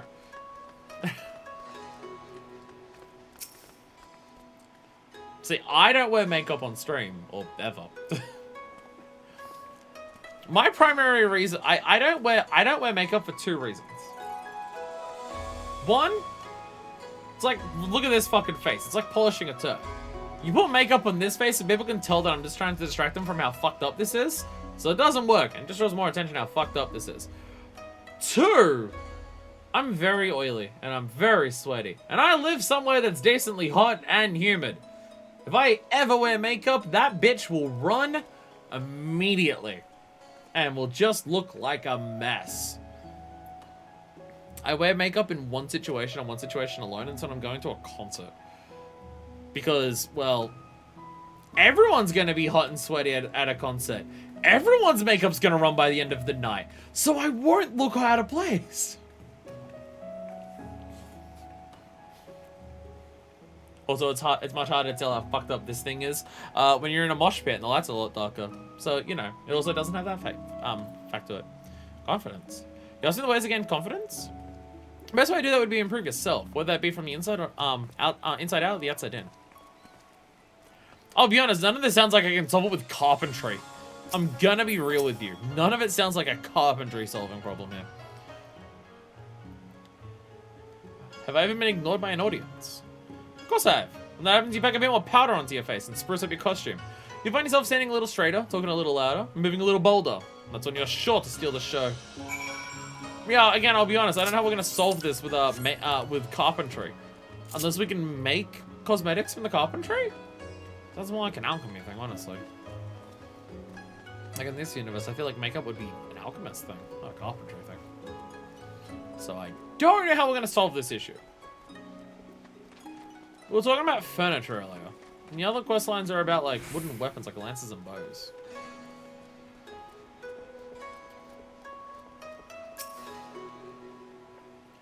This is one thing the gods you finally returned. Please, please, please tell me you thought of something. What can we make to help our friend raise herself self-esteem and be noticed? Find spear to strike down all who pay her no mind. Yes, I agree. Murder people in the street for not oogling you. That is correct. A lavish dressing cane that can be filled with powders and blushes. A dazzling lamp to attract the attention of all passerby. Oh, okay. We're building a cane that has powder and blushes inside of it. Quick question. What Okay, okay, I need to look this up. Dressing cane? I've never heard of this. Dressing cane. Okay, apparently that's a thing.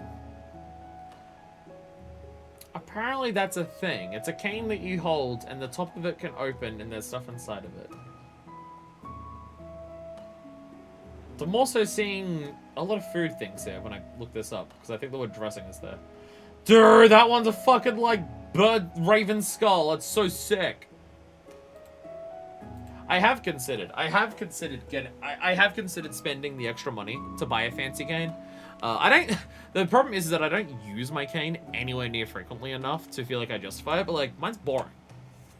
My cane's boring. It's just black. It also makes a really irritating sound because it's changeable height because it's metal. So you can like push the button in and move it around. The issue is that this little button here that you push in and like holds it in place to stop it from sliding around isn't very, like, it's a little loose, so that sound there is because the top of it's moving up and down and just hitting on the button there. So every time I walk with this, you can hear the You can hear that every single time that I take a fucking step with this cane, and it's rather irritating. And I don't like it, but it's the only one that I have, and it was dirt cheap when I bought it. So I'm tempted to buy one that is wooden, so I just gotta get one that's the right height, so it's not adjustable, so it just stays like that, and also looks good. But I don't use a cane enough to feel like I can justify the expenses on it. Because I don't need the cane for day-to-day reasons. I only need the cane if something's fucked up with my leg. I mean, I was using that like 2 weeks ago because my foot split open in several places and was bleeding. But I don't think I've used it this year outside of that. Because typically I was using it when my legs cramped up. Because one time my left leg cramped so severely that the muscles tore in my like on the back of my calf muscles. The leg cramped so intensely that it tore the muscles there. And unfortunately, while that was healing, it kept cramping and it's like the muscles are a little bit fucked up in how they've healed now.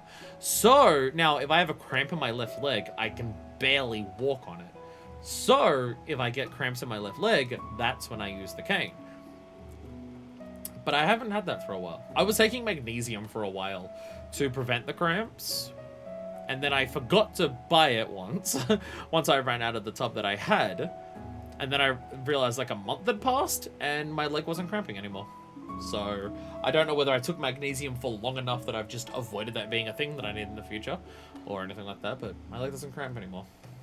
Sometimes it feels like it might, but if I just stop moving it when it feels like it won't do it. So there is that. So, yeah. So I've used the cane for like 4 days this year, so I feel like spending a lot of money on getting a lavish fancy one isn't worth the cost. But I still want to do it because I'm a prick. A wonderful solution. Cosmetics allow her to enhance her features so she might stand out from the crowd. When we begin paying her more attention, she'll be sure to regain her lost confidence. Well, I took the initiative. No, pick up. I took the initiative to gather some materials. Here, have a look and take what you require. Everything we spend will be reimbursed by the guild, so I don't feel the need to hold back. Sorry, Baden. Sorry, Baden. Well, still our hunter's crimes seem to involve stealing extremely valuable things and causing planet-wide devastation. There's a very wide gulf between those things, I'm not gonna lie. They're two very different things. Okay, dressing case. Oh, okay, so that entire conversation that I had came from the fact that I'm a fuckwit who can't read. Oh, okay. Okay. That entire conversation that I just had came from the fact that I can't fucking read. Oh, okay. Dressing case. I mean, when I looked it up, I still saw canes that opened up at the top and held stuff in there. Maybe they don't hold makeup. Maybe it's alcohol. Which I have seen some canes where the handle comes off and there's a flask in there, which is very funny. Case. Ignore that entire conversation that I had. It was literally unrelated. A dressing case of oriental design featuring large mirror of polished metal and countless compartments for jewelry and sundry maticage. Can you make a mirror with carpentry? Sounds like an alchemist thing in this universe. Everything's alchemist in this universe. What am I talking about?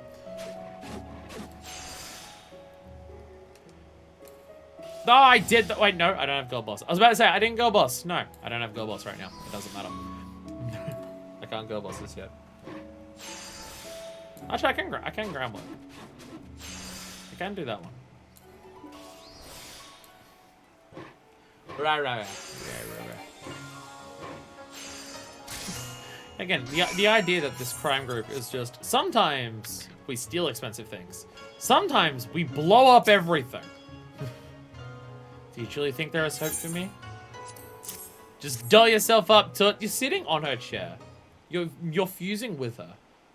I didn't realize going invisible makes you, like, not of the same dimensional plane as people. This thing is also huge. A dressing case. It's incredibly beautiful, but I failed to see how it will help me. I saw a bunch of makeups and you can doll up your face. What do you mean? I'm over a table. I thought you were sitting on her chair. Saying altering my look will change the way I feel about myself and how people react to me? Something worth a try. While looking at self-pity as I've done until now will fix nothing. This box, however, might. May I have a look? Ooh! It's so beautiful. Everything down in the detail has been crafted with such delicate precision. It's one to ask a beat and hold you in such high regard. Given the years of practice today, I'll be able to craft anything so splendid. Music and 2 coffee videos are released for. So I think of that, and the only thing I can think of is the League of Legends music videos. Well, I'm pleased to accept my sincerest apologies for the early distress I caused you. I should have been more considerate of your feelings. No, too sorry, I must apologize. Feeling I had the strength to convey my thoughts and trust in my own voice. None of this would have been an issue. Besides, they say the meeting of the two of you may all be a turning point in my life. From the bottom of my heart, I'd like to thank you for your help. Wish all you the very best in your endeavors. Yay, we met a half. Now you carry that big ass fucking box home on your own. No, the 7-foot woman's not gonna help you carry it. I think Manifest might be taller than 7 foot actually. I was had a little fire within me, like anything I've ever felt before. Well, I've been nothing but a hindrance thus far. I promise it won't be for much longer. I may not have the time today to do 3 of these. I don't know if I have the time today to do 3 of these. We have been very, very slow today. Slower than usual. Thank you, Stormblood. Without you, I think that lady might never find a way to conquer that which has been holding her back. You think there'll be a coming day when I, too, be able to address the client's problems with the same swiftness that you do? What am I saying? With little practice and effort, nothing is impossible. Fight the power. There's much for me to learn, so I might take full advantage of all the Far East has to offer. Together, let's refine our skills and convene once more. When we've gotten them to a level we are satisfied with. Get more elegant silver pieces. Get quality assurance. What's quality assurance? Okay, also level. I completely forgot what quality assurance was. Oh, the chance of something becoming good is better. And now we get Girl Boss. Sammy is bouncing on the balls of her feet with uncontained excitement. Typical Makoto. Ah, Splatman, you're here. Haha, you're here. Since we last met, I've been working day and night to improve my shortcomings as a carpenter. I'm losing bounds from what I once was. Till now I've been undependable. I promise you, however, that from this moment forward, you'll be seeing an entirely new side of me. To prove to you just how much I've changed, I took the initiative and found us a new client. Her name is Ume, and she runs a local tea house. I've even finished crafting the item she requested for us. You impressed yet? Well, there's more. I'm scared to deliver it to her shop. You'll come with me, won't you? After all, my first successful business transaction is something you'll not want to miss.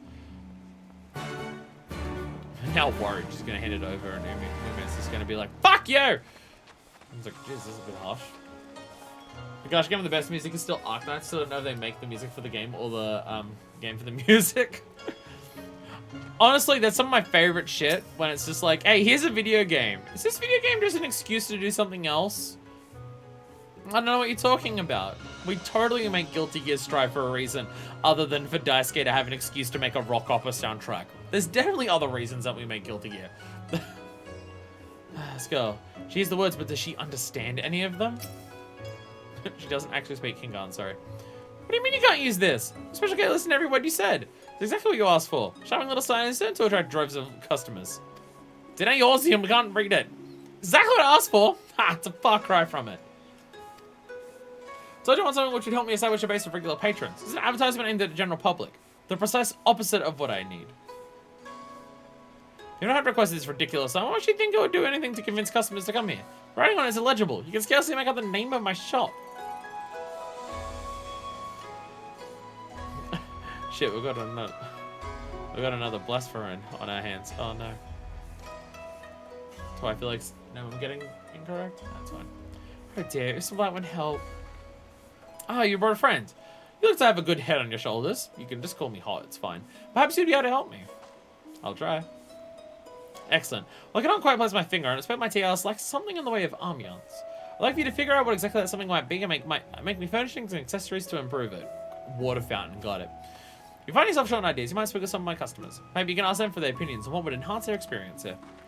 It seems I'm no longer needed here. I shall return to the Shiakaze hostelry and raise some materials for you. When you decide what it is you want to craft, come and look for me. I shall provide you with what you need. She said with her head down. Ow, my neck. That one hurt. It cracked, but like in a way that was like not satisfying. Oh. I'll have to remember to look up Arcanites. So the name sounds familiar, but I can't remember anything else about it other than that name. Get around accessible is cultivating a loyal clientele. I need you to assist me in doing just that. Hi there, dull-eyed adventurer. For all the good food and drink, it still likes warmth. I'd give it twice often to say the corner where I can sit back, relax, and have a smoke after a long break. Oh, that's the problem. There's no one that anyone can like pop mad darts. That's what you need. You need to have a place where people can pop a durry. It's other Australian words for cigarette. Apologies, I just on my way up. This place we're more willing to accommodate smokers. They'd be much more inclined to stay. That's what it is. That's what we need. We need an ashtray for people's fucking durries. How do I go improving this place? I'm not complaining about tea or food. Unless they had books or if they had books or a place to smoke to help to pass the time. There we go. There we go. Ashtrays. Ashtrays so people can fucking bung a durry. So, I don't know how to apologize to you. Seems harder I try, the more work I create for you. It's all good. It's all good. It's all good. People want to huff darts. It's fine. We can solve this issue. But I can figure out what it is I'm doing wrong. But my problem was listening. So I made sure to take every note that came from the client's mouth. It made no difference in the end. But I digress. Now's not the time to be dwelling on my failure. Let's concentrate on fulfilling the tea shop's provider's request. Any ideas what will make it to satisfy her? To satisfy her? Oh, if you want to make her shop good, then a place for people to have fucking darts. And that's on somewhere people can relax. A cudgel with which you can defend her establishment. A pipe box so people can have a smoke and unwind. People need to hotbox that shit. I said, not as many men and women can kind of do indulge on occasion. Setting a pipe box in the area is a perfect way to invite them to have a leisurely smoke after they finish their tea. It's certain to keep them coming back. What's that about making it? You'll be needing this. Maybe some of that, and of course, this. Here, that should be everything. I think TL's owner is quite eager to receive her delivery. If you could finish the pipe box and see that it gets so quickly, it'd be greatly appreciated. Stylish pipe box. A pipe box of oriental design, complete with an ashtray and compartments for several varieties of tobacco. Okay, I was literally about to ask the question. When you see these pipes and the way that they smoke from it, what are they smoking from it? Is it just tobacco, or is it like drugs? I was about to say I'm not sure. It's just tobacco. It's just tobacco. It's that wacky tobacco. But like actually tobacco and not like marijuana. It's actual tobacco. It does say tobacco. Yeah, I wasn't sure. And then I read the word tobacco and I'm just like, well, before I ask chat, the question has already been answered for me by the video game. Worked out pretty well. You know, it's that wacky tobacco. It was slightly less wacky. Because I believe wacky tobacco refers to the Mary Jane, the devil's lettuce. But this is like actual tobacco. I think. I'm gonna go to bed. Are you tired of my bullshit at this point? Because I've been talking out of nonsense for the last couple, like half an hour because I'm very tired and exhausted and high on caffeine and doing job quests? Fair enough. It's 2:45 a.m. Also a reasonable reason to go to bed. Good night, Clem. Good night.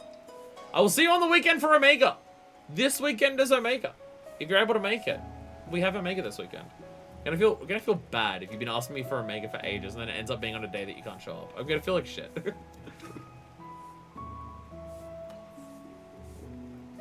But I hope you can make it for Omega. If you would like to join in, that is. If you would like to join in. The key to running successful business is cultivating loyal clientele. And to assist me in doing just that. Here. I got a fucking dairy box for ya. Look, I even put the picture of Brian dying on there. That's what the fucking tradies want from theirs. They want the one of fucking Brian. They want the one of Brian. So I got that fact. Literally, no one watching this has a fucking clue what I'm talking about. I'll try. I have a hike on site and a zoo visit on Sunday. So it's here from the other side of Canada. Ooh. Ooh. Well, I guess I'll let it fit in the middle of that. But if not, enjoy your hike and zoo. Damn, you get up to a lot more shit than I do. You know what I have planned for the weekend? Streaming and work.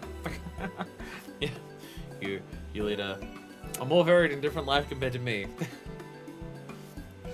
I was about to say the joys of being a full-time streamer, but I can't even talk that mad shit because, well, I've been streaming nowhere near as much for the last month. Or this year. This year's been very haphazard. Combination of work and pure exhaustion. It's almost like getting COVID has had an impact on my energy levels and body quality over the last year or something. A pipe box, you say? Well, possibly COVID. I still never tested positive. I never tested positive when I got sick last year. But of course, why didn't I think of that? Most of my customers smoke. If I'm to do so here after they finish their sweets and teas, we'll no doubt encourage them to stop by more regularly. Do you see now, little lady? This is what I was asking for. All my plans are mixed up working playing video games and watching One Piece now. Oh, dude, you're gonna be doing that for a couple years. There's like 1,000 episodes of that anime. Oh yes, it's crystal clear now. Sometimes a mascara. In contrast, I'm nothing but a miserable failure. Holy shit, Beaton, what the fuck? He just showed up. Hi, Beaton. Welcome to Kagane. Might I take a look at that? God, Master Beaton, what are you doing here? I felt the call of wood and followed it here. Ah, yes, the intricate metal inlay, coupled with the finely polished wooden exterior, leads me to believe that this is your work, isn't Whitewind? You can tell my handicraft at a glance like that. You have quite a sense of humor, child. My dear lady. Seems my protege here has seen fit to furnish you with a pipe box in the truest sense of the word. What, pray tell, do you mean? Pipe box holds ash, and this particular one is made of ash lumber. Mab, however, you would need to be a carpenter to fully appreciate the joke. Sorry, I had to build your pipe box out of a pun. Mayhap indeed. Well, Jessica, so I'd like to thank you for this magnificent gift. Can I wait to see the direction or listen from my guests? I love the idea of Minefist being so inspired by Baton's antics and bullshit that she is now working puns into her crafts without anyone else noticing. It's like, no, I'm making this box a pun for me. So inspired by Baton she is. So from what I understand, this is why we made a pipe box at the request of a client. Tell me, why is it that you didn't also craft one? I'm sorry, sir. We're giving it my all. Really, I have. The sad truth is that nothing I make is good enough to satisfy anyone. That's why I thought it best me to simply gathering materials. There's always a struggle in the beginning, but there's no excuse to quit. Failure builds character. Character will allow you to grow as a craftsman. Well, I do not feel like it. You have grown a great deal during your sojourn here in Kagane. However, it is time you packed your bags. You're to journey to Yangshan next, to lands beyond the Ruby Sea. Yes, sir. I shall make ready to depart straight away. Here's about one. I'll be gotten ahead of you, but worry not. Once I arrive, I shall send you a letter telling you where we can meet. I like that Beaton game all the way over here just for this conversation. So before you go, allow me to say this. You have a firm grasp of all the basics and sharp intuition. Besides, there is ever one thing that is holding you back. You strive solely for perfection. Remember, your purpose is not to create something flawless, but something authentic. Something unique that will be cherished for years and years to come.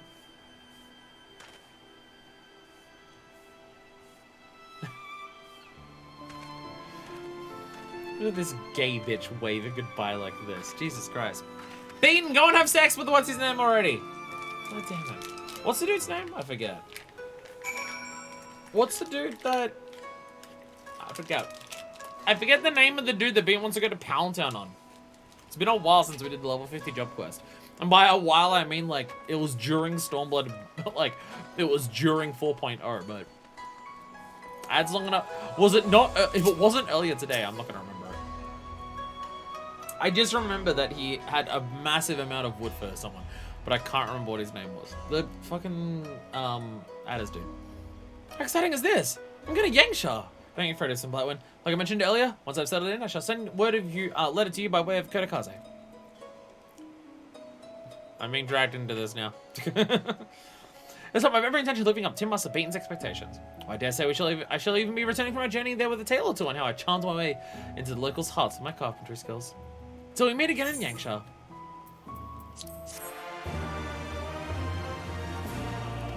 And now we can go, boss. Let's fuck go. Live and let down. Kodakaze waves you down, letter in hand. Hi, so Lightwind, a letter from Semi has just arrived for you. Being attacked by a tiger, fucking help. Dear Samoan, I'm trying to tell you that I've arrived in a tiny village in Yangsha known as Namai. Such a delightful place, where I stumble across something new. Whether it be the unusual materials they employ in their construction, or the unfamiliar but delicious foods.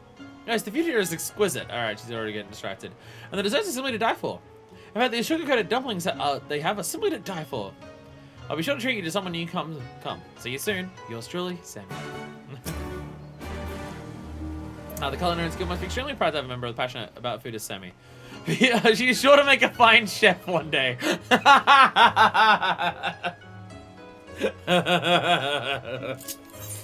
This is why we talk to characters for optional dialogue in these quest lines. Cause sometimes they manage to sneak in some absolute corkers. Sometimes they do that. Sometimes they're able to do that very effectively. Like half of the time, especially for hand and land quests, they just repeat the dialogue. But sometimes, you get little nuggets of gold. Mr. Marwin, how wonderful is to see you. It's been far too long. If you're trying to local cuisine yet, if you haven't, I know the perfect place for us to start. We're here to craft some wood. You're not culinary. I was wanting to either purely discuss business, I swear. Bro, we're better to do that than over food. Ah! Just giving you the glance. Alright. This river's been duly noted. Instead of going for food, let us search out any people who might be in need of our assistance then. Ready to go in there and need to work. I don't need to do that shit. Hey Deku, if you're still here and away and not sick of my bullshit,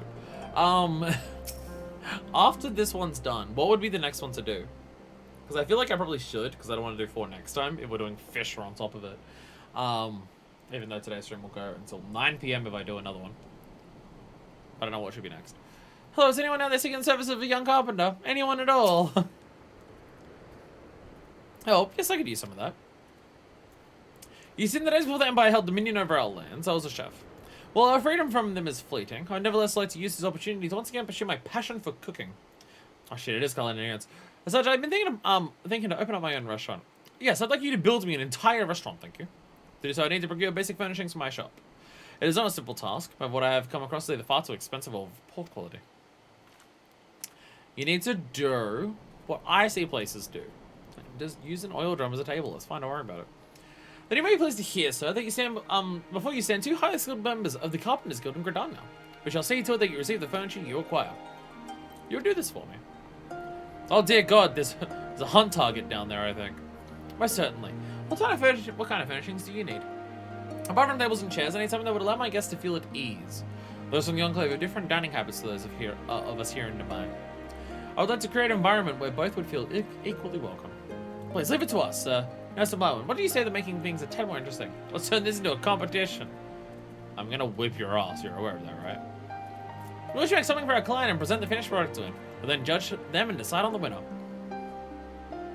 Are you pretty pleased when you do it for me? So I can show to Master Bean I'm just as skilled as all the other carpenters in the guild. Yeah, but one of them's me, so... Fine. Ha! It's settled then. I'm making the furniture however you will. Recommend use so with the people here before getting started. Some live their entire lives. Others once live in the Enclave. With their help, you'll better understand the subtle differences in our ways. Thank you, sir. We'll make sure to do that. So once you decided what you'll be making, come and find me. I'll furnish you with any materials you might need. Should we worry about the hunt target that's coming, like, dangerously close to Namai? Impossibly gonna kill everyone? Nah, I'm sure it'll be fine. I'm sure it'll be fine. The only difference is that the table manners are practically non-existent out here. People have good hearts, but have no sense of etiquette. They'll either eat their food on the streets and sip their tea in front of you. They'll dare drink in front of you. Puh! Or share their meals behind closed doors with family or friends. I mean, I said they would at least eat behind a partition of some sort and spare the rest of us the sight. Okay, no one else is allowed to see anyone else eat. Do not tell this guy that I have a lozenge in my mouth right now to stop my throat from dying midstream. I'd say the people from the Enclave are much more elegant than us. Never seen one with their hair out of place or in clothes that have not been neatly pressed. Yeah, that's not quite me either. I'm from Namai, I guess. There was great importance on rules, manners, and fashion over there. I got it. A giant wooden middle finger that's telling them to stop being so off themselves. Yes, oh, I was about to say, what? Are you killing the hunt target? Nope, you're killing a striking dummy. There's a striking dummy down there. It's a little stronger. Alright, where are you? There's Simi. I can't see him. Oh wait, I think that's the same spot. You're actually in the same spot you were before. Never mind, that hasn't helped me for anything. Where are we going? I'm really bad at finding people. Wait, there's an entire area up here. Probably up here. Nope, it's saying it's down. Shit. Wait, now it's saying it's here. Okay, did you know? There we go. Ooh, right there. I suppose you could say I'm from the Enclave, so I lived here for most of my life. When I was young, my family and I fled this village hoping to escape Imperial troops. What furniture do you like? It seems like a super relevant question. What? You'd like for me to demonstrate difference in dining habits? I'm afraid there's not something I can help you with. Oh. Okay. You just won't do it for me. I cannot show you how I eat, but that is improper. I can't show you because showing you is like the whole thing of we don't do that. Nice moment. Have you found this out on what you'll be making? Building the entire restaurant from the ground up. Wouldn't you protect the food from, well, you know. Ornate partitions that can be hung between each of the tables. Partitions? That seems so dull. That's not what you're really thinking to make, is it? You're not trying to lose on purpose, are you? Well, I know I'm not yet as good as you. Never did I think you saw me so far beneath you, you'd feel the need to do this. No, seriously, that's my apologies. It seems I jumped to conclusions again. You know, the type of person to do something like that. It's no excuse, but lately I've been on edge. I tried the feeling that this is the last chance to convince him I am a capable carpenter. Worthy of being called as such. But he must stop assigning me work, and I may as well leave the guild. Shall let it come to that. No matter what it takes, I must find a way to prove myself. I completely forgot. I'm sorry. Didn't mean to blabber on about my worries. After all, you're here for materials, aren't you?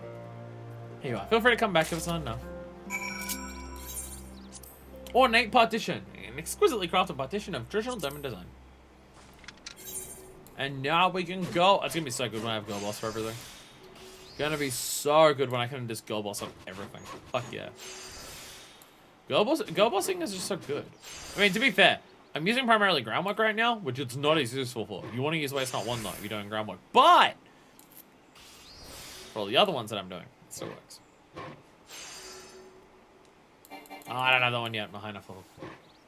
Now that I go to use it, I'm not a high enough level for it. Damn it. Yeah, I'm only gonna do 3 today. So I'm looking at the time. I'm thinking of my tiredness. I'm thinking of the 2 energy drinks that I've down today to get as far as I have. Yeah, we're doing 3 today. Which either means we're gonna fit in 4 next time, or we'll need to do another 2 streams to do 2 in each, which sounds lame as hell. Oh boy, okay. Next stream we're doing 4, I guess. One of them being fish. Oh dear God. if I don't do 4 now, if I don't do 4 of them now, it means the next one's gonna be really long. We'll be fine. I'll just shut the fuck up a little bit more next time. No, I won't. Becoming a professional has always been a dream of mine. Think that I might soon be within my grasp fills me with joy beyond belief. Maybe I'll try and fit one into this weekend stream. Wait, no, we're doing it for Omega. I definitely won't have time for that. Ornate partition! What have we here? Hi, Baton. May I? Tim must have beaten! This table is exquisite. Extremely sturdy. It manages to maintain a sleek elegance. These domicile engravings have run up and down the sides of the legs. If they don't know better, I would guess they were the work of a more-practiced pair of hands than your own, Sammy. Now, some one. Let us see yours. Ah, simple, but all the more stunning for it. The lacquer finish is a nice touch. A light gloss is just enough to enhance the natural blush of the wood, but not overpower it. Both these are masterpieces in their own right, I will say this. The detailed engravings on the table is something even a highly skilled artisan would struggle to recreate.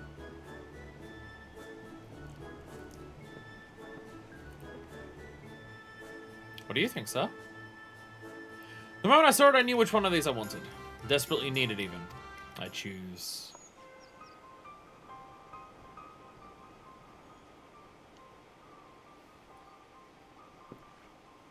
this one!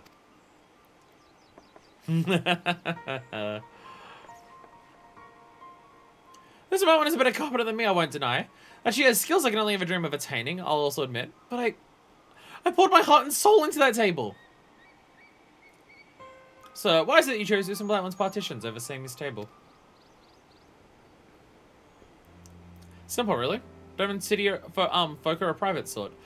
But they would appreciate the way these wooden barriers would hide them from the side, from sight as they ate. Young table is magnificent, a work of art even. However, it doesn't feel the needs of my customers like these partitions do. Same time it took to carve the intricate detailings on this table would have been better spent interviewing the local citizens. Which, like, this is the third time I've had to tell you. Sammy, listen to what people are saying! It's blast here again. It's blast here again. Sammy, do you understand now why it is you lost? You're so focused on demonstrating your own skill that you disregard the needs of the client. Like, for the third time now. For about the third time now. The Black One, on the other hand, spoke of the residents of this village, which inspired her to create these partitions. A part that places the customer's needs above all else.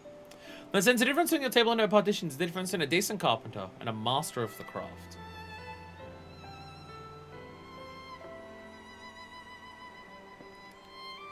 That said, this is where your journey ends. I expect to see you both of you back in Gridania shortly after I return. It can't be. But something must be and hasn't given up on me. What am I to do? Is your friend alright? I cannot come to understand what any of that was about. I'd like to thank you for your wonderful contribution. It is sure to suit my restaurant perfectly.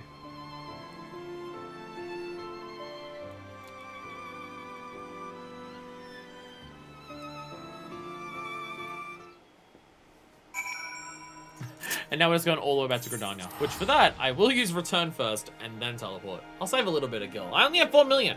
I gotta save some of that gil. I might need that 4 million gil. I should be relatively approaching a point where I don't need as much money as I've usually been walking as I've needed. I'm gonna have some walking around change in case I see a bit of gleam that's nice and crafted and I can go buy it from the market board.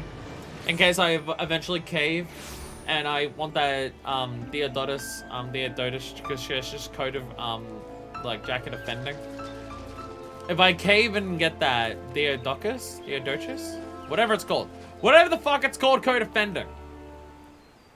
If I cave and buy that for Paladin, then I might need the 4 million gil. Especially considering it's like very recent crafted gear, so I think people are buying it for raids and shit. It might cost a pretty penny for the time being. But if I cave and buy that, I might need that 4 million gil. Tim must have beaten. Thank the matron you've returned. The drawers of this desk you made for me are broken. Is there a chance they can be fixed? Shall I see what can be done? Well, I can either send it to someone who has cherished one of my creations as you have. Tim must have beaten, sir, my son. He's been accepting the order of the Twin Adder. Celebrate, I'd like to have you craft him a fine spear. Order of the Twin Adder. That's quite the accomplishment. Very well, I shall make him one that'll see him through all his battles. Wait, sir, come back. Oh, I was at across the room, I suppose I'll have to wait. Should have known getting the finest carpenter in all Gridania make something for you wasn't going to be an easy task. Hey there, Chipper Chap. Excuse me, if you don't mind my asking, why is it that all of you like Timber Master Beaten so much? When you ask him to make something, he creates an item for you and you alone. How many times do we have to beat this into your head, Sammy? Make something for that person alone. Thinking back, that's how I first got into carpentry. I was born to a family poorer than dirt. One where we couldn't afford to purchase even the most basic of furniture. My mother raised us by herself, working from dawn till dusk, that my sisters and I wouldn't get a bit hungry every night. As a result, she pushed herself too hard one day. The pain in her back became too much to bear. Sick and suffering drove me to make her an armchair, which she would rest from time to time. It was all the young me could think to do. When the finished product creaked and buckled under her weight, not for a single moment as I was making it did I lose sight of the fact that I was doing it all for her.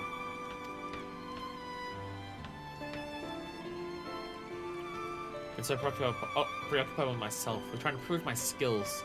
As somewhere along the way, I forgot the most important thing. It's never too late to remember and begin anew. Ow, my throat. Sammy, the key to harnessing your own potential is to recognize what's holding you back. From here, you can only grow. She's very stunned. Yes, sir. You're absolutely right. There is still hope for me. So, Bowen, thank you for supporting me until now. It's not because of you that I have come this far. But it goes far to say that great adventure together has made me feel as though I've been born again. Looking forward to exploring the world of carpentry once more. Fun. She's not the only one who owes you a debt of gratitude. I'm skilled at working with wood. I'm not nearly so adept at dealing with people and their problems. You've helped me in ways I could not. You're part of the reason I have such high hopes for the girl. With a mentor like you to look up to, she'll no doubt flourish. As well, I ask that you speak with her one last time before you leave.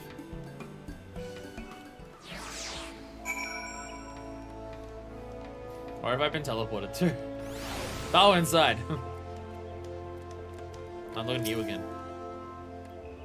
Stumbled across the street, the secret to becoming a true craftsman. Well, she may be a seed now, shall not be long until she begins to bud. Look forward to seeing just how she blossoms. I do like that for so many of the questlines. The secret to why your character is so good at crafting. Like, obviously, your character is, like, just naturally adept at picking up a lot of skills because, well, you're a fucking warrior of light and you're good at everything and you're perfect. But the secret to your ability for so many of the crafting questlines is the ability to focus on what people want and satisfy their particular needs.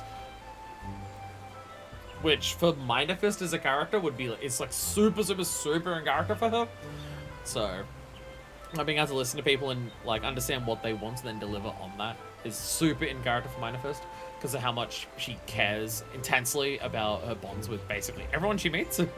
So, it makes sense. It makes a lot of sense for her that it's like, she may not actually have, like, as much of a skill as some other people when it comes to some of the crafting jobs, but a dedication to paying attention to people's needs and desires and stuff is a big part of it. Mr. Bowen, you'll be happy that Tim Master Beaten has finally deemed my work good enough to begin taking on some of my own clients. Isn't this so exciting? Not say I'll forget about my studies or the guild's troubles, however. Between commissions, I'll be spending my time practicing how to make oriental furniture. Though I can retain all that I learned from our trips to Kugane and Namai. But that's not all! I'll be keeping the people we met there in mind. They'll help me remember that I'm making this furniture not for myself, but for those around me. You'll see, Mr. Mother. I'm gonna work so hard that one day I'll be as good as you. Not even the final quest for this. A lot of parts of this felt like it was the final bit, but we're gonna have one last moment for her to prove herself. Tea party rules! Sammy is desperately trying to catch your attention. Mr. Bowman, there you are! It's been a wonder when you'd show up. I've been standing here and I haven't left. Tim Master says he has some clients he wants to introduce us to us. Well, don't just stand there, let's go! What's up?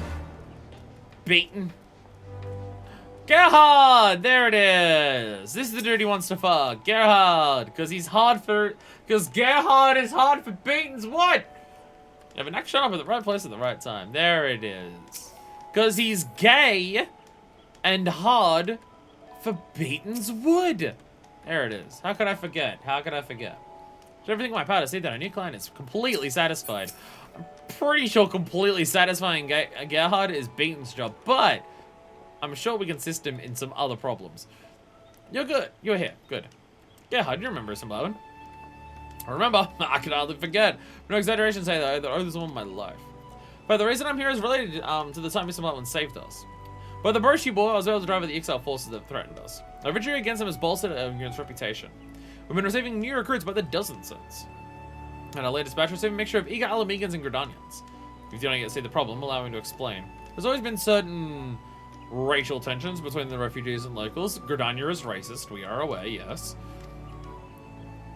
I thought holding a tea party might ease the unease between them. Yes! Once again, we can make people not be racist over food. Let's fucking go.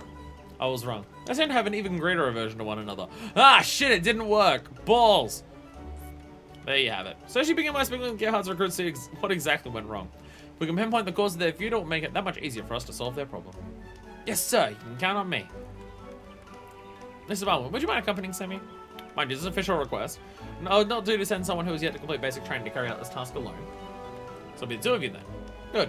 No matter most of your recruits will be found at and around the Adder's Nest. You should have no trouble finding them. Once you have finished, see that you report back to me. Yes, sir. Seems you got yourself quite the new recruit there, B. Jealousy does not become you, my friends. And they were friends. History will say that they were great friends. Who frequently topped each other.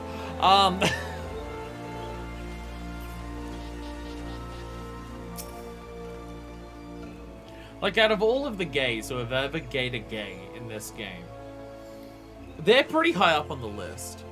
They're pretty high up. I'm trying to think. Who have been the gayest bitches in this game so far? Because Gerhard and Beaton are pretty fucking high up there. They're pretty fucking high up there. Those Sanson and Guidalot are also pretty high up there. Oh my god, I'm an idiot. Sid and Nero. Sorry. The answer is an obvious one, and it's Sid and Nero. It's not a fair competition, because Nero is involved. Sid and Nero is the winners, obviously. Oh, like, there's a lot of reasons to be excited for Omega. Seeing the follow-up to us letting slip the Allagan Hound is exciting. That's exciting. The storyline for the raid, that's exciting. Raids so far have been some of the best parts of the game. Alliance and 8-Man alike. The music, oh god, the music. Fuck yeah, let's go. Raid fights in Alexander are pretty damn good. And apparently, starting with Omega, they get rid of like the 2-second dungeon that exists before all of them, which is fucking pog as shit. You know what? You know why we're so excited for Omega though? It's to see how fucking divorced Sid and Nero can act towards one another. You talk with the captain, he's here to speak with me. Now I wanted to ask why you're so racist. Why don't we like them? Well, it's obvious, isn't it? We're racist. Every time we try to reach out to them, how are we repaid? With hostility. That Tea Party Captain Gerhard arranged for us example. We intended hoping to turn over a new leaf, but the moment that we called them uncivilized savages, they got uppity at us. No, but clearly came for different reasons entirely, because the moment we sat down, they served us a Lamegan tea. So they've gone from receiving their culture to openly spurning it. My apologies, but let's leave it at that. Let's anger get the best of me. We wish to know more, however, perhaps you should try speaking with the Alamegan recruits. I asked an Alamegan for tea, and that motherfucker brought Alamegan tea! Sometimes we wanted to fight, we're on the same side, for God's sakes. Sadly, they don't seem to realize that. Yeah, sure, bro. Sure, bro. Whereabouts in Ongredano? Okay, come on. Sure, bro. Nah, Sammy's actually here. They want me to walk this way. My new motto is live, love, and craft She's so class. She's so fucking close to being a white woman, Jesus Christ. And craft to fill the needs of others. Now, forget any lessons I've learned while in the Far East. That's what we need to do.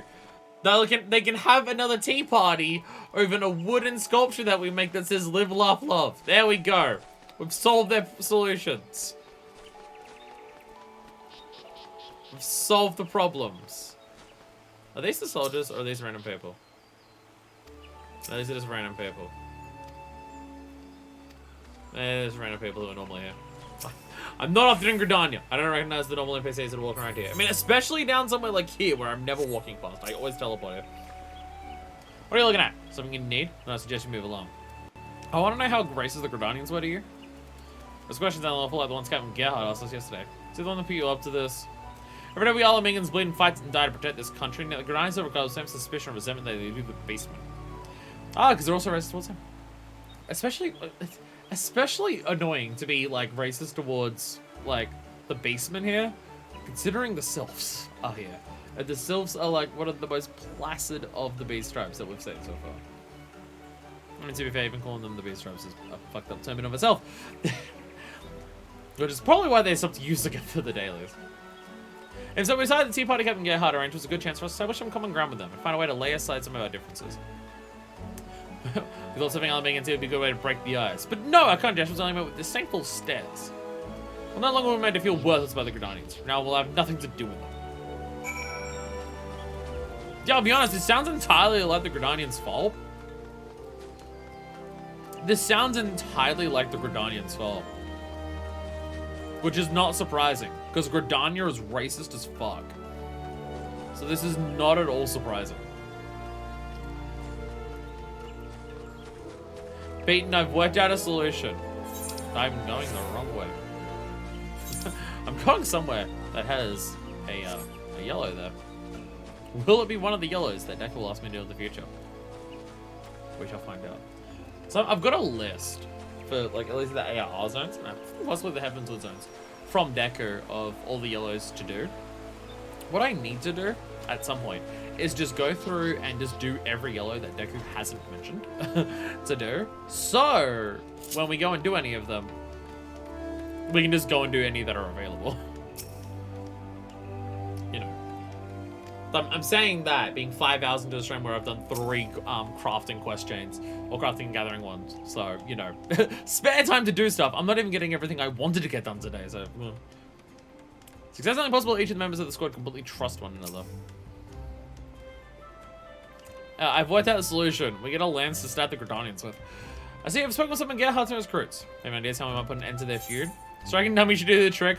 Forest and Style Tea Party should end the bickering. A matching set of furniture should bring them together.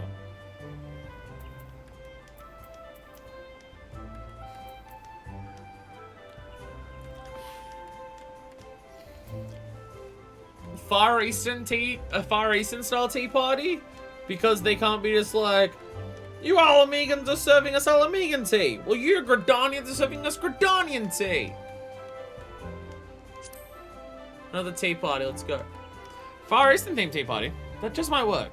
No one feels as though they're being snubbed in an interesting setting, but even provide them with a topic of conversation. Your goal tea house bench is a good guy, do you not? Very good. I suggest you craft one. Clearly, this is the solution. How do we fix racism? How do we fix racism? Turn everyone into weebs. And then they can culturally appropriate Japanese culture. And then they can bond over being weebs. This is the solution. A folding bench commonly found in Far Eastern tea houses. Complete with paper parasol to shield tea drinkers from the elements. Can you shield them from the elementals here? Because the Gridanians specifically will need that here. The Gridanians specifically will need protecting from the elementals here, given what they're like.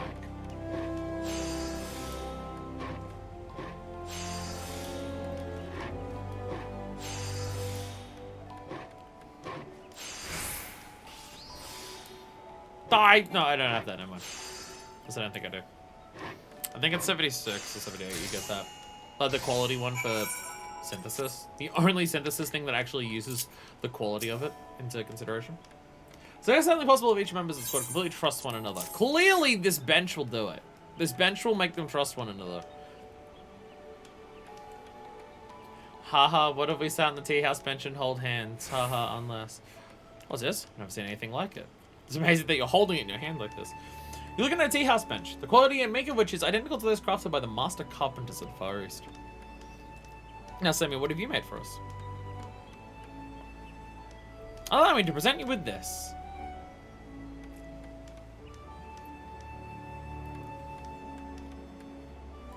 This is the same thing as mine if it's crafted. Why did you decide upon a tea house bench? I was speaking with the initiates. Some of both sides had attended the tea party happen to reconcile their differences.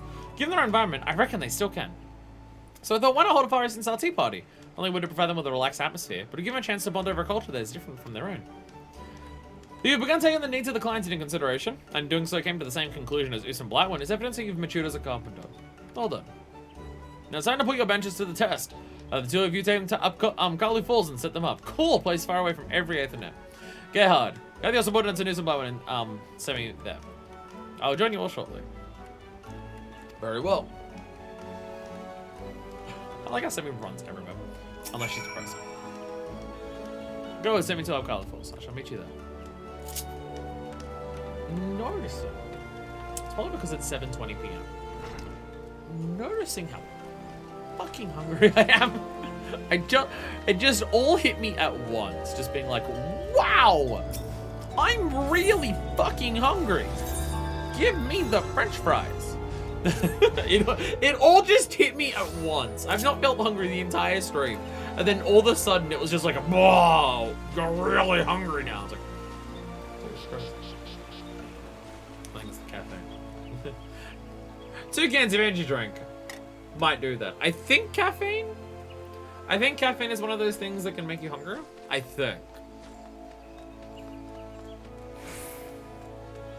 think caffeine can do that, where it like increases your like hunger. My brain is saying so. Or my brain is saying that anytime that I have an energy drink and then I desire to just down 3,000 calories of something as an excuse of, it's because I ate that, clearly. I was in a tea party somewhere when. Isn't it so exciting? Tea party. Tea party. Don't go back at like 10 years and say that, because you sound like you're chanting for something very different.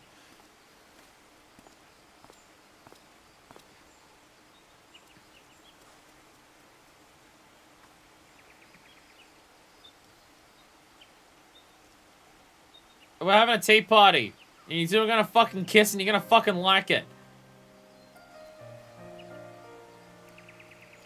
Welcome, everyone. Well, I know our last tea party was no means a rousing success. I appreciate how willing most of you were to give this idea a second chance. Most of you? Bro, there are 2 people here. Unless that is most of them. To be fair, that could be most of them. Might be like 3 dudes. It seems some of you felt that certain cultures were disrespected at our last get-together. For that, I apologize. Regardless of where you are from, I value and respect every one of you. As you should each other. We are brothers and sisters in arms. Family, if you will. Hope this gathering the craftsmen and the carpenters guild helped me organize will allow you to realize that. Now for the fun part. How do y'all feel about matcha? I need a proper tea cooking thing, I know. I like tea. I like tea. I hate coffee, but I like tea. But I love matcha tea. But I don't have any like good way of making matcha tea. I need something that can help me make matcha tea. Oh, they even got the dongo! They even got the dongo! I don't know who made that, but nice. Unless it comes with the bench and it's made out of wood. What do you think, everyone? Before you success replica of a tea house in Kugano. There's a pipe box. There's no pipe. Pipe. He has the second Corone reference I've made in this questline. Kugane. As in the Far Eastern port city? I suppose these decorations do have a certain exotic charm. Kagane's our tea party, huh? Everything looks so elegant. This furniture is almost as beautiful as those found here in Gridania. Carpentry is culture, and culture is ever present in our lives.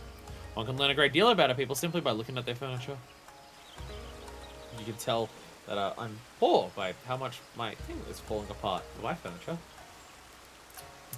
Sitting here upon these benches made me realize that you were just like me, trying to make it. There are many magnificent things in this vast world. I know, remindedness, I nearly missed out on them. We're taking time to learn more about you and where you are from. We eat meals together, we fight together. Yeah, because of our reluctance to speak with you, we know almost nothing about you. For that, we are sorry. Bro, we made people bond over hot pot before, and now we're making people bond over a bench. Let's go. No, it is we who must apologize. When it's continuing Gridania to be a second home, there's a lot about your culture that we've yet to fully grasp. Like your racist fairies. What the fuck's up with that? Ha ha ha ha.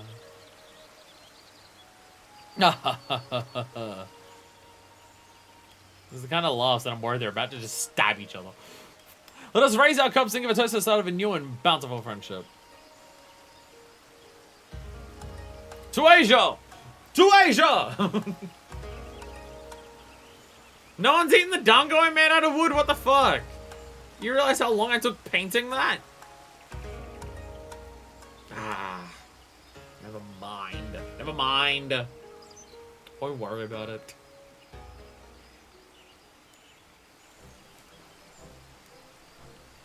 Have you all been enjoying yourselves? Yes, it's been a long time since I talked so much or laughed so hard. But we had absolutely nothing in common, but I was mistaken. Indeed, the more we speak, the more I come to realize how alike we are. Glad to finally found a way to put our differences aside. Good. Remember, on the battlefield, it matters not where you're from or where you were raised. I think you survive. For that, you will need to rely on each other. Never forget that. Yay. And once again, the healing power of food and tea and benches has helped defeat racism. Yeah, let's go. Let's fucking go. We did it. There's Amy. I'm relieved the party went so well. Well, tea was a smidge too hot for my liking. The cakes were so delicious. Thank you. I'm saying someone appreciated how I made them out of wood. Someone appreciates my effort. Well done, the both of you. While fulfilling the client's needs with great finesse is something I've come to expect the best of life. You surprised me, Sammy. They have the same idea as one of our guild's best artisans, proves you're one step closer to becoming a full-fledged carpenter. So don't have a mistake that to mean the items two of you crafted of a comparable quality. I haven't seen the untrained eye one is far superior to the other. Ouch! Beaten still being hard and firm on everyone. Quality, however, is not everything. Your client has walked away feeling completely satisfied, and that is a tremendous accomplishment. Sammy, if you continue to work hard, perhaps someday he'll come to be as good as his talented woman beside you. Thank you, sir. I should remember this moment and continue earning my skills so they might one day rival his employments. Kinda forgot! Maybe so well, also, what has become of our guild? Will we recover from debt anytime soon? I beg your pardon? What debt? Oh, it was all bullshit the entire time! The entire time, this whole worry was bullshit. Oh my god. What debt? So will continue to receive commissions in the order of the Twin Adder. We need not want for capital. I'm so not for the guild. Why were you working yourself so hard? You don't even stop to take meals. Yes, I was suddenly overcome by desperate need to reconnect with the wood. So achieve this man living as though a tree would, taking in only sunlight and water. I really need to stop jumping to conclusions. Honestly, Bloodman, please tell me to thank you once again. Baton, please. It was a misunderstanding on my part that led us to the Far East. I couldn't be happier with the result. I'll be eternally grateful to you to seeing me through this journey, and for all you have taught me. Though this particular adventure may be over, I have no doubts we'll embark upon another together in the near future. I don't know about that. Job quests don't exist in the future for this, from my understanding. Unless the role quest brings us here. Until then, I shall continue to practice some more. When you next see me, I may nearly be as good as you. Ha!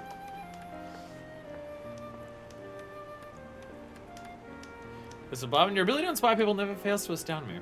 There's no small part thanks to you that Simi has grown so much, as much as she has. Your talent and the love you hold for your craft is a rarity even among the elites. I will continue to use both to serve men and women all across the hills here. Oh. Oh. Bye. And there she goes running off again. Yay! And a bunch of material. Yay!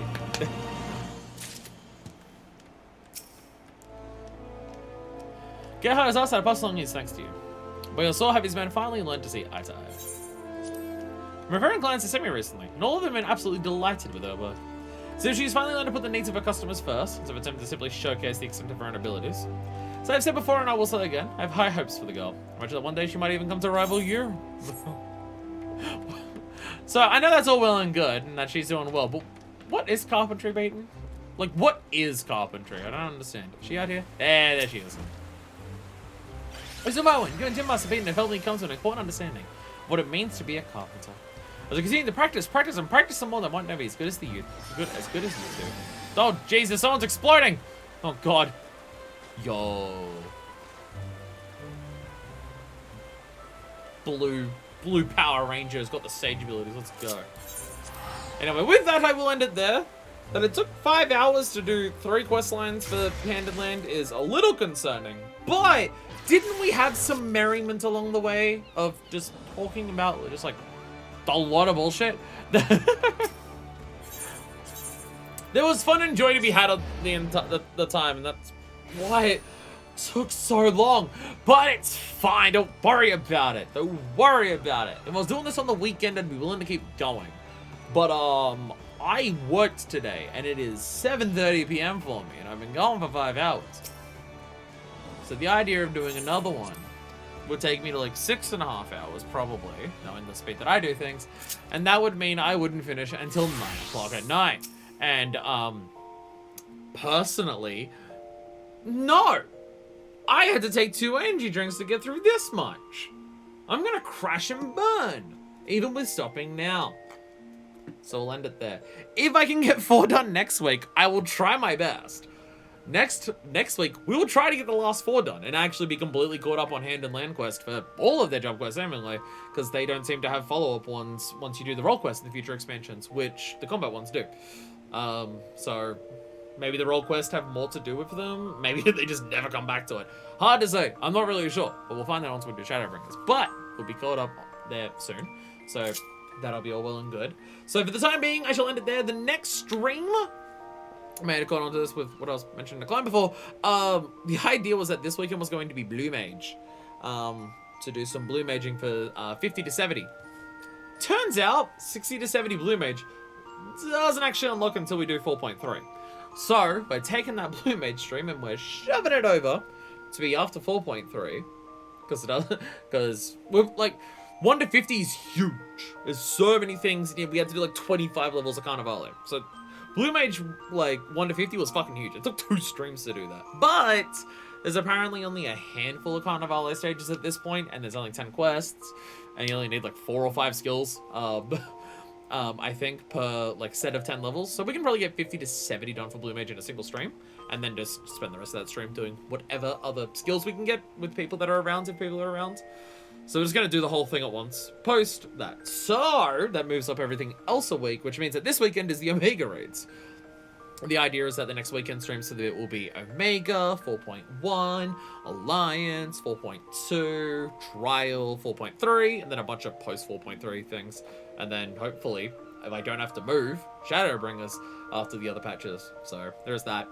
There's still a bunch of other interstitial midweek streams of like the last of the Hand and Land stuff, some sightseeing looks to do, triple triad, probably catch up on a bunch of the yellows, and various other things as well. So there's still a lot to go. There is still a hell of a lot of streams to go before we actually finish Stormblood. But this weekend we do Omega, which is one of the huge ones, and then the week after that we move on to the patches, which in terms of time, in terms of physical amount of days passed in life, it's probably the soonest of getting between the end of an expansion and into the patches. But that's because we've been streaming twice a week, and we're putting a lot of other streams in between the patches. But it's fine, don't worry about it. Anyway, I am out of here. I will see you all next time for Omega, which I'm very excited, because goddamn, Alexander fucking ruled. So until then, this is version 2, signing